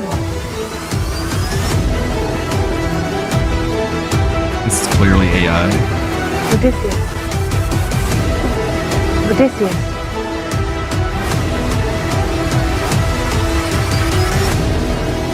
"7 years I have kept you here. Weep no more, I am letting you go. Build your raft. Be free." That was made by Grok. Wow. Yeah, I think Hollywood's fucked. He didn't want to stay with a hot red knob, big titty woman? Well, no, he wanted to get home to his wife. Apparently, I don't know the story, admittedly. I don't know the story. What was the deal with the angel dude with the wings? I don't know. But Elon Musk goes, before this year ends, Grok Imagine will make a full-length movie of the Odyssey that is historically accurate and true to the art of Homer. So Elon Musk does not like Christopher Nolan's Odyssey. He's getting into the film business. That's right. 20th century Musk. Well, it's either going to be Grok Imagine or it's going to be Mel Gibson. Oh, Mel. Mel Gibson. This guy goes, I want Elon Musk to give Mel Gibson $100 million to film an Odyssey adaptation with painstakingly historically accurate ships, armor, weapons, and casting. And no Jews. Yeah, no Jews. With all dialogue taken straight from the original poem and delivered in Homeric Greek. And Elon goes, I'm down. Whoa! I got the cash. I'd see that. I reckon that would be fantastic. The libtards would hate that. They get so mad. Imagine the mainstream reviews of that. Elon Musk / Mel Gibson's The Odyssey. And it's got like Andrew Tate in it or something like that. You know what I mean? I actually want to see that. Anyway, let's continue. Is that thrilling for you as an actor, or does it terrify you? You know, both in the best way. I don't even know what they were fucking talking about there. But what a cliche question that is. Does that terrify you or is it thrilling? Yeah, a bit of both, but in the best way. Oh, was that the vocal? No, that wasn't the vocal fry's coming up. But the answer is just so fucking Hollywood, isn't it? A little bit of both, a little A, a little B. Yeah, I'm a man woman, little bit of column A, a little bit of column B. I think I was terrified and just, you know, wanting to make sure I did an okay job, and pulled it off in the movie, and but it was the good kind of, the good kind of nerves, of course. Right, of course. No, of course, yeah. Makes total sense. That is absolutely clear. Look at the way she's leaning into the conversation. Let's be honest, it's two chicks having a conversation. Yeah, no shit. The dude would be leaning back, like all relaxed. Arms spread out, legs separated. Yeah, you gotta let the dick breathe. What was the hardest day on set for you? Or was it easy and Matt Damon is just acting like a big baby? Oh, we got to shit on, men. Got to shit on. See what I mean? This is the new woke Daily Show. I mean, I guess the Daily Show might have always been woke, but I guess in the fucking late 90s, early 2000s, there wasn't a huge... there wasn't really woke, was there? No. So, like, you could watch lefty shit, and it wasn't that fucking bad. But now, it's just all super gay. Saturated. Yeah, super gay. We hate men. Yay, I'm lucky in that I grew up working in Canada as a kid, so I'm used to some pretty brutal, working in some pretty brutal temperatures. Yeah, okay, take it easy. You have health care, all right? You do get health care in Canada. This is true. They got to stick in the political you got healthcare for all in Canada. They got fucking MAID in Canada. You know what MAID is? No. It is medical assistance in dying. The youth in Asia. Yeah, like look into that. Asia. But yeah, if you're too fucked up, like if you're too sick, they'll just go, well, we can kill you if you want. Oh, okay. Like there was a veteran, there was an army veteran. I'm recalling this. I don't have any facts in front of me, but I'm pretty sure I'm right. There was an army veteran in Canada who was on a waiting list for a fucking wheelchair ramp to their house, like a government funded wheelchair ramp. And it was taking so long, and the government just said, well, we could just kill you instead. Look, you're straining our resources. We really don't want to pay for this ramp. Thanks for your service, but get in the hole. Is it true that you're a boxer? No! Fighting pool noodles doesn't count as a boxer. So that was the woke Odyssey interview on The Late Show. Delightful. Now, true to Ellen Page form... Who the fuck is she gonna box? As soon as she gets any kind of spotlight on her, what does she do? I'm just asking to be embarrassed. She promotes the animal butt sex documentary. Oh, She's like, I'm getting attention! Look at these animals butt fucking! Yeah, we got to draw attention to the gay fish. That's right. Hey, I just wanted to let you know, the beautiful documentary Second Nature, directed by Drew Denny, will be playing for a week, sharing this information that we did not learn in school about gender and sexuality in the natural world. The doc is not just deeply informative, it's also so funny and warm and inviting and expansive and so I think we have a contender. Do we have a contender for the best queer fry? Did you see the moustache? No. I think there's a 5 o'clock shadow. Oh, there is. That looks like my nephew's mustache. He's like 20. He's like, you like my mustache, bro? I'm like, dude, that is bum fluff. But do we have a contender? Sexuality in the natural world. Warm and inviting. One and HP remaining. And just the facial expressions as she's thinking about gay animal sex. Stop thinking sexually. Right there, that screenshot right there. So we have that up against our old favourite. I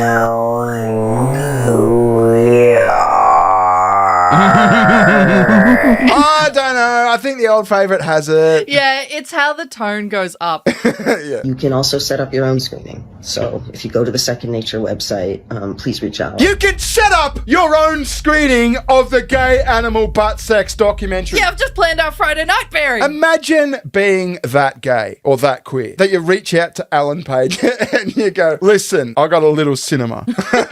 Can we play the animal butt sex documentary, please? Like, it's not widely released. It's not on fucking Netflix. I don't think. Have you seen it on Netflix? I haven't seen it on Netflix. No. It's like a community-orientated thing. If you've got a queer community, then you got to reach out to Alan Page to get permission to play the gay animal butt sex documentary. Visit Sugartits, you got a channel? Yes, I do. Thank you very much for watching. We'll catch you later. Ta-ta. Bye-bye. See ya.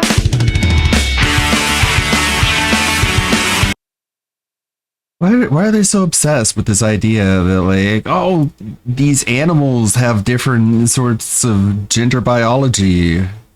We need to teach kids all about that. And it's like, but they aren't human. Those animals who have those gender things, they're like, humans are still human. My favorite content creator on Wingo, Pullard Stencils, made a video about JF Garepi. Apparently a gacha game called Reverse 1999 is doing a collab with Atomic Heart. Nice. And yes, you can pull the fridge. Got good collabs. Okay.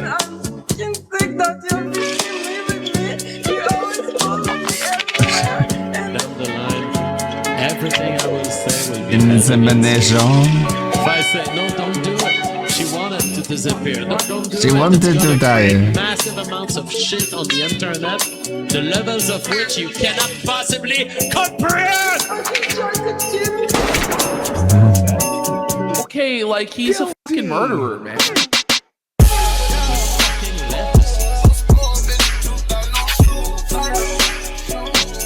Did he really just rip like 12 fucking lines right on air?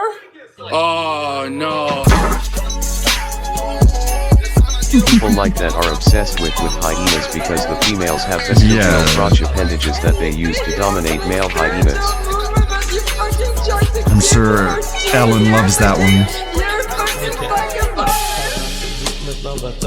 Okay, so the answer to the super chat.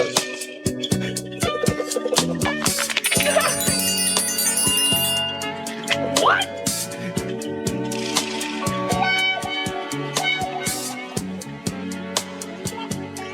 If you're eating, folks, I warn you. In about 3 minutes, one of the grossest things I ever heard will be said. This is my old co-host from years ago who allegedly murdered his wife, and 3 years later he's now talking about her disappearance. I'm in the process of inseminating a woman. And so I'm like, okay, there's this crazy woman who's, I don't know that she's that much I of a fan cannot hear that of word me, anymore. but she's saying, I cannot hear that word anymore without giving it a French Canadian accent. Insemination. Oh, we want to use animals to explain your sexual deviance. Yeah. Do you want to talk about dolphins? It's like, just confuse kids with animal biology. Being fair, Worski has to worry about defamation. don't make sense to me in the In end. our opinion. Allegedly. Allegedly. We find out that she was so much on drugs. She was smoking so much pot that she confuses pot. reality, and that she was. Are we sure it's the pot It's and not not the that pot. she's? Come on, I know it's that many she's people who mentally smoke pot. fucked. They don't go, Come on. She was unable to tell that I don't know her sister, and but Mama JF went on drugs was constantly mistaking stuff of reality. And she was constantly thinking, thinking. JF She was thinks constantly this about thinking, me. and that was a problem. Or, my sister said this Had to put a JF. stop to it. What? I didn't know her sister. Eventually, another child of mine is born. And So, the woman, Stolas brand pellets. Are there no cops in French Canada outside of Ontario and Quebec? All law enforcement is done by the federal police, the RCMP. So he was out on like Prince Edward Island, and like the RCMP are notoriously bad at solving murder cases, especially with missing women. Smoking butt. Like it's a massive scandal that they just can't find these missing women. And I don't think they give a fuck, to be honest. In certain parts of the prairies, northern Ontario, northern Quebec, even parts of the Maritimes, like it's just so remote, like it's basically lawless. I think he Can killed we her. just show this real quick? That's my opinion. This is the pothead. Tell me how many fucking potheads you've seen do this, okay? Does Mama Jeff really have an issue with no white guilt, or is she just fooling around? She has an actual issue. I need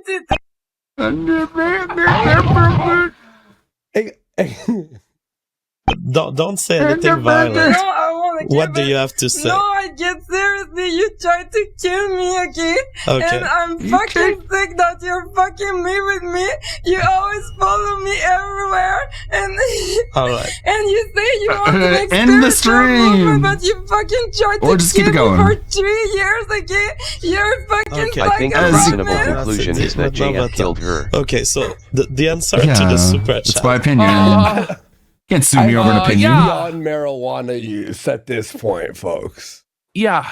Eventually, another. I think he just drove her to the forest, promised they would go on a camping trip, and then when she got out of the car, just drove off and left her there. Their child of mine is born. So now, he inseminated the first woman, impregnated her, gets a call from Mama JF. It's pretty simple. He forgets about it for now. You can get away with it Now if his your law child is born enforcement from his doesn't previous, investigate right, anything. like, relationship. Then this happened. But they're eventually going to find her body, and then maybe something will happen. Woman ran with the child from the first day the child was born and betrayed me, made false allegations to the child kidnappers of the Quebec government, and got custody of the child and got full attack on my parental rights. And so there I am. Well, her father and mother saved her from Officer, your clutches. I believe that he took lessons from the streamer maniac, Darksonville. weirdo. He drove to Allegedly, the obviously, in our Well, people are opinion. saying he's and left lying. her Look there. at his hands. Like, I fully believe this guy's a fucking liar. And, like, I actually think he's the most dangerous and psychotic person we cover. I by don't far. think she's mentally Even handicapped. If he I didn't think kill she's her, gaslighting like, and I just ack. believe that he could Yeah, kill I'm French somebody Canadian. and just, They're just quite sit a rare down breed. and eat breakfast, you know, and just not even They're think destroying about the it. Like, evidence that's by why letting he the feels forests that burn room. to the ground, Oh. releasing more pollution in a week than decades of fossil fuel use. That's his plan to get away with it. He'll just set the forest on fire. That way they can never find her body. You know, like he could. Like, that's who he is. Like, he's just a cold-blooded, like, reptile person. Yeah. For real. Yeah. Stuck in having been dropped and left behind by this woman. And I'm like, okay, it's time to contact this girl now. Mama JF. So you contacted me earlier. I'm ready now. Let's make babies. Imagine Oh. you inseminate. Contacted me, so let's make babies. Like, right after having a baby that that's was not taken away. normal. Yeah. And she gives me her phone number. I call her. phone And I'm number. like, hello, this is JF. And what I hear at the other end of the phone, and I have no idea how this woman looks. I have no idea who she is. I hear this at the end of the other phone. That's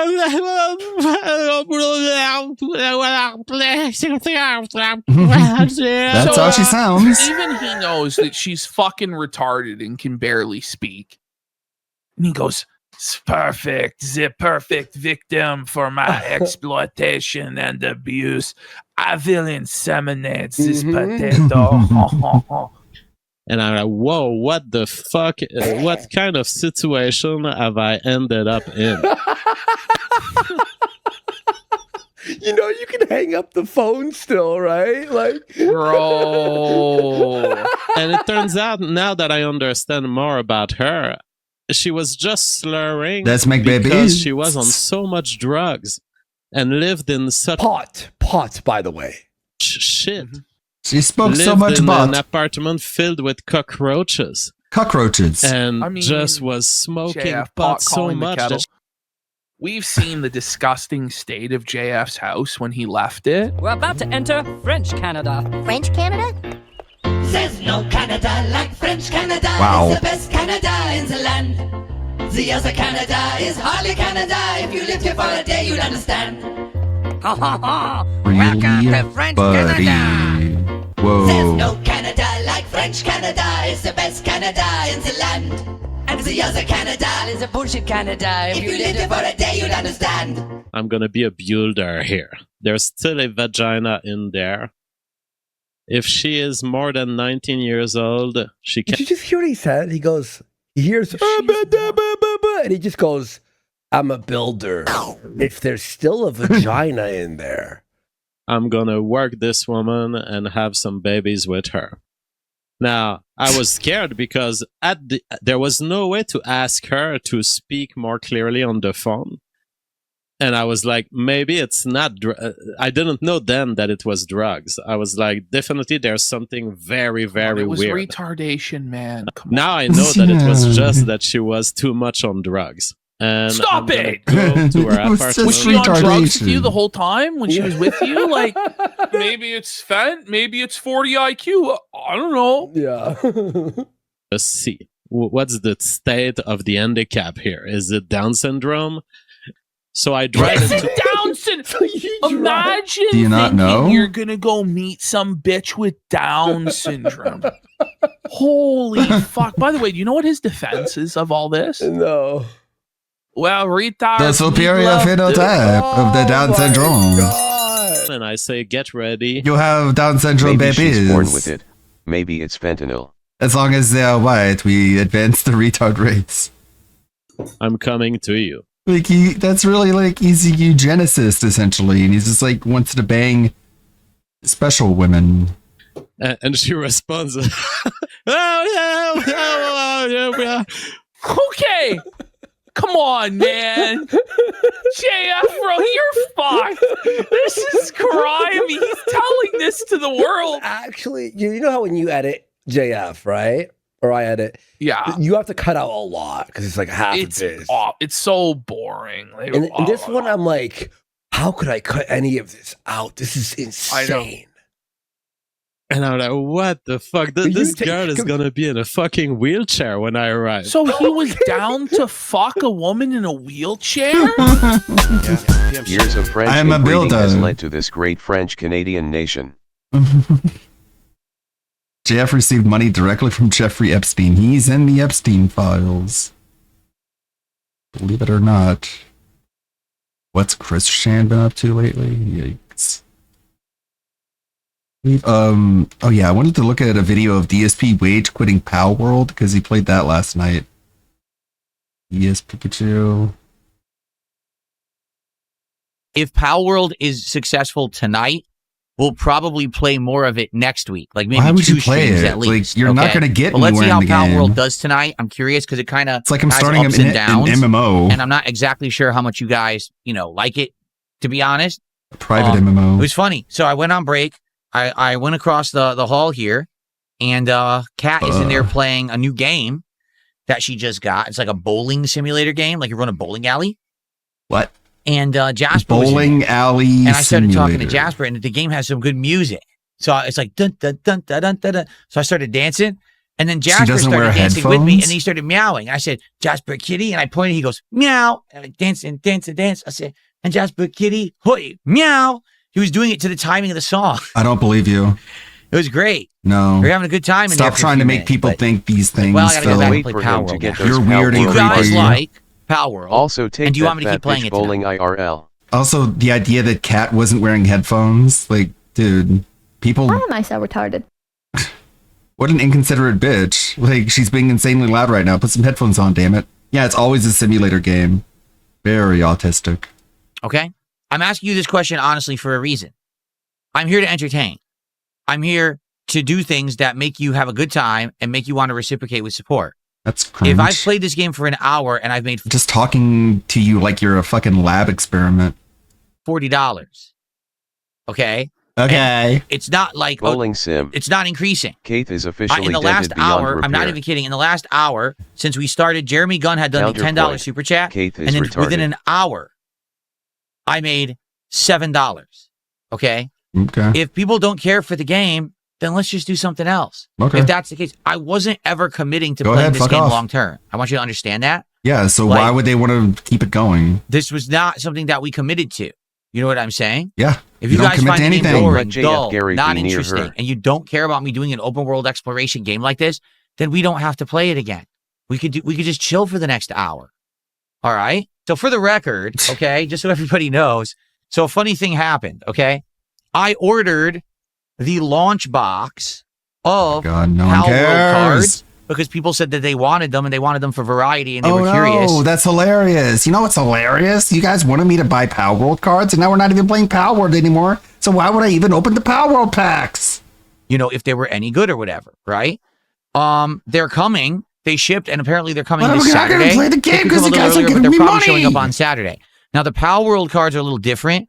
There's only 12 packs in a box, and I think there's only 7 cards in a pack. So the boxes are really small, but they're also cheap. They're only $50, being that it's the first ever set of Well, these cards. only $50. But What the a funny steal. part is, What a bargain. I bought it, right? It's on the way. Tonight we quit Power World because no one cares. We were playing Power World. No one cared about the game. They Everyone was should have bored to aligned tears, their interests and to everyone wanted me to quit. mine. So I did, and when I quit, everyone supported, and we had a good night. So we're They should have technically believed done with everything Power I World, do.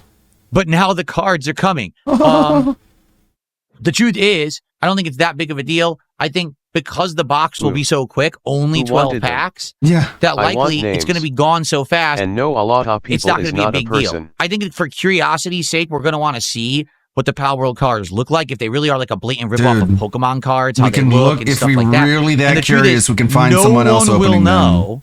the value of Power World because no one knows if the set will be popular or not, or if it will completely tank. Oh my God. So it's coming. Is it even an investment at that point? Who knows? What is this? Doom Pill. It has been 48 hours since Scarlett Hampton published this video from her hotel room containing what many believe to be her final moments on this earth. No one has seen or heard from her since. It's a joke, obviously. Is what you get. Hey, oh, you fuck. No, you fuck. No, no, no, no, no, no. Ah! Is what you get. Hey, oh, you fuck. No, you fuck. What? No, no, no, no, no, no. Ah! Is what Is you that get. real? It's gotta be fake. I guess we'll find out eventually. He's a pig monster. He ate her. The only time DSP listens to Kick Chat is when they tell him what he's thinking. Hey, you guys didn't like it. You guys didn't want any more Power World. But I ordered the Power World trading card boxes, and now they're going to show up, and like I'm not even going to have an excuse to play them anymore, or open them. Okay. I'm gonna sit here. Oh, and he looked at something on Steam. No, I personally don't think the game is boring. I am enjoying the open world aspect of it tonight. You The fact should that we're think it's not boring. You're crafting by anything, yourself. But instead we're just exploring, fighting pals, catching pals, doing dungeons. I'm enjoying it. But that doesn't translate to the audience. Just because it's fun for me to play doesn't mean it's fun for you to watch. You know? Sure. I mean, this is fun. This is so fun, what I'm watching right now. It tells me all about Power World. Like, okay, that's kind of your job to make it fun to watch. If you're having fun playing it, then that you should convey that to your audience, and they're gonna have fun alongside you. Like I haven't seen I don't know how anybody you can with, do it like, either. any sort of an audience who like I'm gonna show up to his I guess he streams gets and plenty he's of money. enjoying himself, and everybody else doesn't care. Like that just doesn't happen. Here live for it. Is the It's weird because he's acknowledging it. I but guess it only offloading it happens onto on the a game DSP instead stream of because him the being video boring. games are like Yeah. a smoke screen. Just Doesn't sitting play there. with others and doesn't play with mods. Yeah. What did he expect? Money for low effort, that's what he expected. Yeah, just sitting there complaining about not getting the money you want is not going to make the game look good, Phil. You're not making an enjoyable playthrough. For begging You're for sitting money. there Like, no one begging. is actually there for the video games. will miss it, and that's not right. If anything, they're nowadays they're more there to say hi to each other like perpetually every single fucking day, and just ask each other how was your day, and then get no response, and then move on to saying hi to somebody else, than watching video games. Yeah, they're just there to feel like they're a part of a group of people. No, I don't have it in my head that I want to quit it. 'Cause they're all but fucking no one seems to loners. care.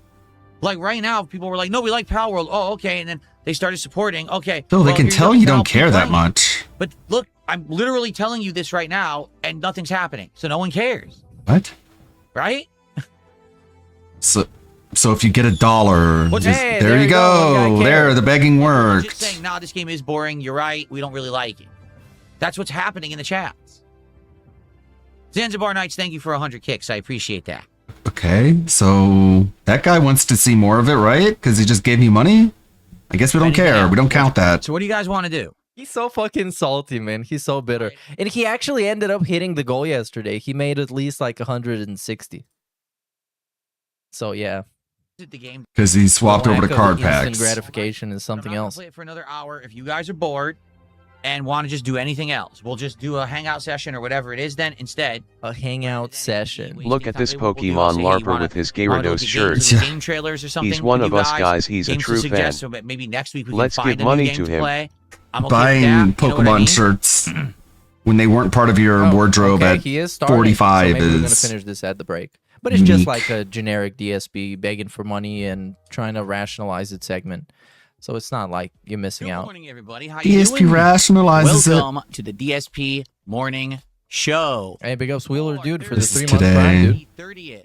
What are you wearing, dude? 2026. We are Nice shirt, Phil. He looks so Looking emaciated. almost straight, but kind of gay, and it's wrinkly. full of Very fun wrinkly. stuff. Should have ironed that collar. Who ironed this for you, Jade? We're ending it strong. The with collar great is games like- and summertime vibes. How y'all doing this morning? I hope you're Better doing than well. you are. The collar Welcome looks to just the like show. a Today, frills. get you all caught up. We had some events last night that happened on the late stream that I want to let you all in on if you weren't around. What, he's gonna break the news. Forward. Yeah, Pal World is over. Pal World is dead. No one cares I'm about it. It's a excited. dead game. For all the fun Pokemon stuff wins that's gonna be again. going on next week. We actually have Nintendo multiple new victory. releases, although I do have some developments in that regard as well in regards to my schedule for next week. Complete because Nintendo victory. We actually have a little bit of a schedule change around to talk about, but we'll get to it. How's everyone this morning? Better than Let's you see what we are. got today. We start off today with Tommy Versetti. How you doing? Dark Lady Goth. Oh, come on. I hate this so much. I actually hate this so much. Yes. I'm not even joking. This, like, legit pissed me off. Like, I hate when people... Yeah, it's very parasocial. Like, it's very substitute teacher energy where you're doing like a roll call. Here, I'm here present, Mr. Burnell. I'm Save here. us, Demir. Here. Just like very quickly go through it. Just get started. Get into your content already. You want to hit the ground running. You don't want to just hit the speed bump right away. Oh, okay. Where is Tamir? Do you got any Tamir update? This one. Oh, this. Okay. Early bird, right. I think I added it to point redeems. Yeah.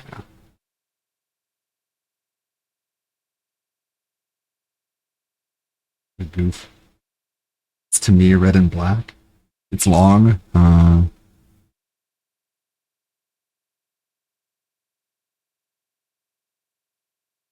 Oh, not like this. No, no. What's this?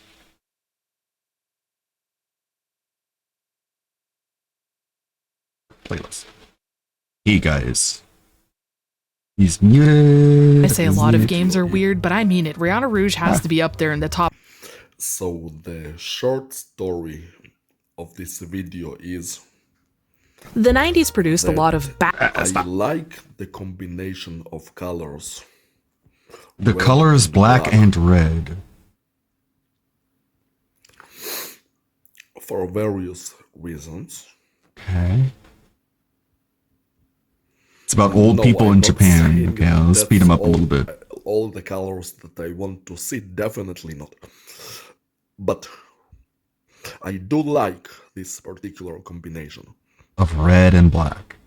Okay, yeah, it's pretty cool. It's like I the Shadow don't the like Hedgehog. that probably the global control system or something like that, which is constantly following me, Yeah, of course. is Constantly making following me. old women Want to flirt with me. who wear that combination of colors constantly appear in front of my eyes when I go out. Hmm. Strictly old women. So it knows you like red and black, so the organization is trying to get you to attract it to old women by dressing them in red and black. Appear in front of me. And nobody else. I see. Maybe very rarely, like I see someone wearing a red and black hat or a younger woman being dressed in those colors, but it is very rare. It is most always ugly women. Those colors, and oftentimes it feels like they are put in front of me, in front of my eyes, intentionally for me to see them.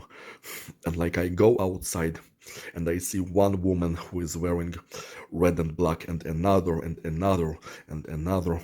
And another, and another one, and another one. Today, for example, I was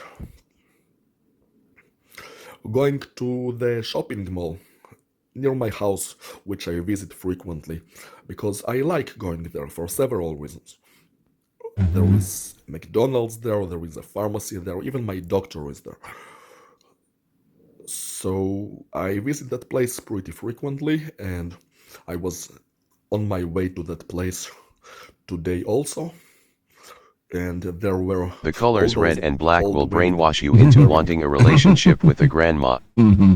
This is a known thing. You have been warned. By the organization of Emma Watson. Red and black on the way, and right before the entrance to the If only he had a crush on Ellen there was Page. this old woman who was also in red and black. She was also wearing a skirt, Yes, a black skirt, a black skirt. and black pantyhouses. Plenty houses. Like she was trying to appear attractive. What? How dare And she? actually, I saw one. What was she also, thinking? I got. I just nearly got out of the puked house. and died. Look like to me or go to McDonald's 3 times a day. But this one was, and it's like this old woman tries to get Don't you know you're old? attention.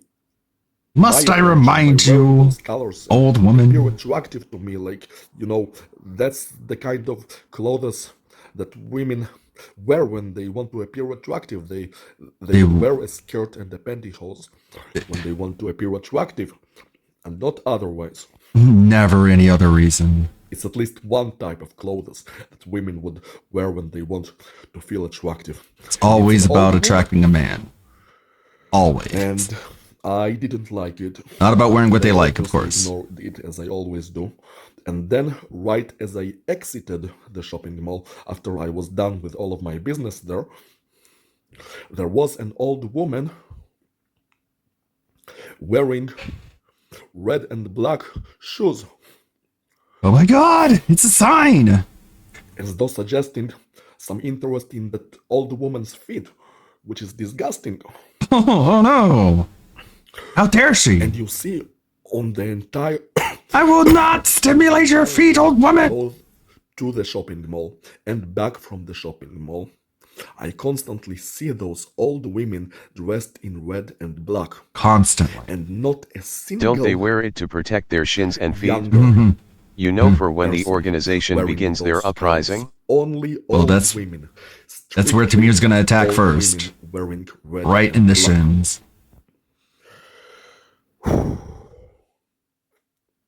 And it's so annoying because red and black, for me,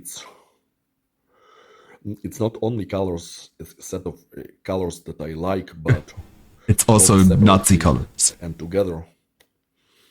But they also symbolize strength, and energy, not oldness. Right. Even my exercise equipment, most of it is painted in red and black. The company Did you do that? Uses my exercise equipment, strength exercises, always paints their equipment in red and black. So it can be Even some of my seen from a distance. weight plates are Black. in black color with Well, you want it to be black because it's going to get dirty. on them with a number that represents their weight. Wow. Written in that circle. And even the Even number on it plates is are black. Red in black and red. And even Crack the code to me. the plastics that close the barbel from each side, I'm not sure how they're called in English, I only know how they're called in Hebrew, sogarim. They are also in red and black. And they are not even... Have you told the UN your findings yet? Have you called them? Left a message? Strength equipment. So most of my strength exercise equipment is painted in red and black. And strength exercise is something that is associated with manhood, something that men do. Okay, he's looping. Some older men do it also, but it is particularly younger men who do it. Let's get ever angry. Let's start yelling. And a person with a very free mind, free behavior, like nobody going to impose a set of Oh, he's rules getting on me. worked I'm up. going to do whatever the fuck I want. And I'm going to devote myself to pleasure. Oh. I'm going to enjoy I'm life. going to devote I'm going myself to enjoy pleasure. life as much as possible. And no matter what anyone thinks about it, the things I do, anybody tells me to, I'm going to seek as much pleasure as in life as I want to. That's what red and black tells me. Okay, he's all about that red and black. Colors is so And you will special not to me, and stop I me! think that at least on some level, maybe they didn't know that it was that much special to me, but they knew it. They knew it that I liked this set of colors, the red and black, and they deliberately put it on old women, which is disgusting because those old, frail, unattractive women, because who would be attracted to oldness, and they are also probably sick, and they're close to death, and it's disgusting. This colors which have so much positivity in them, so much life in them. They're about strength, intensity, And then you're associated with death. pleasure. And out of all things, they decide that they put those colors on the old women. And I don't How dare they? Because I respect those colors. You see, I have personal You respect the colors more than you respect women. Those colors, and I mean, he's don't pretty even much always telling wear you. myself. I mean, I don't have to. He wear cares them, about the colors more than their ability to wear them. but So it's stop already it. enough that I appreciate them. I may sometime in the future wear them more frequently, but I appreciate those colors and what they mean. I often wear them after I shave because I sometimes bleed after I shave, and red and black are colors which That conceal would blood. suffer the least out of blood stains. But anyways, I like those colors for many reasons. So anyway, like I was I said, really don't want to see them on old women out of get them off! Take those shoes how off! advanced they are, like in Asia and stuff, they are not the leaders of the world. The United States is the leader of the world. Hell yeah. And USA. I like the Western culture. Okay, well, we don't like you. Particularly the United States, because it has so much to do with seeking your own success, earning a lot of money, And marrying a really white seeking woman. pleasure in life in every way possible. The Western culture Oh. really seeks self-fulfillment, both in success and pleasure also. that resonates with me very strongly. I very much want to be a Western-minded person and not. I want to seek nothing but pleasure and debauchery and degeneracy, like my Western culture brothers. Japan, I'm sorry if that's disappointing for any That's plans a shame. to Japan, but I am not going there. Well, that's all I have to say about that. Speaking of Japan, On the subject of Japan, but let's close it with. I don't want this video to be too long. Of those colors. Okay, you know what? 3 others. Take your time. 4 others. No. Let's do it really quickly. What about? Oh no, he's being too red, base. black, and white. Upgrade the half elf program to 3/4 elf program. Enhance the foot stimulation. To me, it's just the colors of Akatsuki. Since we're talking about Japan, it's the colors of the Akatsuki. Akatsuki is the main criminal ninja group in the series Naruto. And I actually kind of like that because, yeah, they're criminals, but they're really badass. Naruto doesn't take place in Japan, buddy. Some of them are really freaks, but it doesn't take place anywhere. It's intense, powerful fictional. ninjas who do their own stuff and don't give shit about anybody else. And that's what those colors may represent to me. Someone who is like from Akatsuki, this baddest, selfish, baddest person. Like that's what red, white, and black together I mean. Or maybe just someone who is really intense, not necessarily a person who is bad. It's just like Foot Clan colors, Then Tamir. again, red It's just and like black is enough to already show to be intensity. cool I don't and know. scary. What is it about adding some white, maybe for stylish reasons? Yeah. Throw some white in there. White, like black, blue, and white. Black, blue, white, red, and but the red and the blue would be like the red and the blue would be like police, obviously. Red, blue, and white is the color of some flags, including Russia and I think France. And red. He's a flag autist as well, of course. Supposed to mean. These damn ninjas got to my boy Tamir. The colors tantalized him into this mindset. I have no clue. Okay. Thanks for the education. We got here.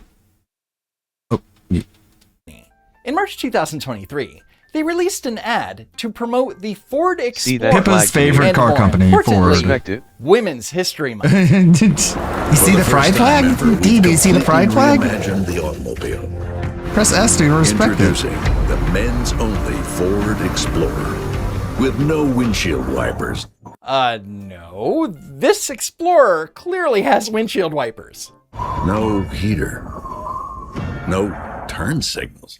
But at the beginning, you see that the Explorer has turn We signals. know women didn't invent turn signals because they never used them. Literally, a rear view mirror. No GPS? Are you kidding? It's missing all the parts created by women. Wow. Whose great idea was that? Clearly, it was a woman's idea. This Women's History Month, Ford salutes the visionary automotive work by women past, present, How is and this going to future. sell cars? Cars? What do you mean cars? And apparently, women have contributed so much to automotive work that they repeatedly used the same photos again and again. Hell, this woman is featured 3 times. Okay, time to unpack all this nonsense, starting with Bryan Cranston's narration. We've completely reimagined the automobile. So by removing the heater, GPS, turn signals, rear view mirror, and windshield wipers, Ford has somehow reimagined the automobile. Makes sense to me, what's your problem? And apparently, women didn't have anything to do with the combustion engine, tires, wheels, windshields, glass, LED headlamps, hydraulics, automatic transmission, anti-lock brakes, side view mirrors. And as it turns out, Ford didn't remove the 360-degree camera with split view display, so I think Pretty drivers sure can some do of without those a things are rear required view by mirror. law. And who invented the rear view mirror, by the way? Well, couldn't tell ya, because apparently Bryan Cranston doesn't care about celebrating the accomplishments of individuals. She was a woman. That's all that matters. But thanks, Brian. No one cares who she was, other than that she was a woman and not a man. Don't worry, men, because as it turns out, Ford put up a companion website for the Men's Only Edition and wrote the following. Explore Men's Only Edition. Yes, you read that right. This Women's History Month, we salute the contributions women have made to the automotive industry by literally taking those contributions out. No heat, no brake lights, no GPS, and no way we'd be here today or where we're going tomorrow without them. Right. So let's explore I am now Ford full of Motor Company's respect. claims that all of these things were created by women, and we'll start with I the am rearview overflowing with mirror. respect now. Although she was a successful auto engineer and businesswoman by day, Dorothy had her sights on something more fast-paced. So the reality is that Dorothy Levitt was a secretary at an English automobile company called D. Napier & Son, and eventually she became the personal assistant to Selwyn Edge, who was a famous racing driver. Dorothy Levitt did not design or develop automobiles, and therefore she was not an auto engineer. But she did race automobiles. One day, when she was flying down the track, a light bulb went off. She held up a small hand mirror and was able to see the guys as she left them in the dust. And that's when the rearview mirror and her racing career took off. So that story That's is gotta what be you would call responsible. romanticized. Levitt, who Not was to take an away accomplished their driver, accomplishments, wrote but a I'm book positive called that if a The- woman hadn't created those things, some dude would have came along, said it Yeah. sucks to be driving in the cold, and fixed that problem. No, and no one ever would have stepped up and had that idea. Woman and If someone has an idea, no one else is allowed to have that same idea, okay? the Car, a chatty little handbook for Only all one- women, one motor person or want to motor. per idea. In the book, Levitt writes, "Sometimes you will wonder if you heard a car behind you. And while the necessity or inclination to look round is rare, you can, with the mirror, see in a flash what is in the rear without losing your forward way and without releasing your right-hand grip of the steering wheel. The mirror should be fairly large to be really useful, and it is better to have one with a handle to it." So Dorothy Levitt is saying that using a mirror to see behind you is helpful. However, in no way is this evidence that she invented the rear view mirror. She's simply writing about using a handheld mirror. And to erase any doubt, ads for dash mirrors appeared in magazines as early as 1908, while Dorothy Levitt wrote about holding a handheld mirror while driving in 1909. And don't you think that if she was an auto engineer like Ford claims, that she would have, engineered a mirror that could attach to the actual car? Come on, get serious.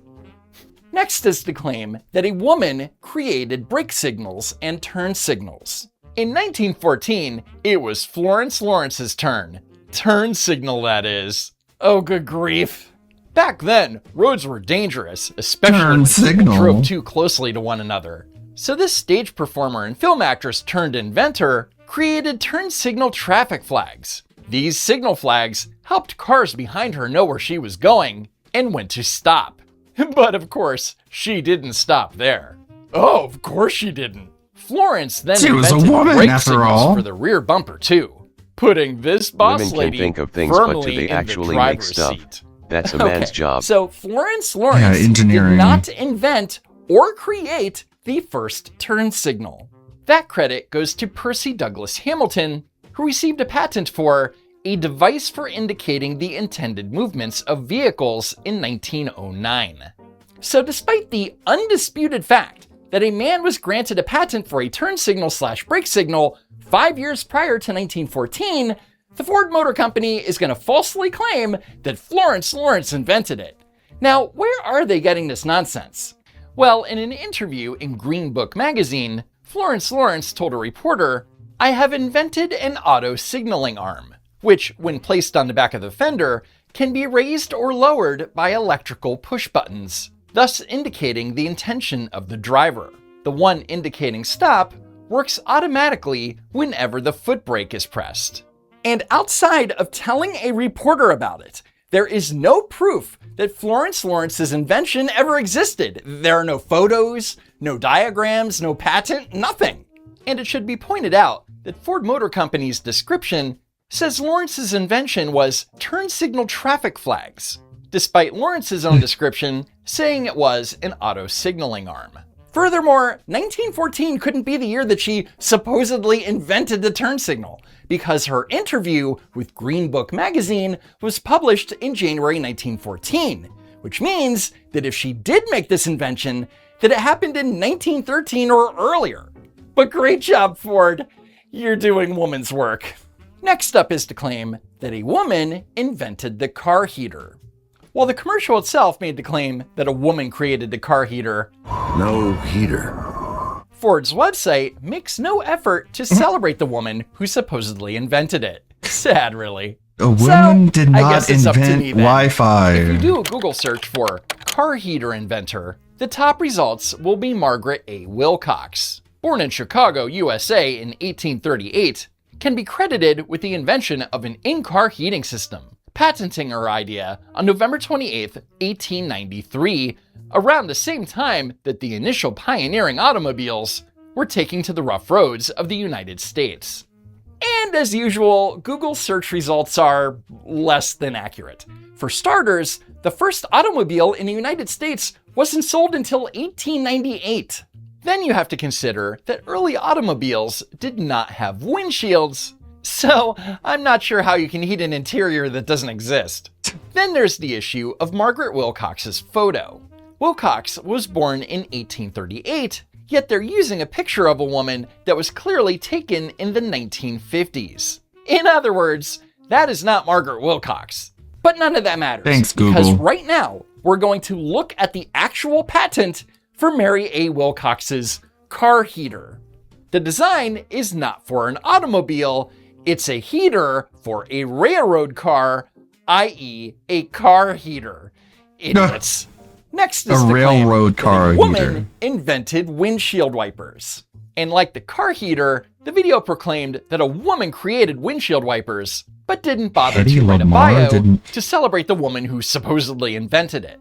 That woman would be Mary Anderson, who was granted a patent in 1903 for her window cleaning device design. However, Mary Anderson didn't create the first window wiper, because according to a patent search, that honor goes to George J. Capewell of Hartford, Connecticut. That's a weird name his for a window woman. cleaner design that included wipers using flexible India rubber strips.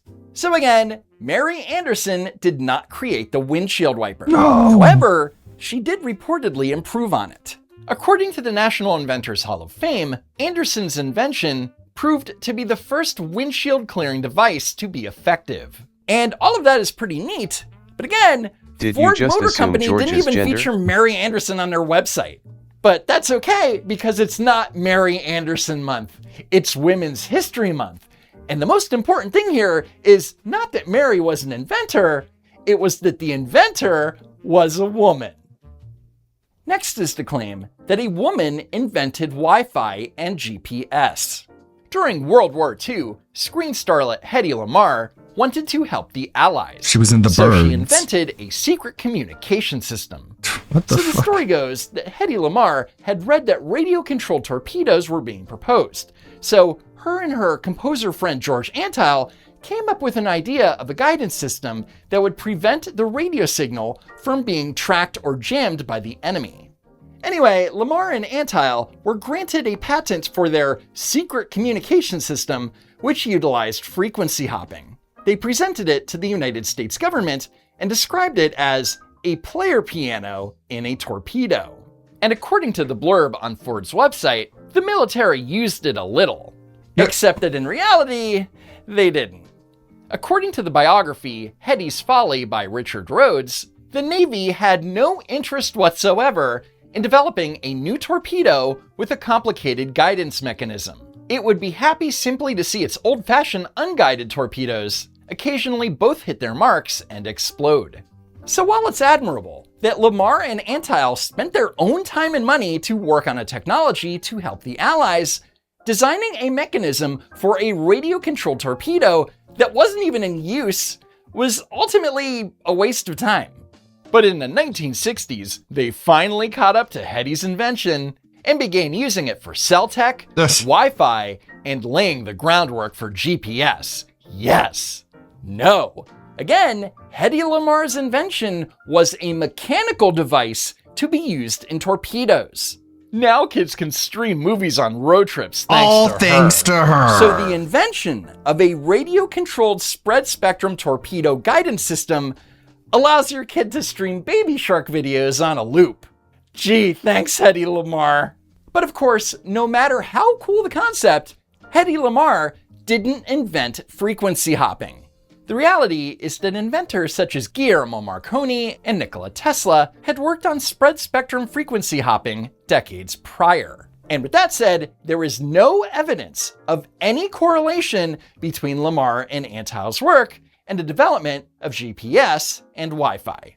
Next is the claim that a woman invented modern I guess it's not enough that she was a movie star. We have to lie about her. Dr. Gladys West, known for her contributions to the mathematical modeling of the shape of the Earth, this brainiac mathematician and hidden figure worked for decades for the US military. Whoa, Brainiac while black? is generally a derogatory term, but great job, Brainiacs. Being in a field entirely dominated by men did not stop Dr. West, however. Yeah, not even the patriarchy could stop Dr. West from doing math. Her data and work on the development of satellite geodesy models became the basis for the modern GPS we use in our cars today. Here's a woman who knew exactly where she was going. Now, while Gladys West did work on the development of computational techniques for detecting satellite positions with precision, and she should be celebrated for her work, Dr. West did not create GPS. The actual inventors, by the way, would be Roger L. Easton of the Naval Research Laboratory, Ivan A. Getting of the Aerospace Corporation, and Bradford Perkinson of the Applied Physics Laboratory. So in summary, this whole exercise was to remove all of the things from the Ford Explorer that women created, and they failed miserably. So ultimately the question is, what was the point? Behold, our latest ad campaign. Are you sure this will help us sell more cars? Cars? Cars? Anyway, that's it for now. Follow me on Twitter at Don'tWalkRun. A very special thanks to Zach for bringing the ad campaign to my attention. And as always, thanks for tuning in, and I hope to see you next time. If there is next time. What, are they going to cancel you? The 90s produced a lot of baffling video games that begged the question, who is this for and why does it exist? One obscure video game that you've probably never heard of is the queen of this question. Rihanna Rouge is a 1997 point-and-click adventure, and one of the very few games in existence to have received an adults-only rating from the ESRB. In fact, there are only 22 others. The game was created by Jillian Bonner, an entrepreneur and Playboy playmate. Rihanna Rouge was unique for its time in that it was predominantly made by women, while also somehow being more comparable to a game like Harvester than, other women-oriented games of the 90s. I know that I say a lot of games are weird, but I mean it. Harvester. Rihanna Rouge has to be up there in the top 5 weirdest games of all time. That, coupled with its adults-only rating, the game really struggled to find an audience. Until me. I am apparently the target audience. I find games like this absolutely fascinating. And I am not exaggerating when I say that Rihanna Rouge is one of the most outlandish and absurd experiences you can have with a video game. So before we get into looking at the game itself, let's talk about the history of how it came to be. To understand how Rihanna Rouge spawned into existence, we must understand its creator. Yes, Jillian Bonner is quite literally a glamour model who takes a good photo, but she also happens to be one of the few women to own her own software company, as well as star in its first title, Rihanna Rouge. Jillian Bonner was quite the advocate for encouraging women to get more into internet and gaming spaces, as they were something that she quite enjoyed. Jillian stated that she intended for women to enjoy Rihanna Rouge just as much as men did. However, I'm not quite sure that the 90s was ready just yet for her vision. Rihanna Rouge features her perception of empowering empowering female sexuality, gritty, brutal 90s game deaths, and one of the most bizarre senses of humor I've ever seen in a game. Jillian, an extremely educated woman with years of IT and computer animation experience, founded Black Dragon Productions in 1992 with the intent of creating Rihanna Rouge. She was involved in almost every aspect of the game's creation, from the aesthetics and art, to the sense of humor, to the adult content. She also starred as the protagonist herself. Jillian is very much the driving force of the company and is well versed in the intricacies of game production.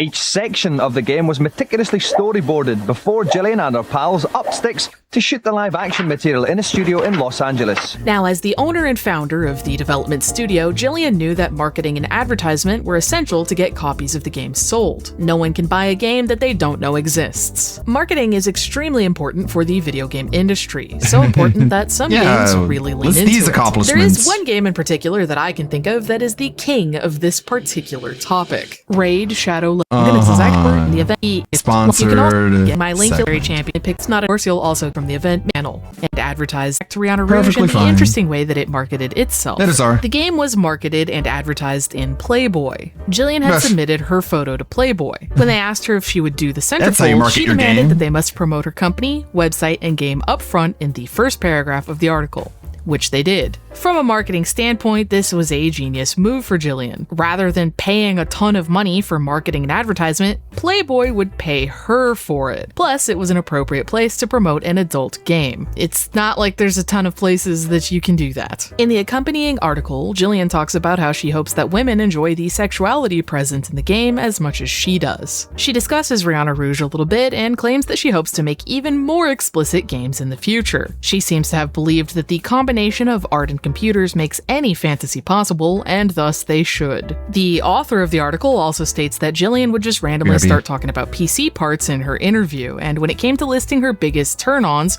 she hand-wrote computers with tons of RAM. Jillian Bonner kind of rules. Now here's the interesting part about the controversial Playboy collaboration. Rihanna Rouge was published and distributed by Eidos Interactive. This company of course also published Tomb Raider. Tomb Raider was the second Eidos game advertised in Playboy, albeit accidentally. Now how do you have an accidental Playboy ad, you might ask? And why was Tomb Raider's advertisement in the magazine so infuriating to its publisher, while Rihanna Rouge's was not? Allow me to tell you the tale of Nell McAndrew. Nell was hired by Eidos as one of Lara Croft's promotional models. The magazine described her as the real-life incarnation of Lara Croft. The cover also featured the Tomb Raider logo. However, literally no one requested permission to use the IP. Eidos threatened a lawsuit against Playboy to have the logo removed. However, the magazines had mostly been distributed and printed already, so the solution for a lot of them was to just slap a sticker over the words Tomb Raider on the cover. Nell was also fired from her role as Lara Croft.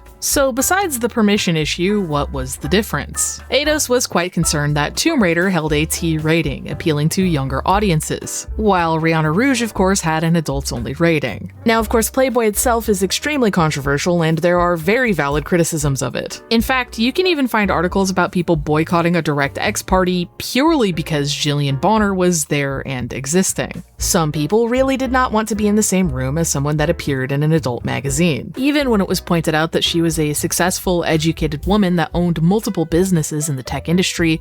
All of that was just totally thrown out the window in some people's minds by the fact that she had chosen to willfully participate in Playboy. And as for the game itself, dissenters accused Rihanna Rouge of being too built for the male gaze and couldn't accept that Jillian just wanted the game to be adult in nature because she liked it and wanted it to be that way. In the promo material for Rihanna Rouge, Jillian frequently describes the adult nature of the game as empowering. So, Rihanna Rouge, what's it all about?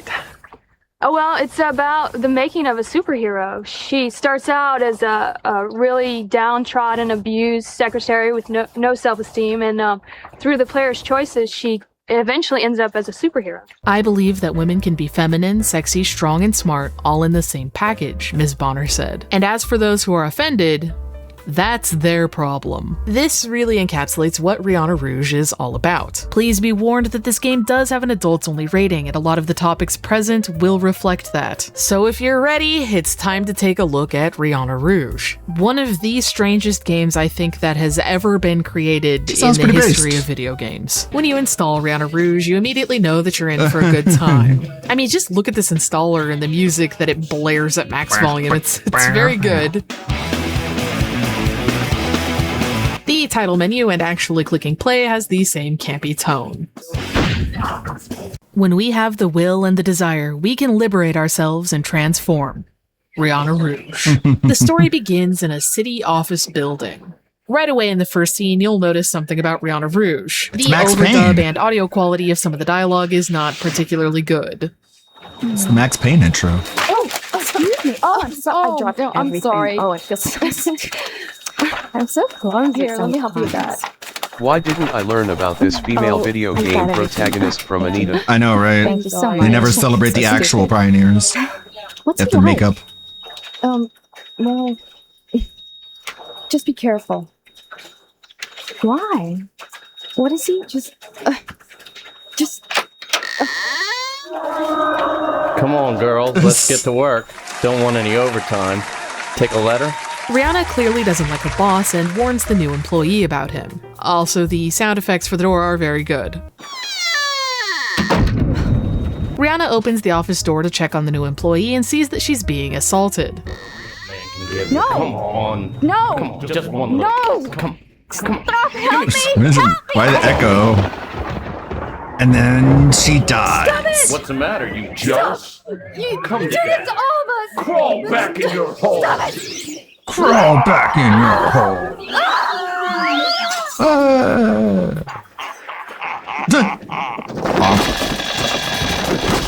After Rihanna falls and the opening credits play, the setting changes entirely. Instead of an office building, we're looking at a vast open desert with a pyramid temple.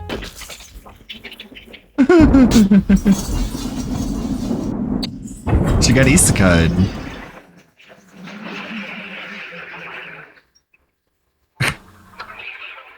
Rihanna, the prophecy is true. You're You've come supposed to to. save us. Who are you? I'm Javelin. I escaped from the castle. I know he's after me. What happened to me? Javelin explains that there's some all-powerful guy after her, and he's poisoning the entire world. He's an evil This is a tyrant, and proud someone has women-only to stop stream. him. What We can I love do? women here and I'm don't just a objectify them secretary. because that's wrong. You're Thumbs up. Rihanna. You can do anything. Rihanna expresses over and over again that she can't stop anyone. She's just a shy, mousy, bookish girl. Wow, watch out, robot spiders. Why? Because the writer said so. They never get explained, so enjoy them while they're here. Javelin explains that the World Maker is found in this temple. It's the key to stopping the evil stranger. But Rihanna doubts herself and insists that she's just a sad, useless little weenie. Javelin tries to reassure her by starting an impromptu cuddle sesh. But the intimate cuddling with the woman she just met is suddenly I'll hug you interrupted for by a bravery. spider yoink. The spiders scan Rihanna and for whatever reason don't take her like they abducted Javelin. They disappear into a portal and this gives Rihanna the motivation she needs. I'm going after her. From here, you can choose one of 3 worlds to visit on this panel. I chose the button on the right. Rihanna gets zapped and sucked into the portal to be transported. She also transforms. No longer is she a normal, dull secretary. Oh, She's got more okay. hair and a provocative outfit.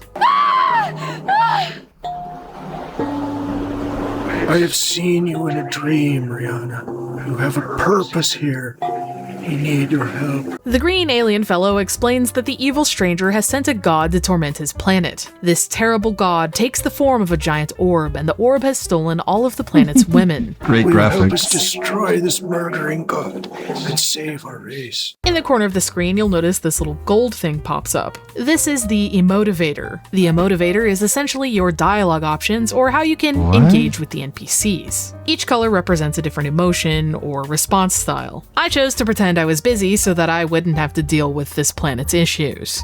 Well, I have to help this other person, and they really are expecting me to get them out of this deal, and it's just... Shame.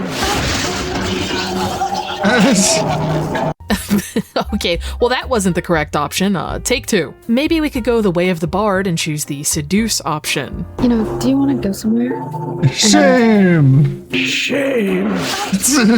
The correct response is to ask him for more information. He'll then tell you about all these items that you need to collect in order to defeat the orb. A gourd for you. Go, Rihanna. Good gourd. These male aliens look like they were created in spore, if you know what I mean. And some of them aren't doing too hot. Come on. Hey, come on. Also, this entire planet is just visually disgusting. Black. Ew.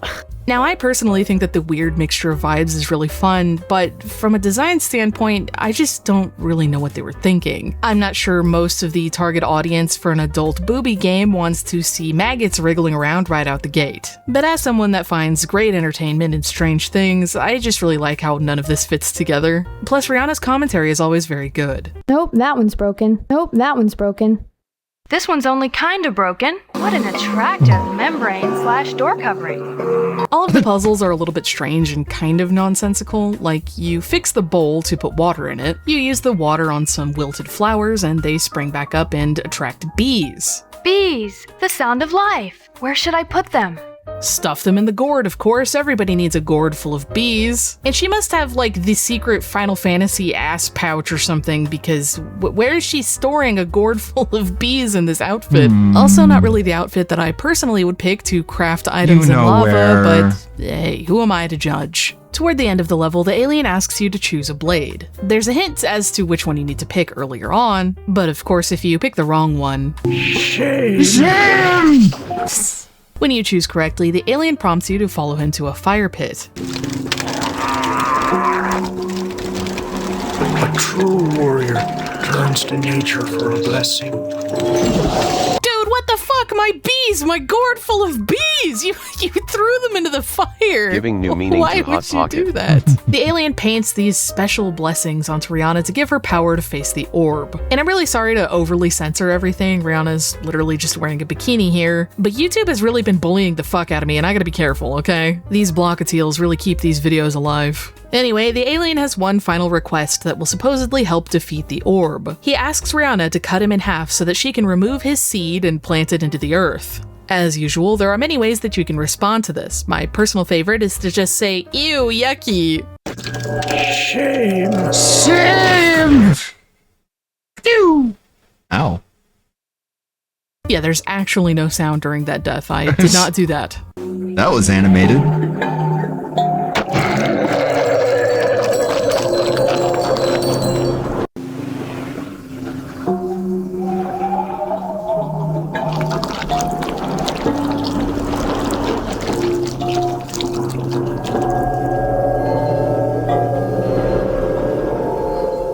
Okay. Planting the seed grows a tree, and the tree gives you a spiky little fruit. I hope this fruit will protect me. A new Now I hairstyle. understand. Of course.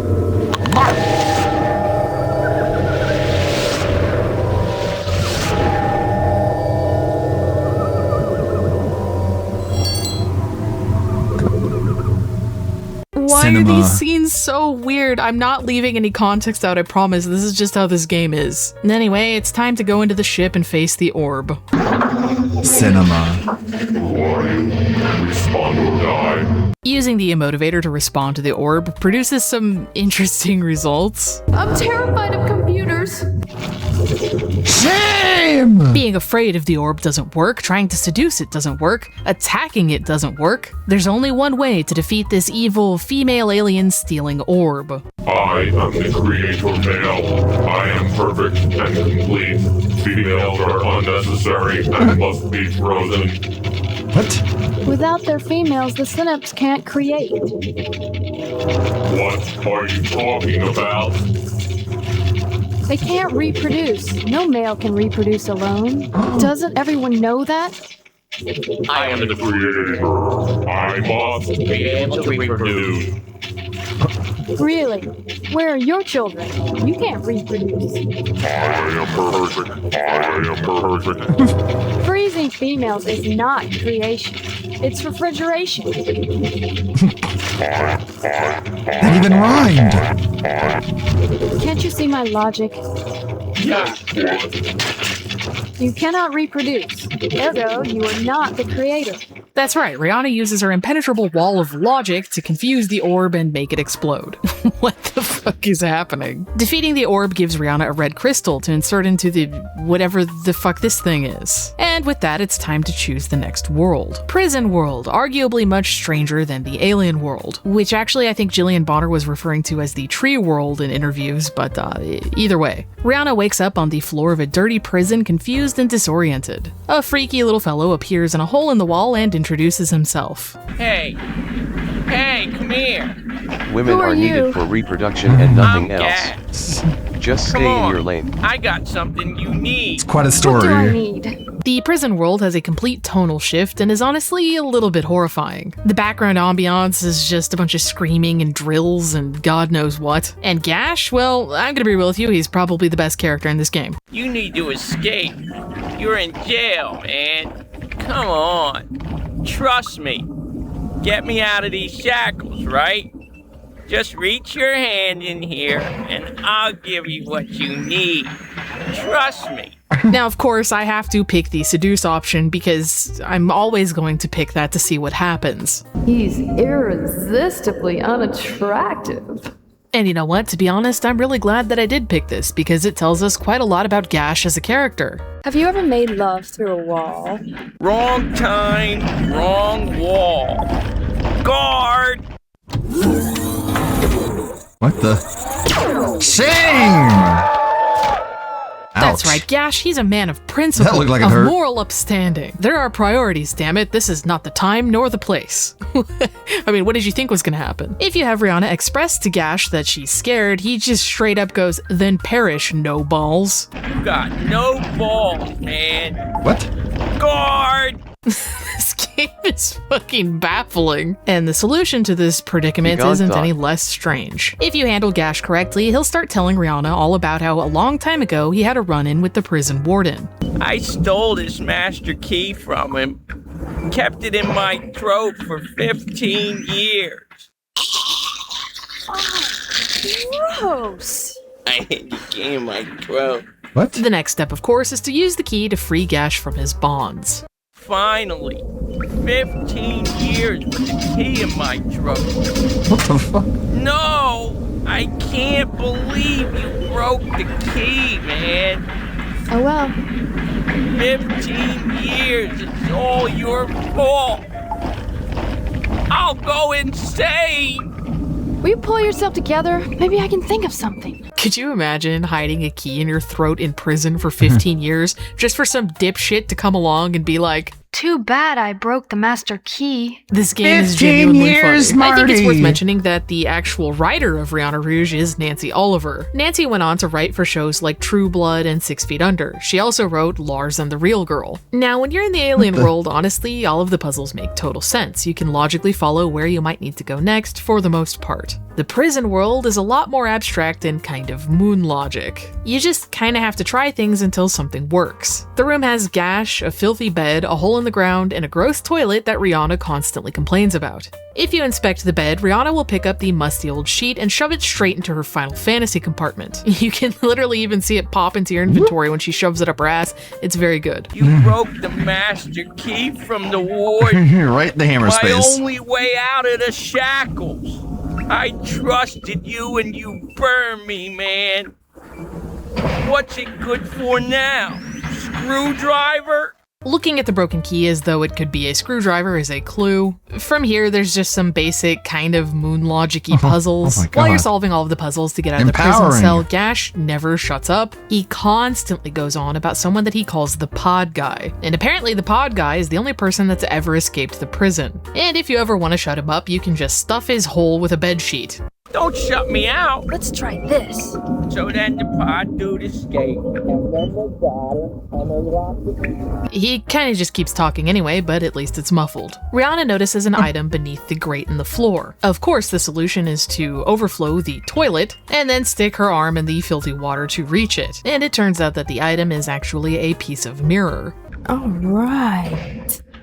As Gash unintentionally recommended, you can use the broken key to open up a control panel. This panel opens up the prison gate to a wall of lasers. And if there's one thing that Resident Evil taught me, it's that lasers hurt. Fortunately, we have a mirror shard. That works.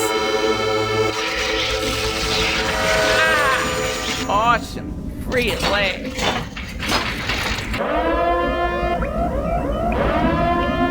Sorry, Rihanna.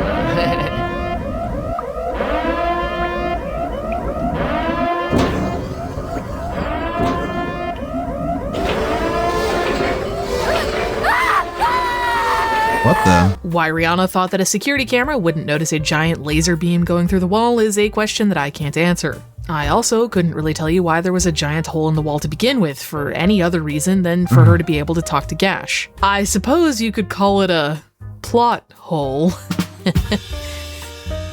Anyway, Rihanna is captured and dragged down the hall by an evil prison robot. On the way to wherever the robot is taking her, she sees Javelin, except for she's evil for some reason. Help me, Rihanna. You're my only hope. No, you're not missing any context that just happens out of nowhere. I'm telling you guys, this game is the funniest shit ever. Rihanna is Did they clobbered forget over the to head give her by the robot, direction? and when she comes to, she's in a room on a torture rack with this guy. How did Gash escape? Whoever this is very invested as to how Gash escaped, but most importantly... Well, did he reach the pod, dude? The lever.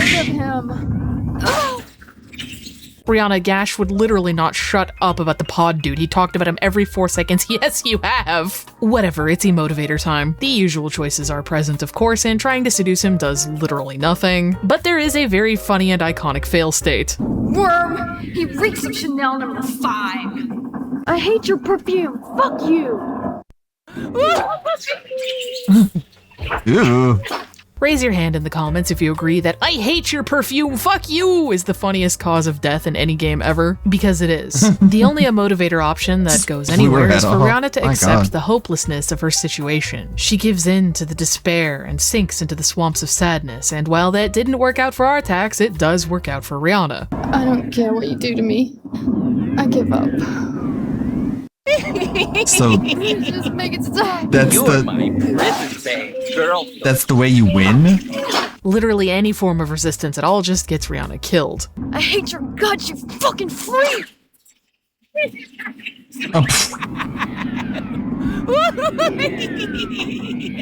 Rihanna tries everything to convince Prison Guy not to kill her. Nothing seems to work. But if there's one thing you take away from Rihanna Rouge, if you find yourself with no options left, and you feel like you're just spinning your wheels, if some guy is tormenting you and all hope is seemingly lost, there's always at least one glimmer of light in the darkness. And I want to live with you and wear matching outfits and...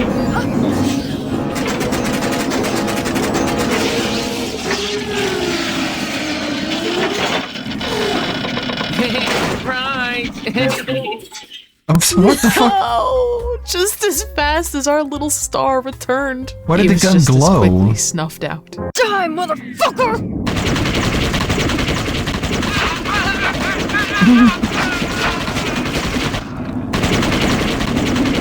Empowerment. Rihanna loots Prison Guy and a robot for some more puzzle items. And then it's time to say goodbye one last time to our dear friend Gash. I just need a hug. Gash, you saved me. It's all about trust.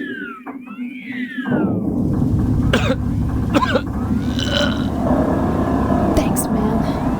No, stop. I broke his key and he saved me anyway. Gash, he had so much more to live for. This one's going straight into the top 10 saddest anime deaths of all time. I have to go on. We have to go on for Gash now. And this hallway's fucking crazy, I'll tell you what. It's full of robots and, like, weirdly timed QTE bullshit. I died like a billion times. Oh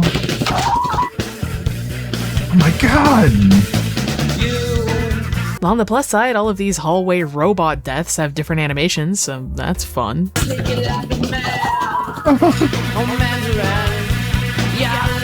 At a certain point, I though, wonder the if game must indie have devs thought are that it gonna, fucked like- up too many times because it just auto-walked I wonder if indie devs are ever going to revisit this particular specific aesthetic. me through the hallway in this weird Because I don't think they make them like this anymore. little scene. Even if you look really obscure. Like, I didn't have to But I haven't looked, so I could be wrong. do the QTEs anymore. It was like, okay, stop, you're embarrassing me. We'll take you through this, don't worry. Also, apparently this prison is underwater, and this game's music actually kind of slaps. Oh my god, you guys, it's happening. Is that a pod? Could this be Pod Dude? I hope you escape, Rihanna. We can be free. The podium beside you will release us, but the code is too complex for a normal human brain. You must give me control of your mind and body.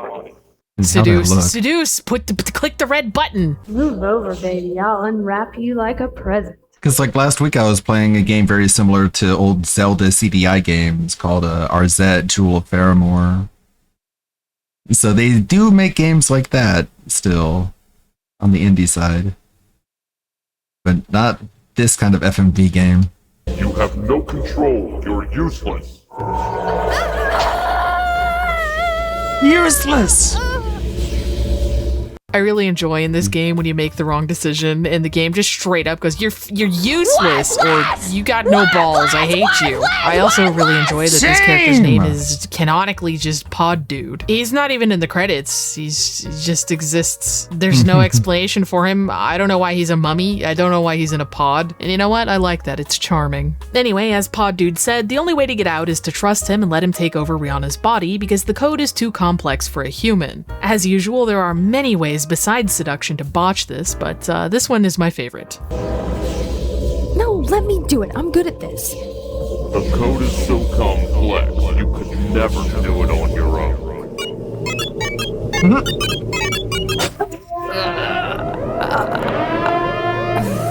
Well, Gash did say it's all about trust, and he really liked Pod Dude, so here we go. Take me.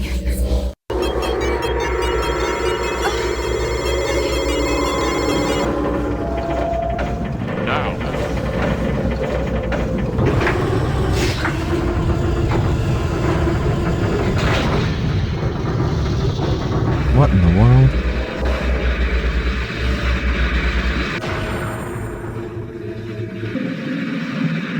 It's like hard to recreate this level of jankiness.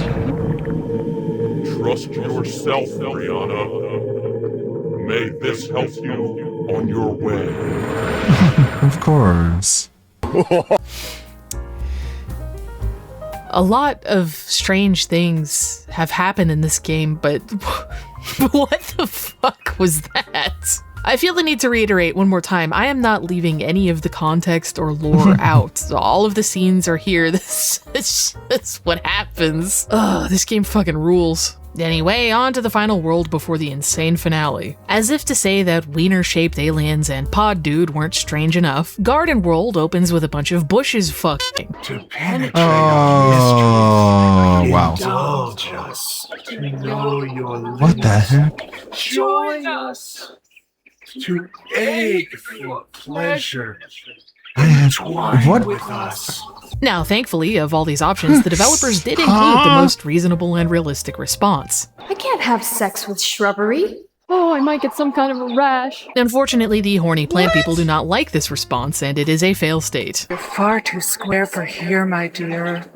Get out of here, die. Shut up, I'm coming in anyway.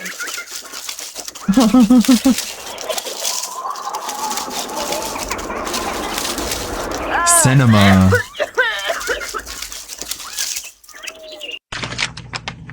Well, I don't know what I expected. Perhaps threatening them will work? All I need is a weed whacker. I'll prune you into poodles. Yeah, they don't like that either. Well, it looks like our seduce option might actually work for once. I love your long vines. Let's entwine. You are one of us. Come. One of us meaning what exactly? Great writing. A plant fucker? Oh god, this video is gonna make the plant people appear in the Discord server.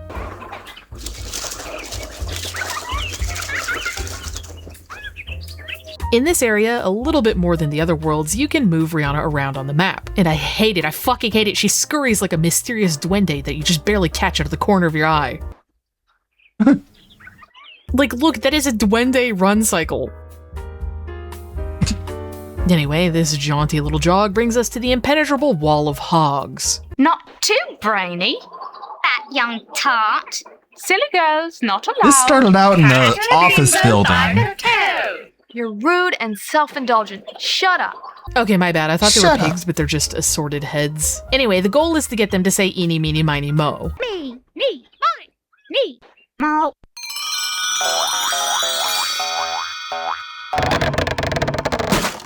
The next area is one of the Of strangest course. puzzles in the game. Not really the puzzle itself, I suppose, but what can happen if you fail. A table full of food sits on a platform. Rihanna can feast upon any of the food on the table. Some of the foods make the platform go up, and others make the platform go down. There's hints as to which order the food should be eaten. I did see this one.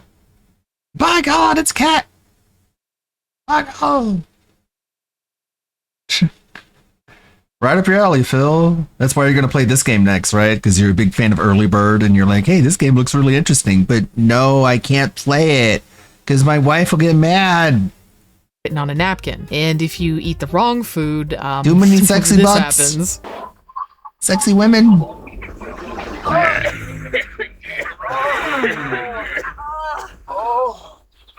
Wow. And of course, naturally, eating the incorrect food twice plunges Rihanna straight to hell. That food girl, I like how her yes. scream as she descends into the fire is so neutral. Like she has the conviction of a character from The Town with No Name. Caramba, that really hurt. Oh, I've got a follower now, so bye. If you thought things might make a little more sense at the top of this cliff, think again. Rihanna discovers a fountain and the water speaks to her. Darling, you look not so fresh. Wouldn't you rather look like me? Looks are everything, darling. Drink from me. Drink my secrets. However, if you do as the water asks and actually drink from it, it laughs at you, and it doesn't go well.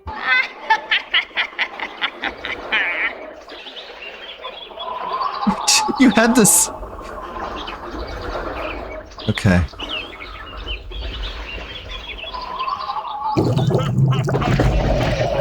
What the fuck? Instead, you'll want to drink from the weird little statue on top that tells you not to. Talk to the reflection. I'm not good looking. Never was. Never will be. Never get anywhere drinking from me. Don't drink from me if you want better paying jobs or more attention in the classroom. Nope. I'm not your water boy. The humble statue with no confidence actually dispenses Chad Alpha water. You have saved me from enchantment, and your gift is in the pool. What? Hey, what's this? I'm glad you asked. Why, it's a snakehead tile. Obviously for a tile puzzle. The worst kind of puzzle. I'm glad that we could help that statue, though. Seemed kind of sad. Ooh, buns of granite. The snake tile puzzle itself is not particularly interesting, because no tile puzzle is particularly interesting, but it does open up a gate to an area with a bunch of flowers. If you fail this puzzle, Rihanna will literally sneeze her face smooth off.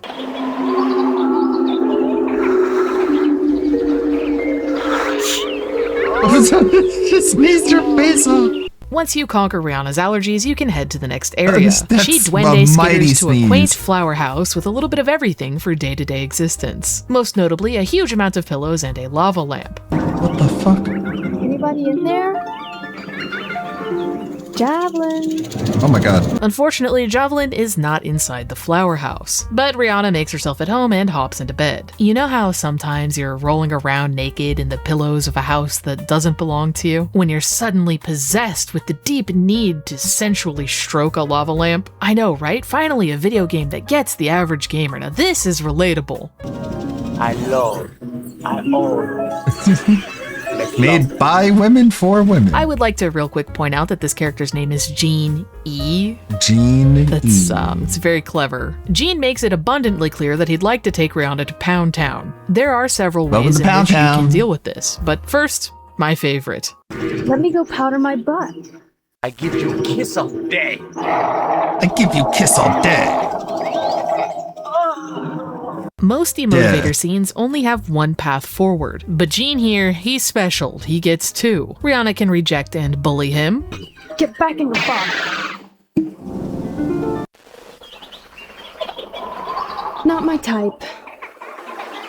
She can also choose to seduce him. There's a lot of elements to this game that earned it its adults-only rating, but this scene with Jean is definitely the major contributor. Obviously, I can't show any of it, but this is a full adult scene that runs for over a minute. And by full adult scene, I mean Gene E gets more than just his lava lamp stroke. How did I never You know what? hear I'm not gonna about make that this? joke. I have reflected and grown as a person since I started that sentence. Unfortunately for Gene, he is actually an inventory item, and we do need him to be in his lamp for the game to continue forward. Thus, the adult scene ends abruptly just for Rihanna to shove him in the lamp anyway.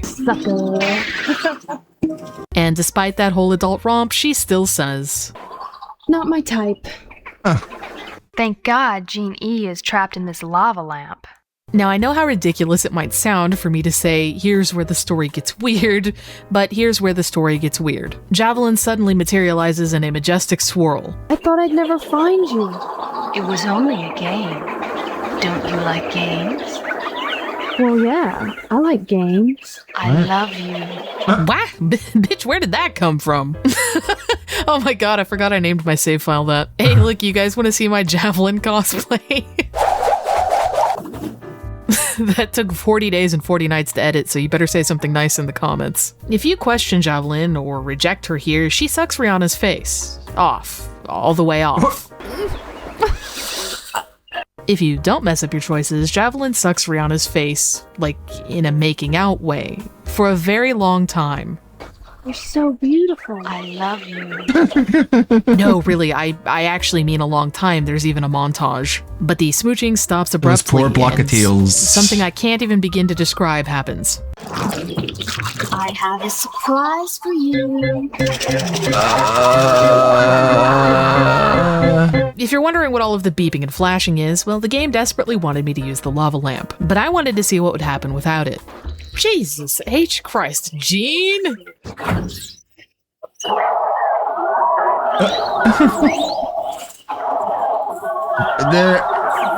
Go fight and fly. Raise your hand if that was the coolest battle sequence you've ever seen in a video game. Get the fuck out of here, Dion Final Fantasy 16. You're no longer the coolest fight. Gene's lava lamp transmutes itself into the final Chaos Emerald, which of course grants us access to the grand finale. Rihanna wakes up in a void next to a statue that mysteriously features the Rihanna Rouge logo, much like her current outfit. The atmosphere here really feels like it's building up to some kind of huge climax. She triumphantly takes a sword from the statue.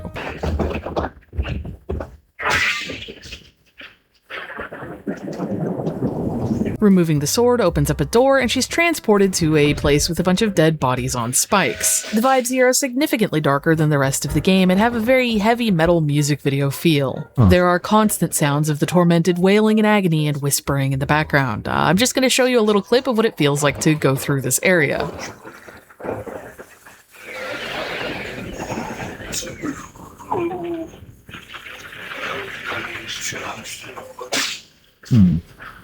Dark. I really like the style of this game. I think it looks cool. Just look at those knockers. You can't tell me you wouldn't want a front door like this at your house. The tension rises as Rihanna makes her way into the castle, only to be stopped in her tracks. I've seen you in a dream, Rihanna. I've seen you in a nightmare. Good comeback. Hey, baby. Take a letter. What? Wow. Just like that. Splat. And suddenly he's standing.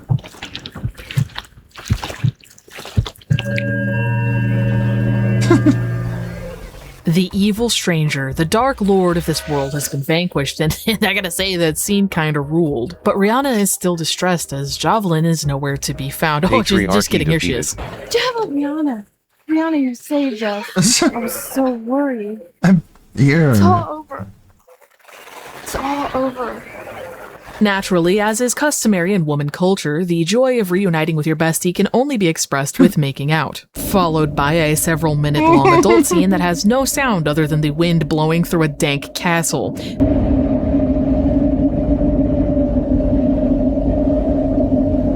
You don't understand that is literally the only sound for several minutes of graphic adult scene. I don't know why that's really funny to me, but it is. Hey man, we gotta do the audio design for the lesbian sex scene. The bellowing ambience of a corpse-filled castle is good enough. Don't worry about voice acting or sound effects or nothing, the people will love it. Rihanna's clothing also likes to teleport back onto her. She goes from butt naked to this in the blink of an eye.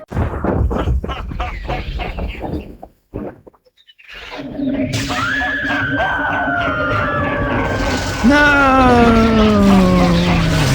The evil stranger, being alive enough to steal Javelin once more, fills Rihanna with an unbound fury. Thus beginning the coolest sequence in the game. When I first heard the sound, there was no one receiving. What in the world? So I thought I could drown. We need this re-released on Steam yesterday. The entire castle sequence has this music blaring over top, and it's really dorky and fun. Throughout the castle, there are trapdoors. Unfortunately, none of them kill Rihanna in fun ways, they just kinda do this. In addition to the trapdoors, weird pervert men will periodically appear to serve as the castle's enemies. Dealing with this one incorrectly gets you spanked to death in the most cursed way.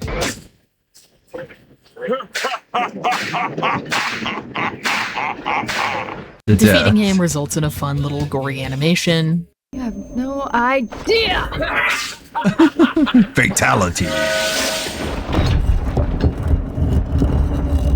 There are several of these little guys to vanquish before you get to the final area. You looked happy.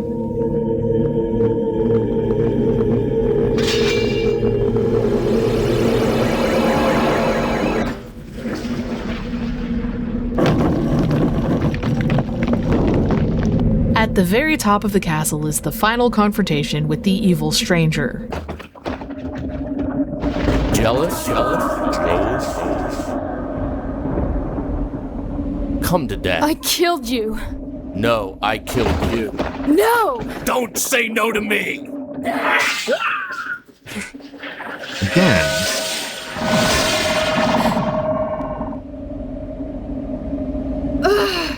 This is the real me. You are a weak little man. Yes, but don't you feel sorry for me? This is our final use of the emotivator, and using it incorrectly, well, as usual, results in death. Yes, I do.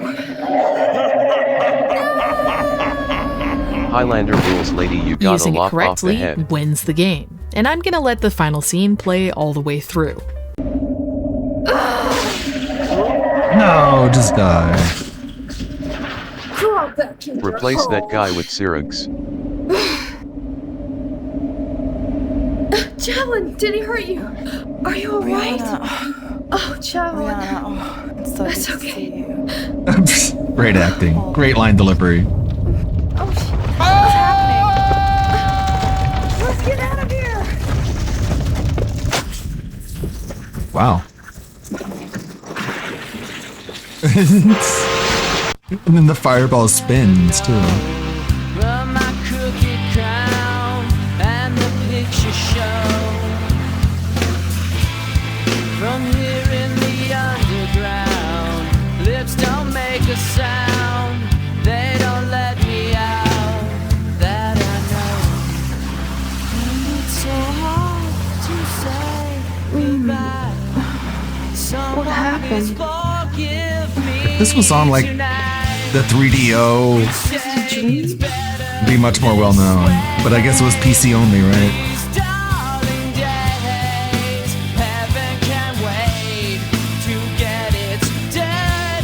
So she lived from being Wait. Didn't she fall from a building? Yeah. Empowerment. This is not the end.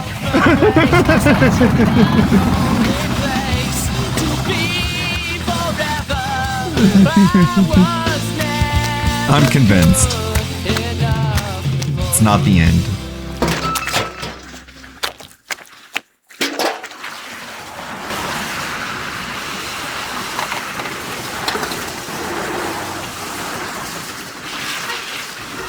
The heck? This game was published by Eidos, which means at some point Square Enix owned the rights to it. Thank God they didn't know that at the time. And they probably forgot.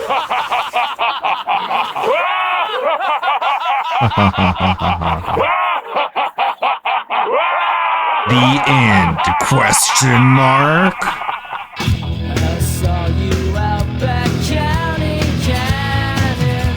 And there you have it, the story of Rihanna Rouge 1. Obviously, there were implications for a sequel. This is not the end. Unfortunately, that sequel never came to be, but it is really interesting, so let's talk about it for a moment. First and foremost, the reason we never got a second Rihanna Rouge game is probably pretty obvious. The game itself is very strange, a bit flawed, and had a very hard time finding a target audience. An adults-only rating meant that it couldn't be sold in stores. Retailers like Walmart and things like that wouldn't put it on their shelf. In the 90s, that was a huge problem. Almost nobody was buying games online. This resulted in very, very few sales. The game, as we discussed earlier, was also quite controversial. A good portion of the people that did know about the game's existence had a problem with it. The original Black Dragon website was very well preserved, and there's a lot of information posted there as to what Rihanna Rouge 2 would have been. And to be honest with you, it's really fucking weird. Rihanna Rouge 2 is the second in Black Dragon's Rihanna Rouge series. RR2 will employ a strong, complex structure which creates opportunities for innovation and greater sophistication in terms of gameplay and mature themes. Where Rihanna Rouge 1 was a combination of live-action, video, and CG elements, Rihanna Rouge 2 will be entirely computer-generated. We feel that the Rihanna Rouge character was firmly established by video in RR1, and that moving to the complete CG format, with complete control over the character,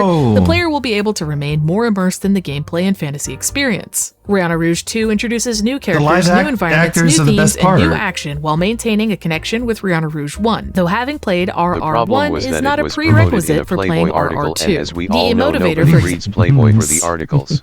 Example will still be an element, but in a more evolved form, offering different choices and multiple functions. Where the first game focused on Rihanna earning her powers, the second game concentrates on the application and augmentation of these powers and the acquisition of new powers. RR2 like if you want porn, you already got the Playboy in your hand. If you want to play a video game, you got other better games. Who places Rihanna back in the real world, where she must identify her enemies and allies and expand her sphere of influence not only to the real world, but to the other less tangible realms as well. In Rihanna Rouge 2, sexuality is treated as a power, male and female. There will be no non-consensual scenes in Rihanna Rouge 2, but there will be occasions for interactive discrimination.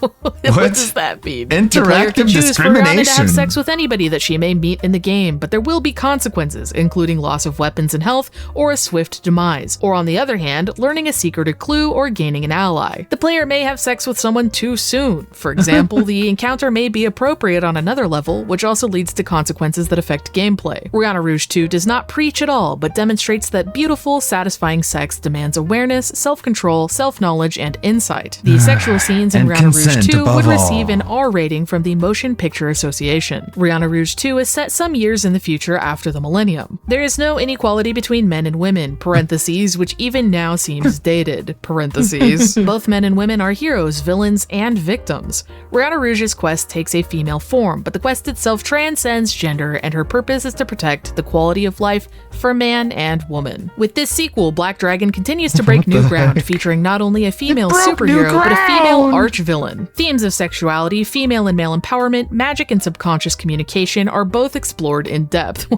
Some of these things are not like the other. This retains Rihanna Rouge's connection with the unusual and fantastic. Coupled with the proper engine, for example, the engine used in Eidos' Tomb Raider 2, Rihanna Rouge will combine gaming elements and perspectives that have never before appeared together in a single game. Obviously, this game was going to be very ambitious. They had a lot planned. Black Dragon basically wanted to make Tomb Raider where you can bang all of the NPCs with an emphasis on narrative choice. That is quite something, and I for one am genuinely sad that this game will never see the light of day. I think it would have been very funny. I'd like to talk about some final thoughts on Rihanna Rouge as well, because I think that it's a very interesting game that sparks an interesting discussion. Some people are going to view a game like this as empowering or entertaining, and others are going to view it as shameful and harmful. While Rihanna Rouge is clearly a bizarre and honestly kind of scuffed game, I think that when you take everything into context about how it was promoted, why it was made, who it was made by, and all of that, it actually addresses the question of, is sexuality good or bad, in a surprisingly eloquent way. I think that Rihanna Rouge, and probably Jillian Bonner herself based on comments she's made in interviews, would probably not be able to answer the question, is sexuality in media good, with a simple yes or no. To me, Rihanna Rouge is about not throwing the baby out with the bathwater. The game acknowledges both sides of the coin. On one hand, you have an evil boss exploiting people beneath him, and the game doesn't try to pretend that this type of thing doesn't exist. However, on the other side, you have Rihanna just doing her thing, and she never blames sexuality itself. On the contrary, she finds a lot of enjoyment in it. The adult themes in the game aren't ever presented as the problem. The individuals that are evil enough to exploit and abuse other people are the problem.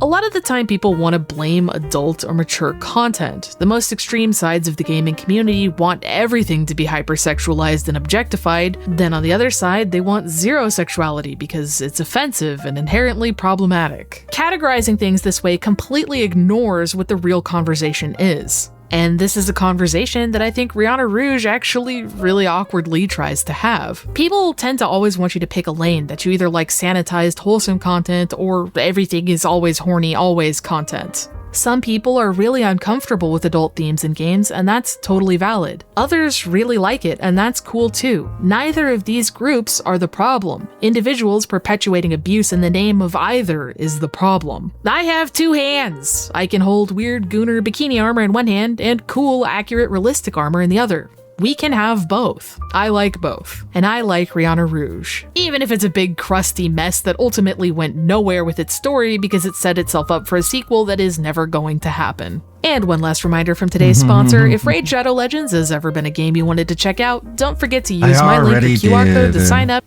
I already did. Unfortunately, they don't give you new sign-in bonuses, only for the first time.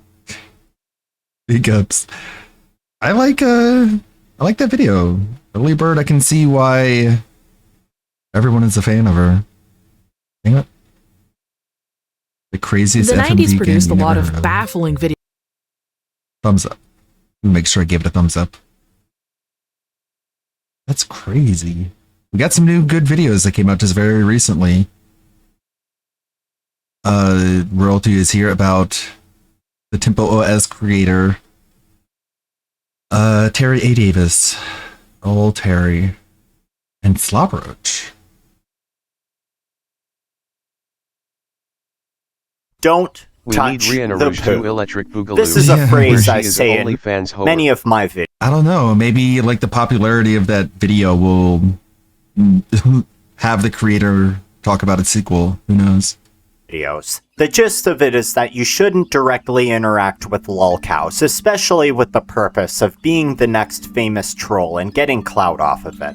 People who obsess over lolcows often end up becoming lolcows themselves, or at the very least, they become hated and their legacy is a very bad one. However, there are exceptions to the rule. There's a reason why some famous trolls are popular and looked back on fondly, such as Liquid Chris and Music Biz Marty. There are also cases where you're put into positions where you have to interact with a lolcow, because a lot of lolcows don't just stay inside all day and will actually go outside. Also, I want to talk about when it's ethical to take action against lolcows and how to do it properly without looking... Oh my god, for a second there I thought that was Ken Penders. It looked a lot like him. ...inside all day and will actually go But outside. no, Also, it's white power. White power Chris Chan in the white power armor. I want to talk the about White Ranger power armor. Sorry. When it's make sure I get it right. Ethical to take in a dress. White power Ranger in a dress. Take action against lolcows and how to do it properly without looking like a vigilante or an attention-seeking lolcow yourself. Let's go. First, I want to talk about certain classic trolls and what they did well. When a lolcow emerges onto the internet, they haven't hit the mainstream internet discourse, so they're often targeted for trolling by those who are more online but also understand the limits of what is and isn't funny.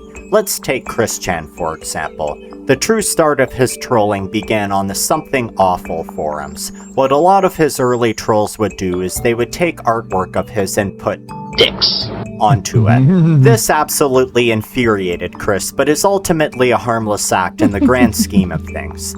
Then Chris posted a pornographic drawing of his friend Megan and all hell broke loose. Clyde Cash would pretend to be conspiring to make sure Chris never got laid. Alec Benson Leary would create a parody comic of Chris Chan's Sonichu series, and most famously, Liquid Chris would pretend that he was the real Chris Chan and his identity was being stolen from that dastardly Ian Brandon Anderson. The thing is, while a lot of their trolling against Chris was quite antagonistic, it was basically all done online. They never actually interacted with Chris in person, to my knowledge. There is one exception to this rule, the man in the pickle suit. But why is he so beloved despite going out of his way to see Chris in real life? Well, it was just a one-off thing, and he didn't actually talk to Chris. He just talked to Chris's date, who couldn't resist the urge of this tall, green, handsome fellow. And he only did this once. It's not like he was routinely stalking him. He came in, pulled his prank, and did a couple of follow-up videos, and then dipped. The same thing with Liquid Chris and Clyde Cash. If you're going to touch the poo, it's very important to not overstay your welcome. Now let's compare how Chris Chan trolls acted after the Golden Age. These people were widely hated and often considered lolcows themselves. What made the Golden Age trolls so iconic was that they were original. They weren't just trying to copy anyone for clout. They didn't have any self-righteous attitudes about their trolling, they were just having fun. The amount of trolls Chris Chan had meant that any attempts afterwards would just be pale imitations to what was already done. When people trolled Chris after the early 2010s, it came off as either tryhard, attention-seeking, stalker-like, beating a dead horse, or just plain cringe. For example, Chris had a date with a lady named Catherine, and a troll had accompanied Kat, pretending to be her cousin, buddy trolling Chris the whole way. However, that wasn't enough. He really wanted something of substance. So he decided to go through Chris's trash to find old papers and documents from his earlier days. Yep, he literally climbed through garbage to steal stuff from Chris. There's a reason why this is his picture on the quickie. There are other examples of this as well. These people are often considered weens who are low-effort trolls who ultimately fail at what they do. They're the kind of people to yell "Jule" at Chris either in his comments or worse, in real life. Another legendary troll is Music Biz Marty. Marty had encountered Cyrax after seeing another woman talk about how Chance was stalking and harassing her. What happened next wasn't that Marty came after Cyrax, it was the reverse. Cyrax had declared Marty public enemy number 1, and Marty began accepting invites to Cyrax's streams. Every time these happened, Music Biz Marty would be talking with Cyrax calmly, while Cyrax was acting extremely unhinged, screaming, saying the N-word, taking his pants off, etc. The art in Marty's trolling was that he was barely even trying. Cyrax was getting himself all worked up. Now, Marty did interact with Chance in real life. However, in my original video on Cyrax, I got one thing wrong. I said that Marty rented an Airbnb on Cyrax's street and showed up at his house. What actually happened was that Marty rented an Airbnb in Akron and just sat on his front porch with his live stream running. It was actually Chance that showed up to Marty's place, traveling across his town to fight the king of Akron.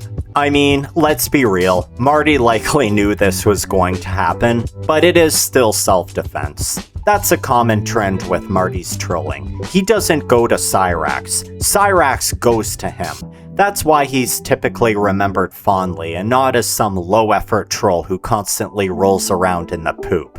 May he rest in peace. Mm-hmm. Now, I've talked about immature trolls who touch the poop by trying to get attention, but what about those who think they're doing some sort of good? Certain lolcows can be absolutely horrible people who get off scot-free with their actions. So some people have the mentality that any mistreatment against them is deserved because the law isn't doing anything to punish them. This is when you cross the line between regular trolling and vigilantism. And chances are, if someone is willing to go out of their way to maliciously attack certain lolcows, they likely have skeletons in their closet as well. One example is Anthony Logato, a troll who had a particular hate boner for Chris way back in the day. He would even go as far as to argue that Chris is like Hitler. Keep in mind that this was all before Chris did that to his mother. This hatred was so infamous that a term was created to describe anyone with an obsessive hate boner for another lolcow, A-Log, named after his name, obviously. Thankfully, Logato has moved on from this kind of behavior, denouncing his old ways and swearing to never go back. However, others have not followed this path and have remained A-loggers. The problem with vigilante trolling is that it paints the lolcow as being the victim and can even impede the ability for law enforcement to get justice against them, even if they're proven predators. Jadeon, as well as so-called predator hunters, are a good example of this. Because the law generally sides with innocent before proven guilty, many targets of predator hunting can actually successfully argue that they were entrapped. The evidence gathered by the predator hunters rarely meets the sufficient standards to be shown in court as well. Even Chris Hansen was criticized for this. So what can people actually do if there is a predator out on the prowl looking for their next victim? Well, trolling usually doesn't help. However, that doesn't mean we can't do anything. Spreading awareness of these kinds of people is obviously a very good thing, but we can also put pressure on those hosting or supporting these scumbags. For example, when Chris Chan got out of jail for boinking his mother, many people felt like justice truly wasn't served. Chris was still in public even after what he did. However, he also likes attending certain conventions and public events. Putting pressure on these events to ban him from entering is one method of action that I support. It helps make sure that he's not welcome in the spaces he likes the most, because nobody wants mommy abusers there. Sometimes, though, an emergency happens and action needs to be taken to prevent harm. I'm not just talking about calling the police. Before he was arrested, Daniel Larson once thought it would be a good idea to adopt a full-grown German Shepherd dog. This was a gigantic mistake the shelter made, and I don't know how they didn't take one look at this guy and tell him to f*** off. The weather during the day was over 90 degrees and he was barely feeding or watering her. Daniel can't even take proper care of himself alone, let alone a dog who's a high-maintenance breed. This is the kind of situation where if the trolls didn't intervene at all, the dog would likely be dead. What did they do? Well, the former manager Flexburger, as well as a few others, created a team to find Daniel and take his dog away, and thankfully, it was successful. This obviously drove Daniel absolutely mad as he had an explosive meltdown, but what matters is that a canine life was saved. To properly justify this kind of action, doing it for clout and attention or to make a name for yourself enters the harassment and touching the poo territory. You have to have good intentions, and most importantly, you have to be low profile when doing it and try to remain anonymous. Even if you end up doing a good thing, you're not some infallible savior. You chose to touch the poo for the greater good, and although you helped out, your hands are still dirty. So stand down for now and wash your hands.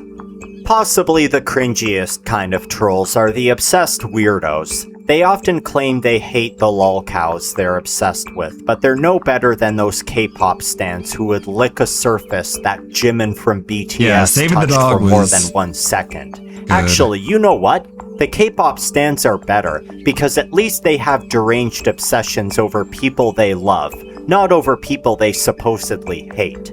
These are usually the kind of people who go out of their way to interact with lolcows in person, and they're usually immature teenagers who weren't disciplined enough as kids. Daniel Larsson got a lot of these kinds of people back in the day who were trying to interact with him in real life. One of them actually became his manager and is the one we know as Clark today. Plenty of people do this to Chris Chan as well, like when they go to his house and knock on his door and stuff. Recently, Nova Online has been getting a lot of these kind of people showing up at his property. One of these so-called trolls wanted to pretend to be his best friend by mowing his lawn. Imagine trolling someone by being their work slave. Like, what the hell? And of course, there are also the takeover events, where the first one got a funny moment, but the second one was just cringe. Don't show up to these people's houses, guys. Possibly the biggest example of this is the trolling against Drachenlord. Man, German trolls are next level. Going to a degenerate man's house just to play games, set off fireworks, break his windows. Maybe I'm missing something, but this isn't just touching the poo. This is rolling around in the shit and making sure it gets everywhere. Maybe there's more to the story though, and my German audience members can explain it to me. Speaking of which, I want to do an entire history video on Drachenlord eventually, but sourcing is an issue since it all tends to be in German, and I'm a monolingual loser. I don't know if there's a bullet list timeline or biography that's similar to the Quickie or the Dale dossier, but if that exists and it can be translated, it would mean the absolute world to me, and I could get it out sooner than later. That tangent aside, let's look at what happens when next-level lolcows get obsessed with existing cows. Jacob Sockness.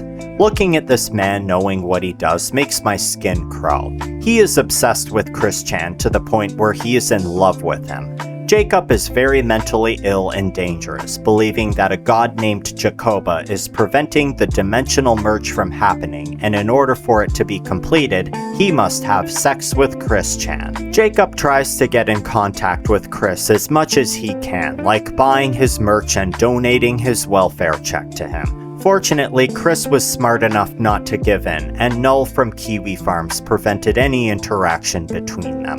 Oh, and speaking of which, don't buy anything from these people. First of all, buying a Sonichu medallion will get you cursed as it has a history of doing that. Second of all, these people do not spend their money wisely. There are multiple instances of lolcows using the little money they've earned to buy sex toys. And sure enough, Chris has negative $200 in his bank account because I happen to know what his last purchases were. I don't think many people know this because I don't think I've told many people. Chris has been buying sex toys like a lot this year because he gave me access to his email and he just doesn't give a f. So he's like on adamandeve.com buying sex toys and shit. I've been requested many times to make a lolcows and money video. However, the money spending habits of lolcows is so bad that I'm going to need to do a lolcows and money series.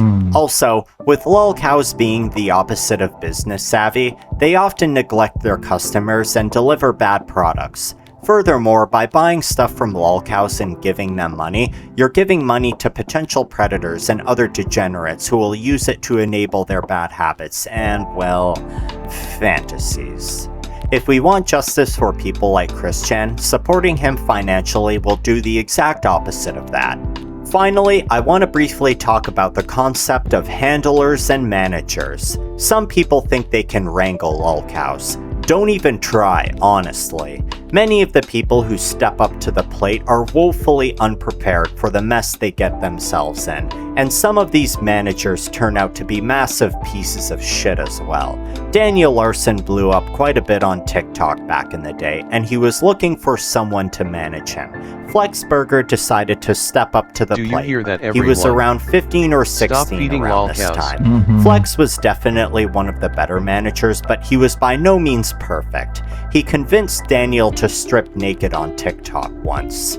However, for all my criticisms of him, he's the reason why we know all about Daniel's pedophilic tendencies. Flex would follow the philosophy of not overstaying your welcome and would drop out as soon as he learned about these sick desires Daniel has. Now, he acts more as a reporter and documentary than a troll. Other managers, however, decided to start rolling around in the shit. Enter in Clark.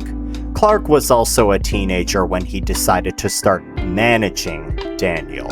He said that he was a lawyer for the Vanderwalls and he could get him in contact with Grace. Clark claimed he had a big long-term goal when it came to trolling Daniel. However, as a result, he would spend his entire spare time and even his time during work talking to Daniel. That's another thing you have to learn the hard way if you're gonna touch the poo. You are going to be involved in all the lolcows drama and stupid bullshit. Daniel would call and harass Clark so much that Clark would actually skip holiday dinners to talk with Daniel for hours on end. Flexburger actually experienced the same kind of thing. Apparently, Daniel demanded Flex called him because it was an emergency. This emergency was that some random troll pretending to be a record label called him the N-word. In the end, Clark's reputation as a troll was in the gutter and people either hated him or just mocked him. Rightfully so. Clark is currently undergoing another controversy where he was caught sending nudes of himself to other girls on a Discord server. Some of them apparently were 17. But what about a lolcow that's Clark. theoretically more easy to handle? Let's talk about World of T-shirts. Josh before alcohol wasn't that bad, other than that fish incident. Under the right management, Josh would be prevented from stomping fish into the pavement and prevented from drinking himself nearly to death every evening. However, most of his managers have been absolutely terrible. The first three basically just used Josh to leech money and clout off of him, and people like Mr. Based especially exploited his explosive behavior for more attention. Also, Mr. Based is a sex trafficking, woman murdering piece of shit. Yeah, lolcows tend to attract shitty people for managers. However, there is one exception. After Josh went into rehab and slowed his social media posting down, he ditched Tony Bame and took on a new manager. This one actually looks and acts much more normally. He rarely appears on camera, showing that he isn't in it for attention. He also took on Josh at a more stable point, meaning that it would be easier to keep him out of trouble. I'm still a little suspicious of this guy, but this is one of those very rare cases where becoming a manager might actually help a lolcow. Only time will tell whether this was a good idea or not, though. In the end, the more twisted a lolcow is, and the closer they are to horror cow status, the more you should avoid them. Sometimes they may come for you, and if you can't run, you're allowed to defend yourself. However, doing buddy trolling, carpetbagging, A-logging, or managing is not going to do anything for you. It's just going to make you look bad and possibly even enable your target. Best thing to do is keep your distance and spread awareness. Perhaps I should focus on making guides on the internet like this more often. Leave a comment if you want that, and subscribe for more good shit. You can also donate to me on our digital square, but only if you really want to. Until next time, just remember, those who stir the shit must inevitably lick the spoon. That's a bad analogy. Terry A. Davis. So when it comes to operating systems, there's a variety to choose from. In fact, unless you are watching this on something like a microwave, which I'm pretty sure is impossible unless it's a smart device, right now you are using an operating system. If you're In on your phone, head, you are either using the There's an Android operating or, system God in your forbid, the mind. Apple operating system, anything else, and you're either paranoid about your information being harvested, or your phone is currently a hot mic for groups like the CCP. 我在北京。 When it comes to PCs and laptops, most of you are either on Windows, which has so much bloatware nowadays that Pyrocynical is beginning to fall in love. If you're on Mac, you were probably like me as a child who actually thought they were for gaming, but they're actually really good for things like music production and editing software. And if you're on Linux, well, it really depends on the flavor or distribution you've chosen, and anybody in the know-how will probably judge you based on your distribution decision. It's very similar to how people judge you based on your starter Pokemon or what Harry Potter house you got from those shit little quizzes. If you're on Kali, you probably just watched one episode of Mr. Robot and decided to LARP as a hacker. It's also my favorite Linux distribution out of the 3 I've tried. If you're using Arch, you are either one of those people that tells everyone they use it and how much better it is, or you are a fanboy. There is no in between. If you use Ubuntu, from my experience, you're probably really normal and a functioning member of society. And if you use any distribution without a GUI, you are either using it as a server or you are just a fucking psychopath. So basically, every operating system has its pros, cons, and its own reputation. And depending on what you want to do, like any other part of a device, you will have to do extensive research on what operating system you want to use to meet your requirements. Which in your case is probably just beating your shit to VTubers and anime woman and staring at your home screen bored despite having a catalogue of games installed.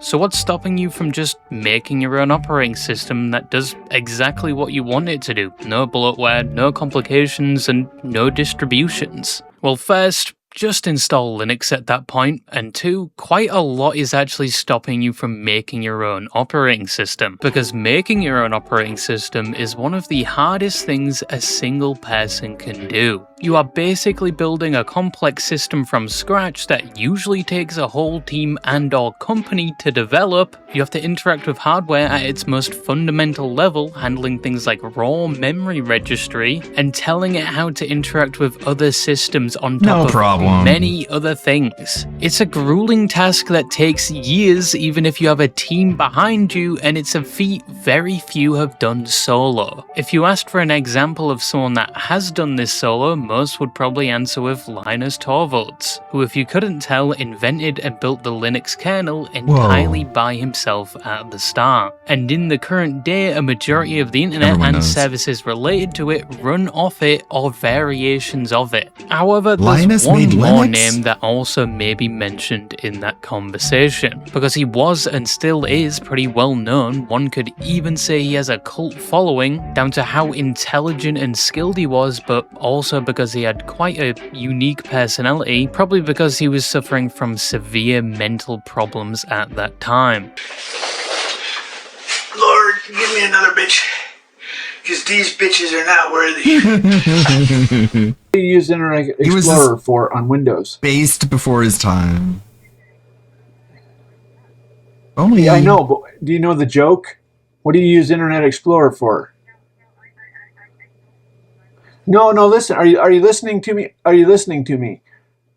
There's a joke. What do you use Internet Explorer for? I'm not here to play jokes, sir. No, to download now Firefox. I know why he calls himself the king. Have you heard that joke? Very funny, sir. Hilarious. I like Terry. It's a shame the CIA ovens got to him. It's a shame his parents didn't really know how to handle him. Let's do some dancing. Upper deck. Can you hear it? This is Terry A. Davis, an internet legend and the creator behind an operating system that, in his own words, he only created after God personally told him to, with the end product only being 19.5 megabytes, only having 16 colors, a 640 by 480 resolution, and he even developed his own programming language called Holy C to create the operating system. And it was actually impressive, so impressive that there is even a research paper dedicated to it, labeling it as a technical achievement and a manifestation of personal expression. And in today's video, I wanted to talk about the legend that is Terry A. Davis, his life, and how it took a very unexpected turn, and his life's work that is Temple OS. Let's be clear, I'm literally the smartest programmer that has ever lived, okay? Look at this, fucking sprites, command line, fucking Yeah. So Terrence Andrew Davis was born on the 15th of December 1969 in Wisconsin, USA, son to Terrence Davis, an industrial engineer, and mother Marietta Collins. He was also a brother to 7 siblings. Whilst not a lot is extensively known about his childhood, what we do know is that possibly down to the type of work his father did, the family moved around a lot. Moving from Wisconsin to Washington, then to Michigan, then California, then Arizona, and eventually when he was an adult, his parents finally settled in Nevada, where it's assumed if they are still alive, they still live to this day within the city of Las Vegas. It could be said that even from an early age, Terry was somewhat academically talented, and it was because of said talent it led to one of his first interactions with a computer and with programming. As before Terry was a teenager, he was a part of a gifted program where he had access to his first computer, an Apple II. Which is a very, very old computer made decades before most of you, including myself, were even sperm cells in your father's ballsack. It was one of the first mass-produced microcomputers designed for everyday use, and it's also the thing that Seth Rogen and Michael Fassbender were arguing about in the movie Steve Jobs. Just acknowledge the top guys. Have a mimosa and relax. You will not blow me off right now, Steve. Have a mimosa and relax. Talking about the Apple II, which is not just a crucial part of this company's history, it is a crucial part of the history of personal computing. Around the mid to late 1970s, computers were becoming more common, and they were also becoming more available to everyday people. No longer could only big businesses afford them, but they also weren't the size where only big businesses had the space and ability to store them. They were getting smaller, and by the 1980s the interest in computers had exploded. A lot of homes had one, and a lot of people were becoming so-called computer hobbyists, building their own computers from kits and creating their own programs. And Terry would also ride this so-called computer gold rush, as by the age of 13 his family had acquired the Commodore 64, one of the first home computers, and at such a young age he taught himself how to program in assembly. Without a single video tutorial or a second monitor with YouTube stopping it, dude was straight up dopamine fasting without knowing it. Throughout high school, he continued to code and learn about computers in his free time, which probably influenced his decision to pursue a master's degree in electrical engineering at Arizona State University, and he would graduate in 1994 at the age of 24, with him remarking decades later on his official website for Temple OS, "Everybody knows electrical is higher in the engineering pecking order than computer science because it requires real math, smiley face. I'm a rocket scientist, just not a good one." Whilst he was studying for his masters, he was also working a full-time job at Ticketmaster programming systems, where he had apparently already been employed there for 4 years. After graduating, he would stay at that job for 2 more years before moving on to a different company, working there for a year, and then moving on to XY Tech Corp, working as an engineer for 2 more years. Terry, to say the least, was very intelligent. Some would even say a genius when it came to computers and electronics. And although he is still regarded as a legend Definitely to this a genius. day, if things continued the way they were going around this time, it's possible he could have had a huge impact in the industry and would have been known far and wide. But unfortunately, due to some things that were outside of Terry's control, it didn't go that way. What I need is some concept of what my reality is. You know what I mean? For Terry, I have zero conception of what my reality is. So I don't know. It's important to note before I start that Terry did grow up in a Catholic household, but despite his upbringing, as an adult he was more of an atheist because he, quote, thought his brain was a computer and had no need for a soul. Later on, he would actually start to believe in God, however it wasn't under normal circumstances, to say the least. And despite him now believing, he still labelled himself an atheist, just an atheist that now walks with God. In 1996, when Terry was 26, he would start exhibiting some concerning behaviour. He'd have manic episodes, he was overly paranoid, and eventually he supposedly started hearing things directly from God himself. During one manic episode, he was admitted to a psychiatric ward and was initially diagnosed with bipolar disorder and then later schizophrenia. Terry was said to be in and out of psychiatric wards as he'd constantly have manic episodes, sometimes thinking that people in suits related to government agencies were following him around that he initially thought was because he applied to certain jobs and he assumed this was some kind of background check, but these men in suits wouldn't go away and things only got worse. It was said that whilst thinking about conspiracy theories and the men following him around, he spooked himself, probably thinking the men were after him, and he would almost immediately leave his town of Tempe, Arizona, driving aimlessly. And on his journey, he started to hear voices through his car radio that were apparently voicing every action he took, leading him to come to the conclusion that his car was bugged, and in Marfa, Texas, he attempted to find the devices that were planted on his car, but then he decided to just abandon his car in the middle of the desert, continuing his journey on foot. A police officer would find him probably wandering around on the road and offered him a ride in the passenger seat of his cruiser, and Terry would seemingly accept, but after the car was moving, he would then dive out of it, breaking his collarbone, which landed him in the hospital. But he wouldn't be at the hospital long because despite having a broken collarbone, he attempted to escape and steal a car because he overheard the doctors talking about artifacts in his x-ray scans and he thought they were referring to the alien artifacts that were left inside him by his previous alien abduction. So he decided to escape, however, his escape wasn't successful and he was arrested and taken to jail for attempting to steal a vehicle. He would attempt to escape from the jail as well, but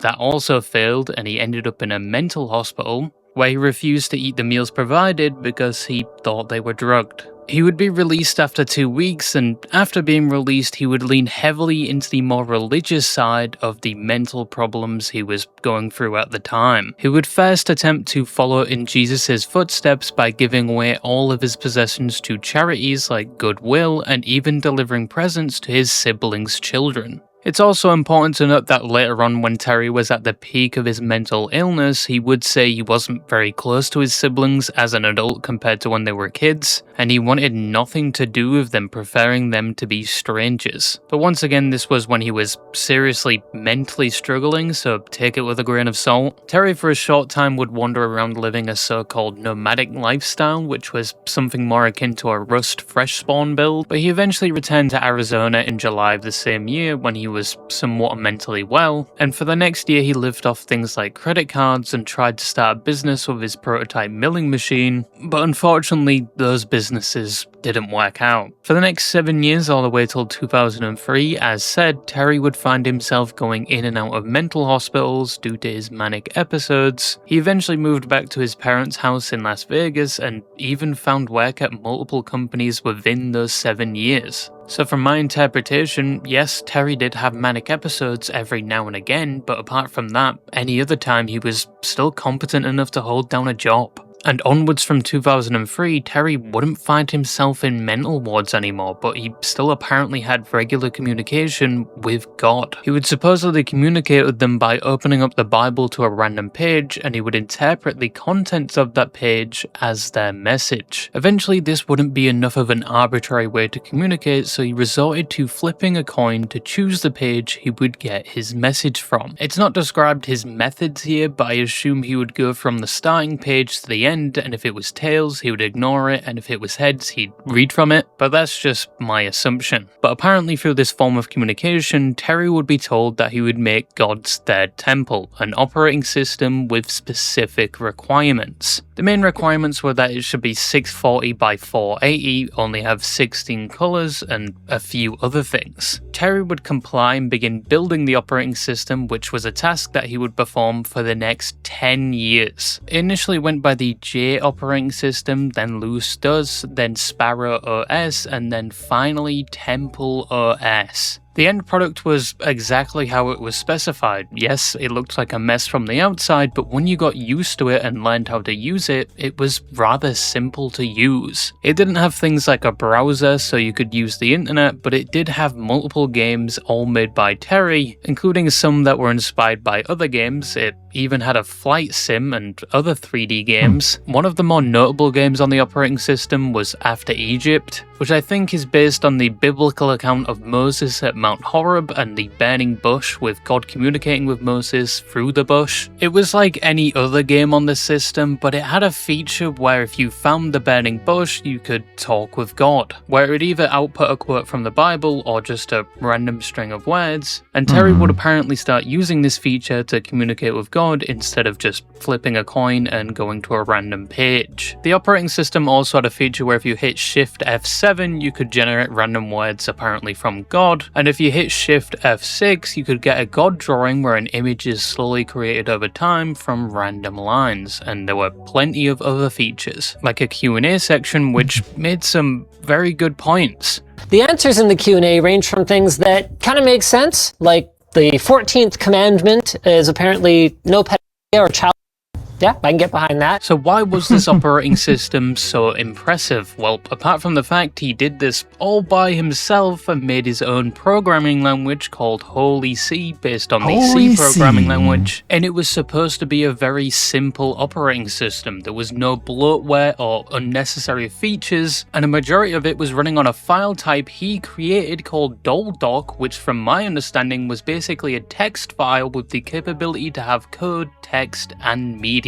Yes, all of this is basically running off something like a Word document, including the games. And if you didn't like something about the operating system, Terry made it in a way where he would let you manually change the source code to your liking. Not a lot of other operating systems allow you to do that. As a matter of fact, like the operating system, Terry loves simplicity, which I know if he saw what things were like in the current day, he'd fucking implode, especially when it comes to things like even a game menu. Nowadays it's anything but simple. I swear for the newer MW2 I actually had to look up a tutorial to find the game mode I wanted to play. I'm either getting really old or game menus are just becoming more and more counterintuitive, but the fact that video had 39,000 views possibly means I'm not alone. But one of Terry's most popular quotes was, "An idiot admires complexity, a genius admires simplicity." And this operating system was a practical version of that quote, and despite being simple to use, beneath the hood it was anything but. And that's why a lot of people were amazed by Temple OS, to say the least, and still to this day called Terry a genius. He did all of this by himself in 10 years, which not a lot of people would voluntarily do, all while suffering with a mental illness. It was his masterpiece.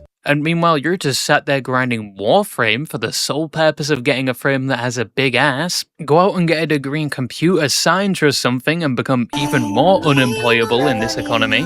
But how did people even find out about Terry and his new operating system? Well, whilst he was building the operating system from 2011 to 2013, Terry would start frequenting message boards and Reddit pages talking about his project and subjects related to things like programming. However, he would be banned from a lot of these forums due to some of the odd things he would say and his frequent use of things like slurs. But eventually people would start taking notice of Terry's project. It was even featured in articles reviewing the operating system, and people were very interested in the man that was supposedly in contact with God and making an entire operating system by himself from scratch. He'd eventually start making YouTube videos showing off his operating system and documenting his progress, but also within said videos people would get a taste of Terry's personality, which was one of the reasons he started getting a significant amount of attention, but his videos were also very educational. He'd walk you through and explain things like his programming language, sort of like a teacher would. This is Temple OS.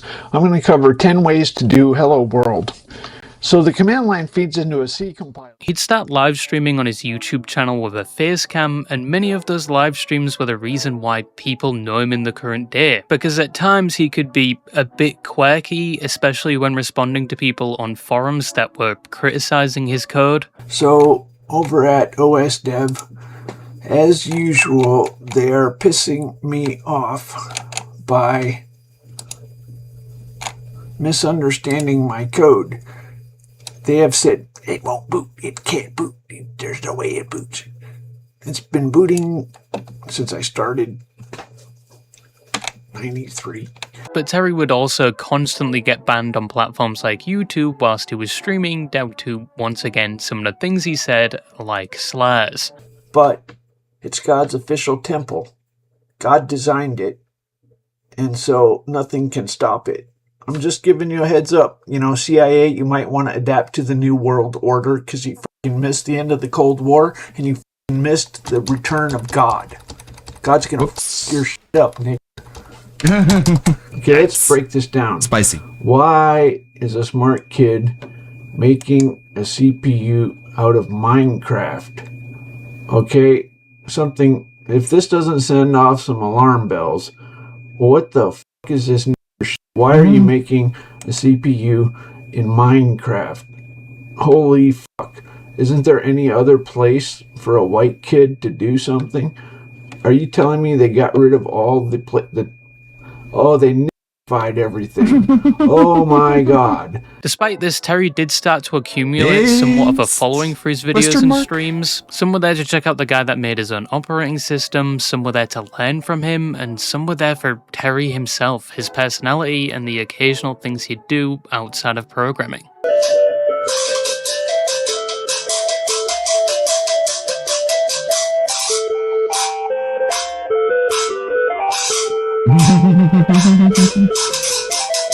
What a maestro.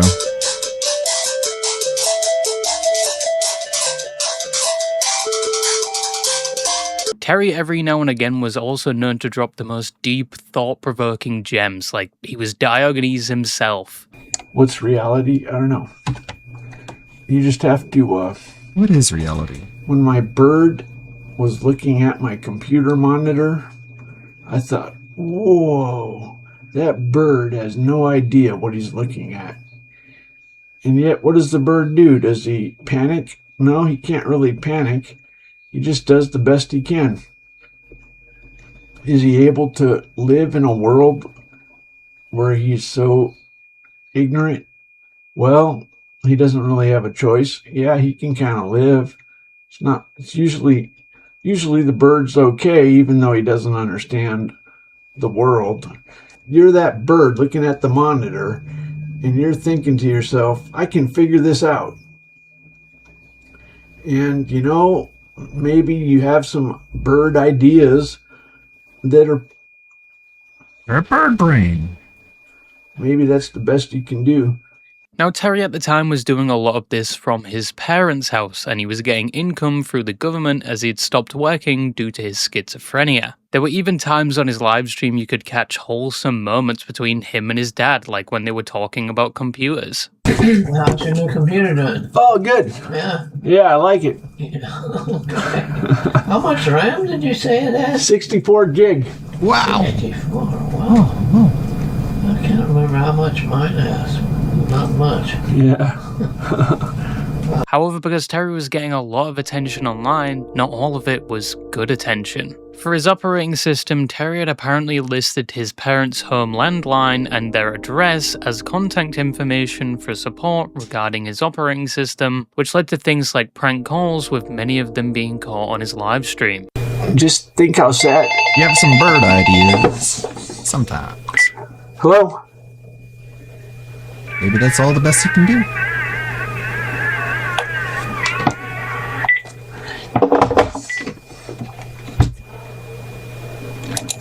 So let it be written. So let it be done.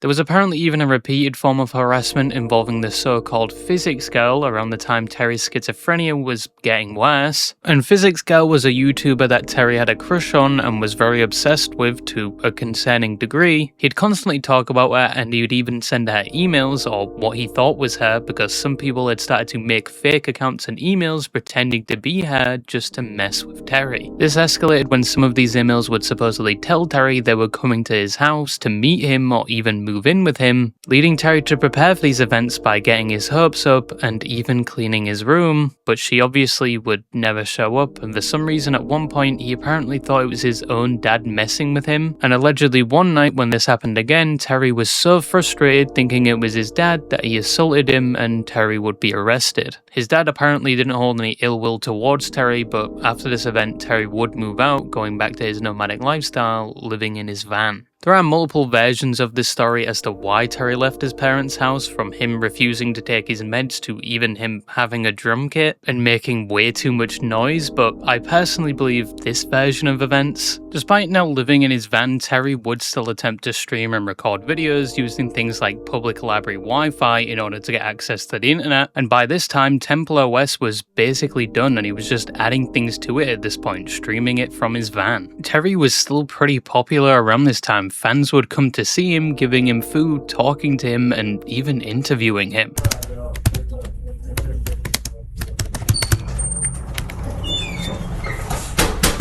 Holy shit, Terry? Hey, how you doing? Good, man. I'm a huge fan. Oh, man. This is so surreal. It's so good to meet you, man. My name's Dave. Dave, okay. Yeah, man. Hey, I was wondering if I could buy you an inverter for your van.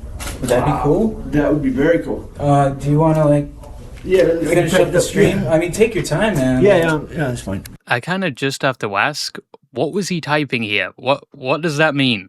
It did seem like Terry's mental state was getting worse around this time. He'd stay up for extended periods, sometimes falling asleep whilst recording, with his van fully open, which on one occasion resulted in him getting a visitor in the night.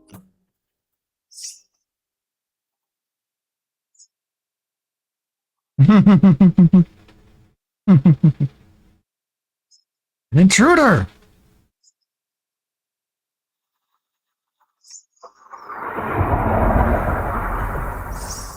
Terry was also still fixated on the FBI. It's always and funny the how, men in like, suits, thinking they were still keeping an eye on him. It's really funny how, like, schizos will film themselves constantly thinking that they're being observed when the thing is, like, they're the people putting themselves out there. Leading to some quite... Like, they're fulfilling their own fears by monitoring themselves and putting, footage of themselves online for everyone to see. Odd videos. All because they're afraid they're being watched, With the most popular being him making a report to the CIA Sad, but official funny. website, writing that King Terry the Terrible will destroy them, on top of plenty of other videos where he'd rant about certain government agencies. I am King Terry. The Terrible.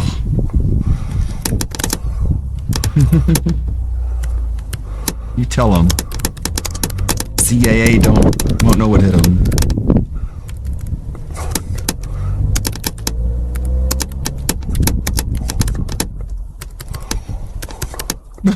The CIA will be executed with an A10 gun. We got Parody. a person here. In Minecraft. It's a CIA agent. No.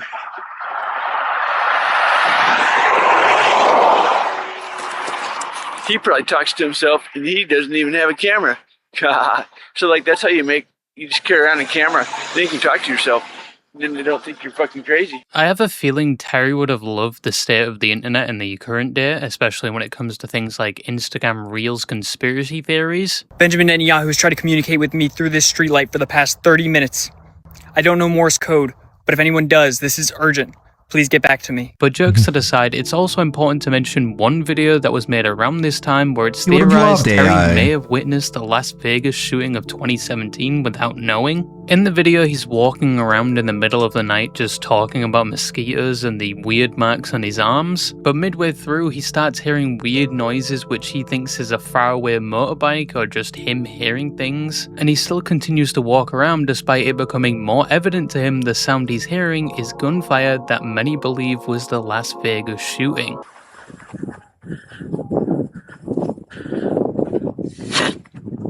So I just have a strange...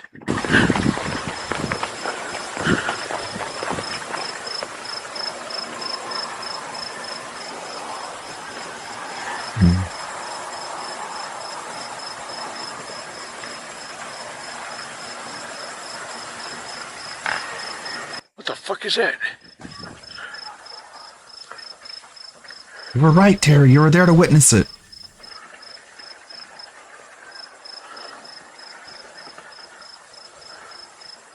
You're not afraid, are you, Terry?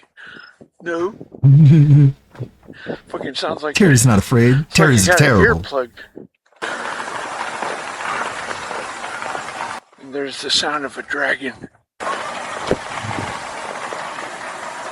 Either that or it's a faraway mini bike. Probably a dragon. Yeah, probably. Probably just a dragon. Gunfire.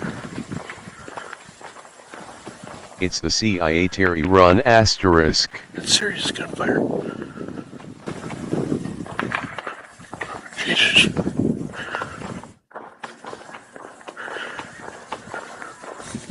Well, let's hope I don't get zapped. So if my head explodes, you'll know what happened. Fuck if I know.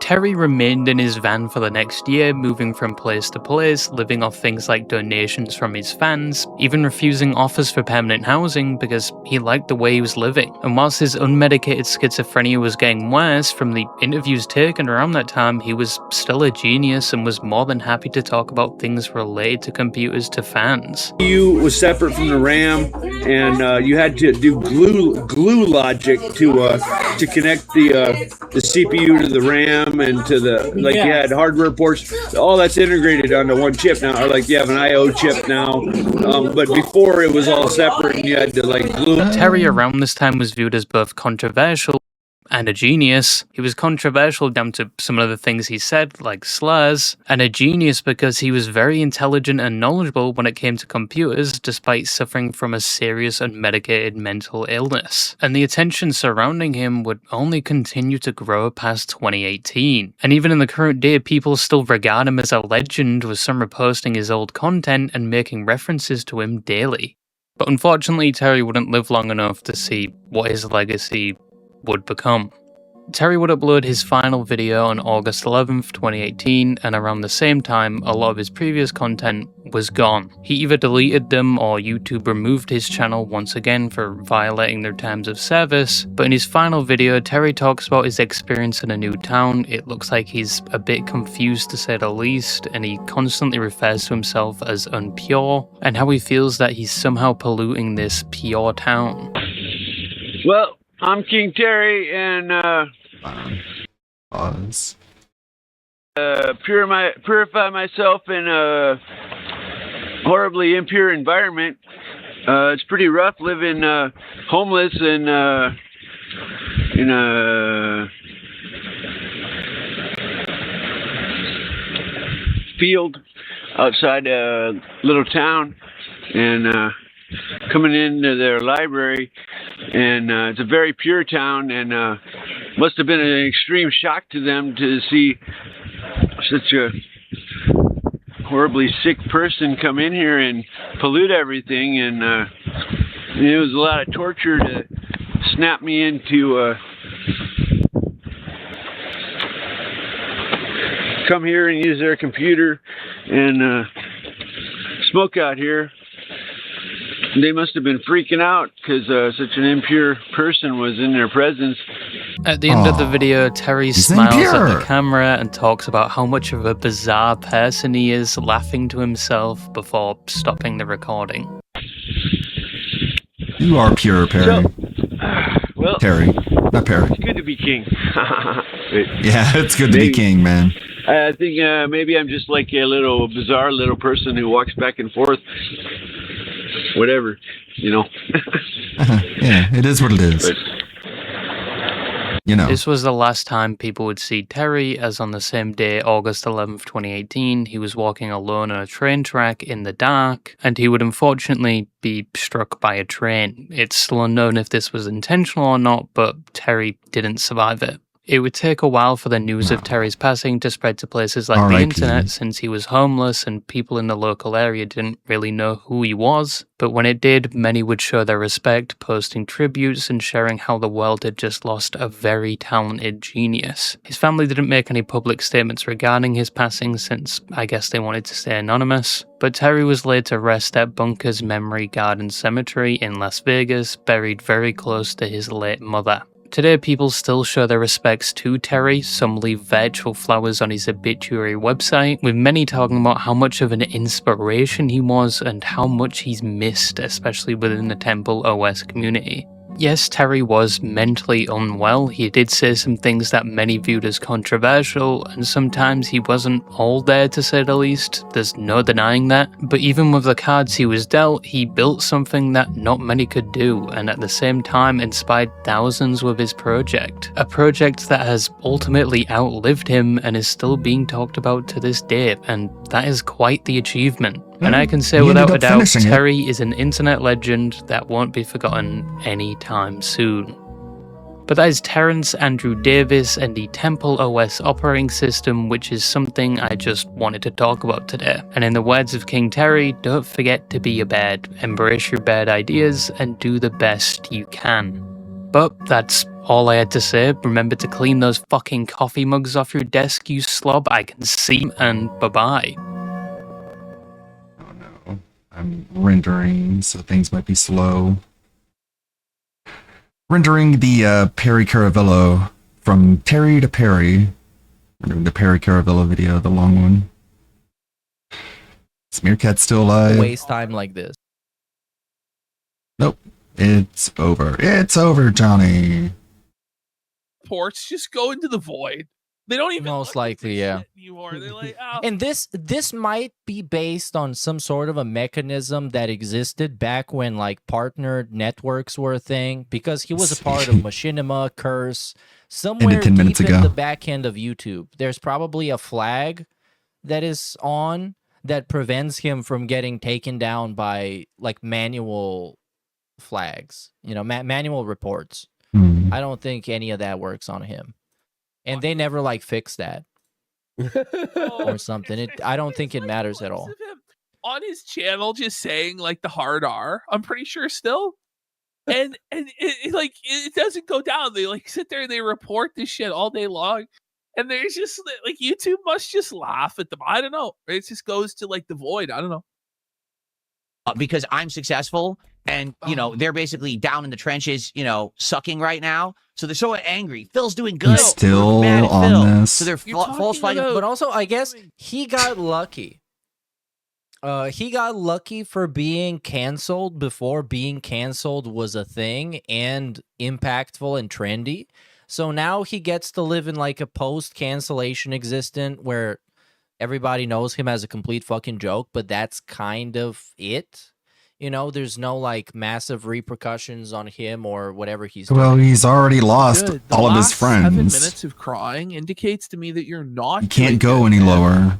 Because somebody who's actually successful, right, is not going to act like this over like having to run some errands and they didn't get the ice cream they wanted.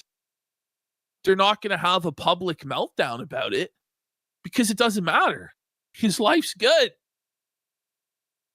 In the channel like crazy. Nothing's happening because you're false flagging. I don't break YouTube's terms of service. I don't do anything wrong. I've been here for 18 fucking years. Aimed I don't have at any strikes distress? against me ever because I don't do anything wrong. You can't get me for shit I don't do, stupid. What about Twitch? Complaining. Whining. Anyway. Okay, keep tempting fate, man. That's totally gonna make it so no one wants to fuck with you in real life. He doesn't understand. He constantly is egging on the detractors Yeah. and taunting them and telling them they can't do this to him. They can't do anything. And then he's shocked when they fucking do shit to him and felt him. And cries and Like, how about whines and bitches and moans. I swear, man. How about he tries actually just going one stream without mentioning the detractors? Has that Impossible. ever happened? We're all he I thinks swear, about. man, it's every stream, every day, just crying about the detractors. Like, and he wonders why his entire life revolves around them because he's made it that way. He does everything for the chat. Okay, we're not going to watch this whole thing. Thanks, everybody. I don't stream on Tuesdays or Fridays. I'll be back on a Saturday. It won't be here tomorrow. I'm going to premiere a Perry Caravello video. I'll stream that as it's being premiered on YouTube as well. So probably might as well be same time. Just it's going to be like a 2-hour video. Let's go raid someone. Thank you, everybody. Thank you for hanging out, stopping by, having a good one, making mine good. See you, Lonely Sully. Silent Assassin, Dogsplained. Let's go raid Zara, of course. I don't think there's anyone else more suitable for a raid. He's currently online. Thank you, Anthony. May the good blood... God, I'm stumbling over my words. May the good blood guide your way. See you on Saturday. Have a good... Wait, yeah, have a good Friday. Have a good Friday.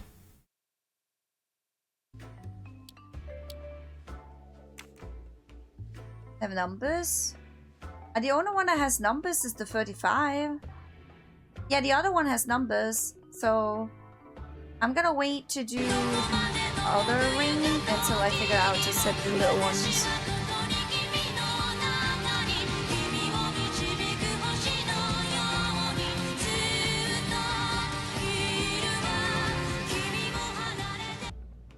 Louis has logged into the stream. How you doing, Raiders? How you doing? I'm Sarah. I'm your friendly neighborhood clocksmith down here in the corner. Currently trying to solve the puzzle of the clog. How was the rest of the stream? So we hear you are indeed Silent Assassin. And hey, Doxplano. Hey. How you doing? But hearing it in stereo is more fun. How you doing, Doxplano? Can't boop. No, someone already booped lonely. You're too late for the booping. The booping is on cooldown. How is the rest of the stream? Thank you so much for the raid. We are currently doing this puzzle because we don't want to do the other puzzle. A is green, blue is red, and B is octopus. You know what? I believe in the octopus.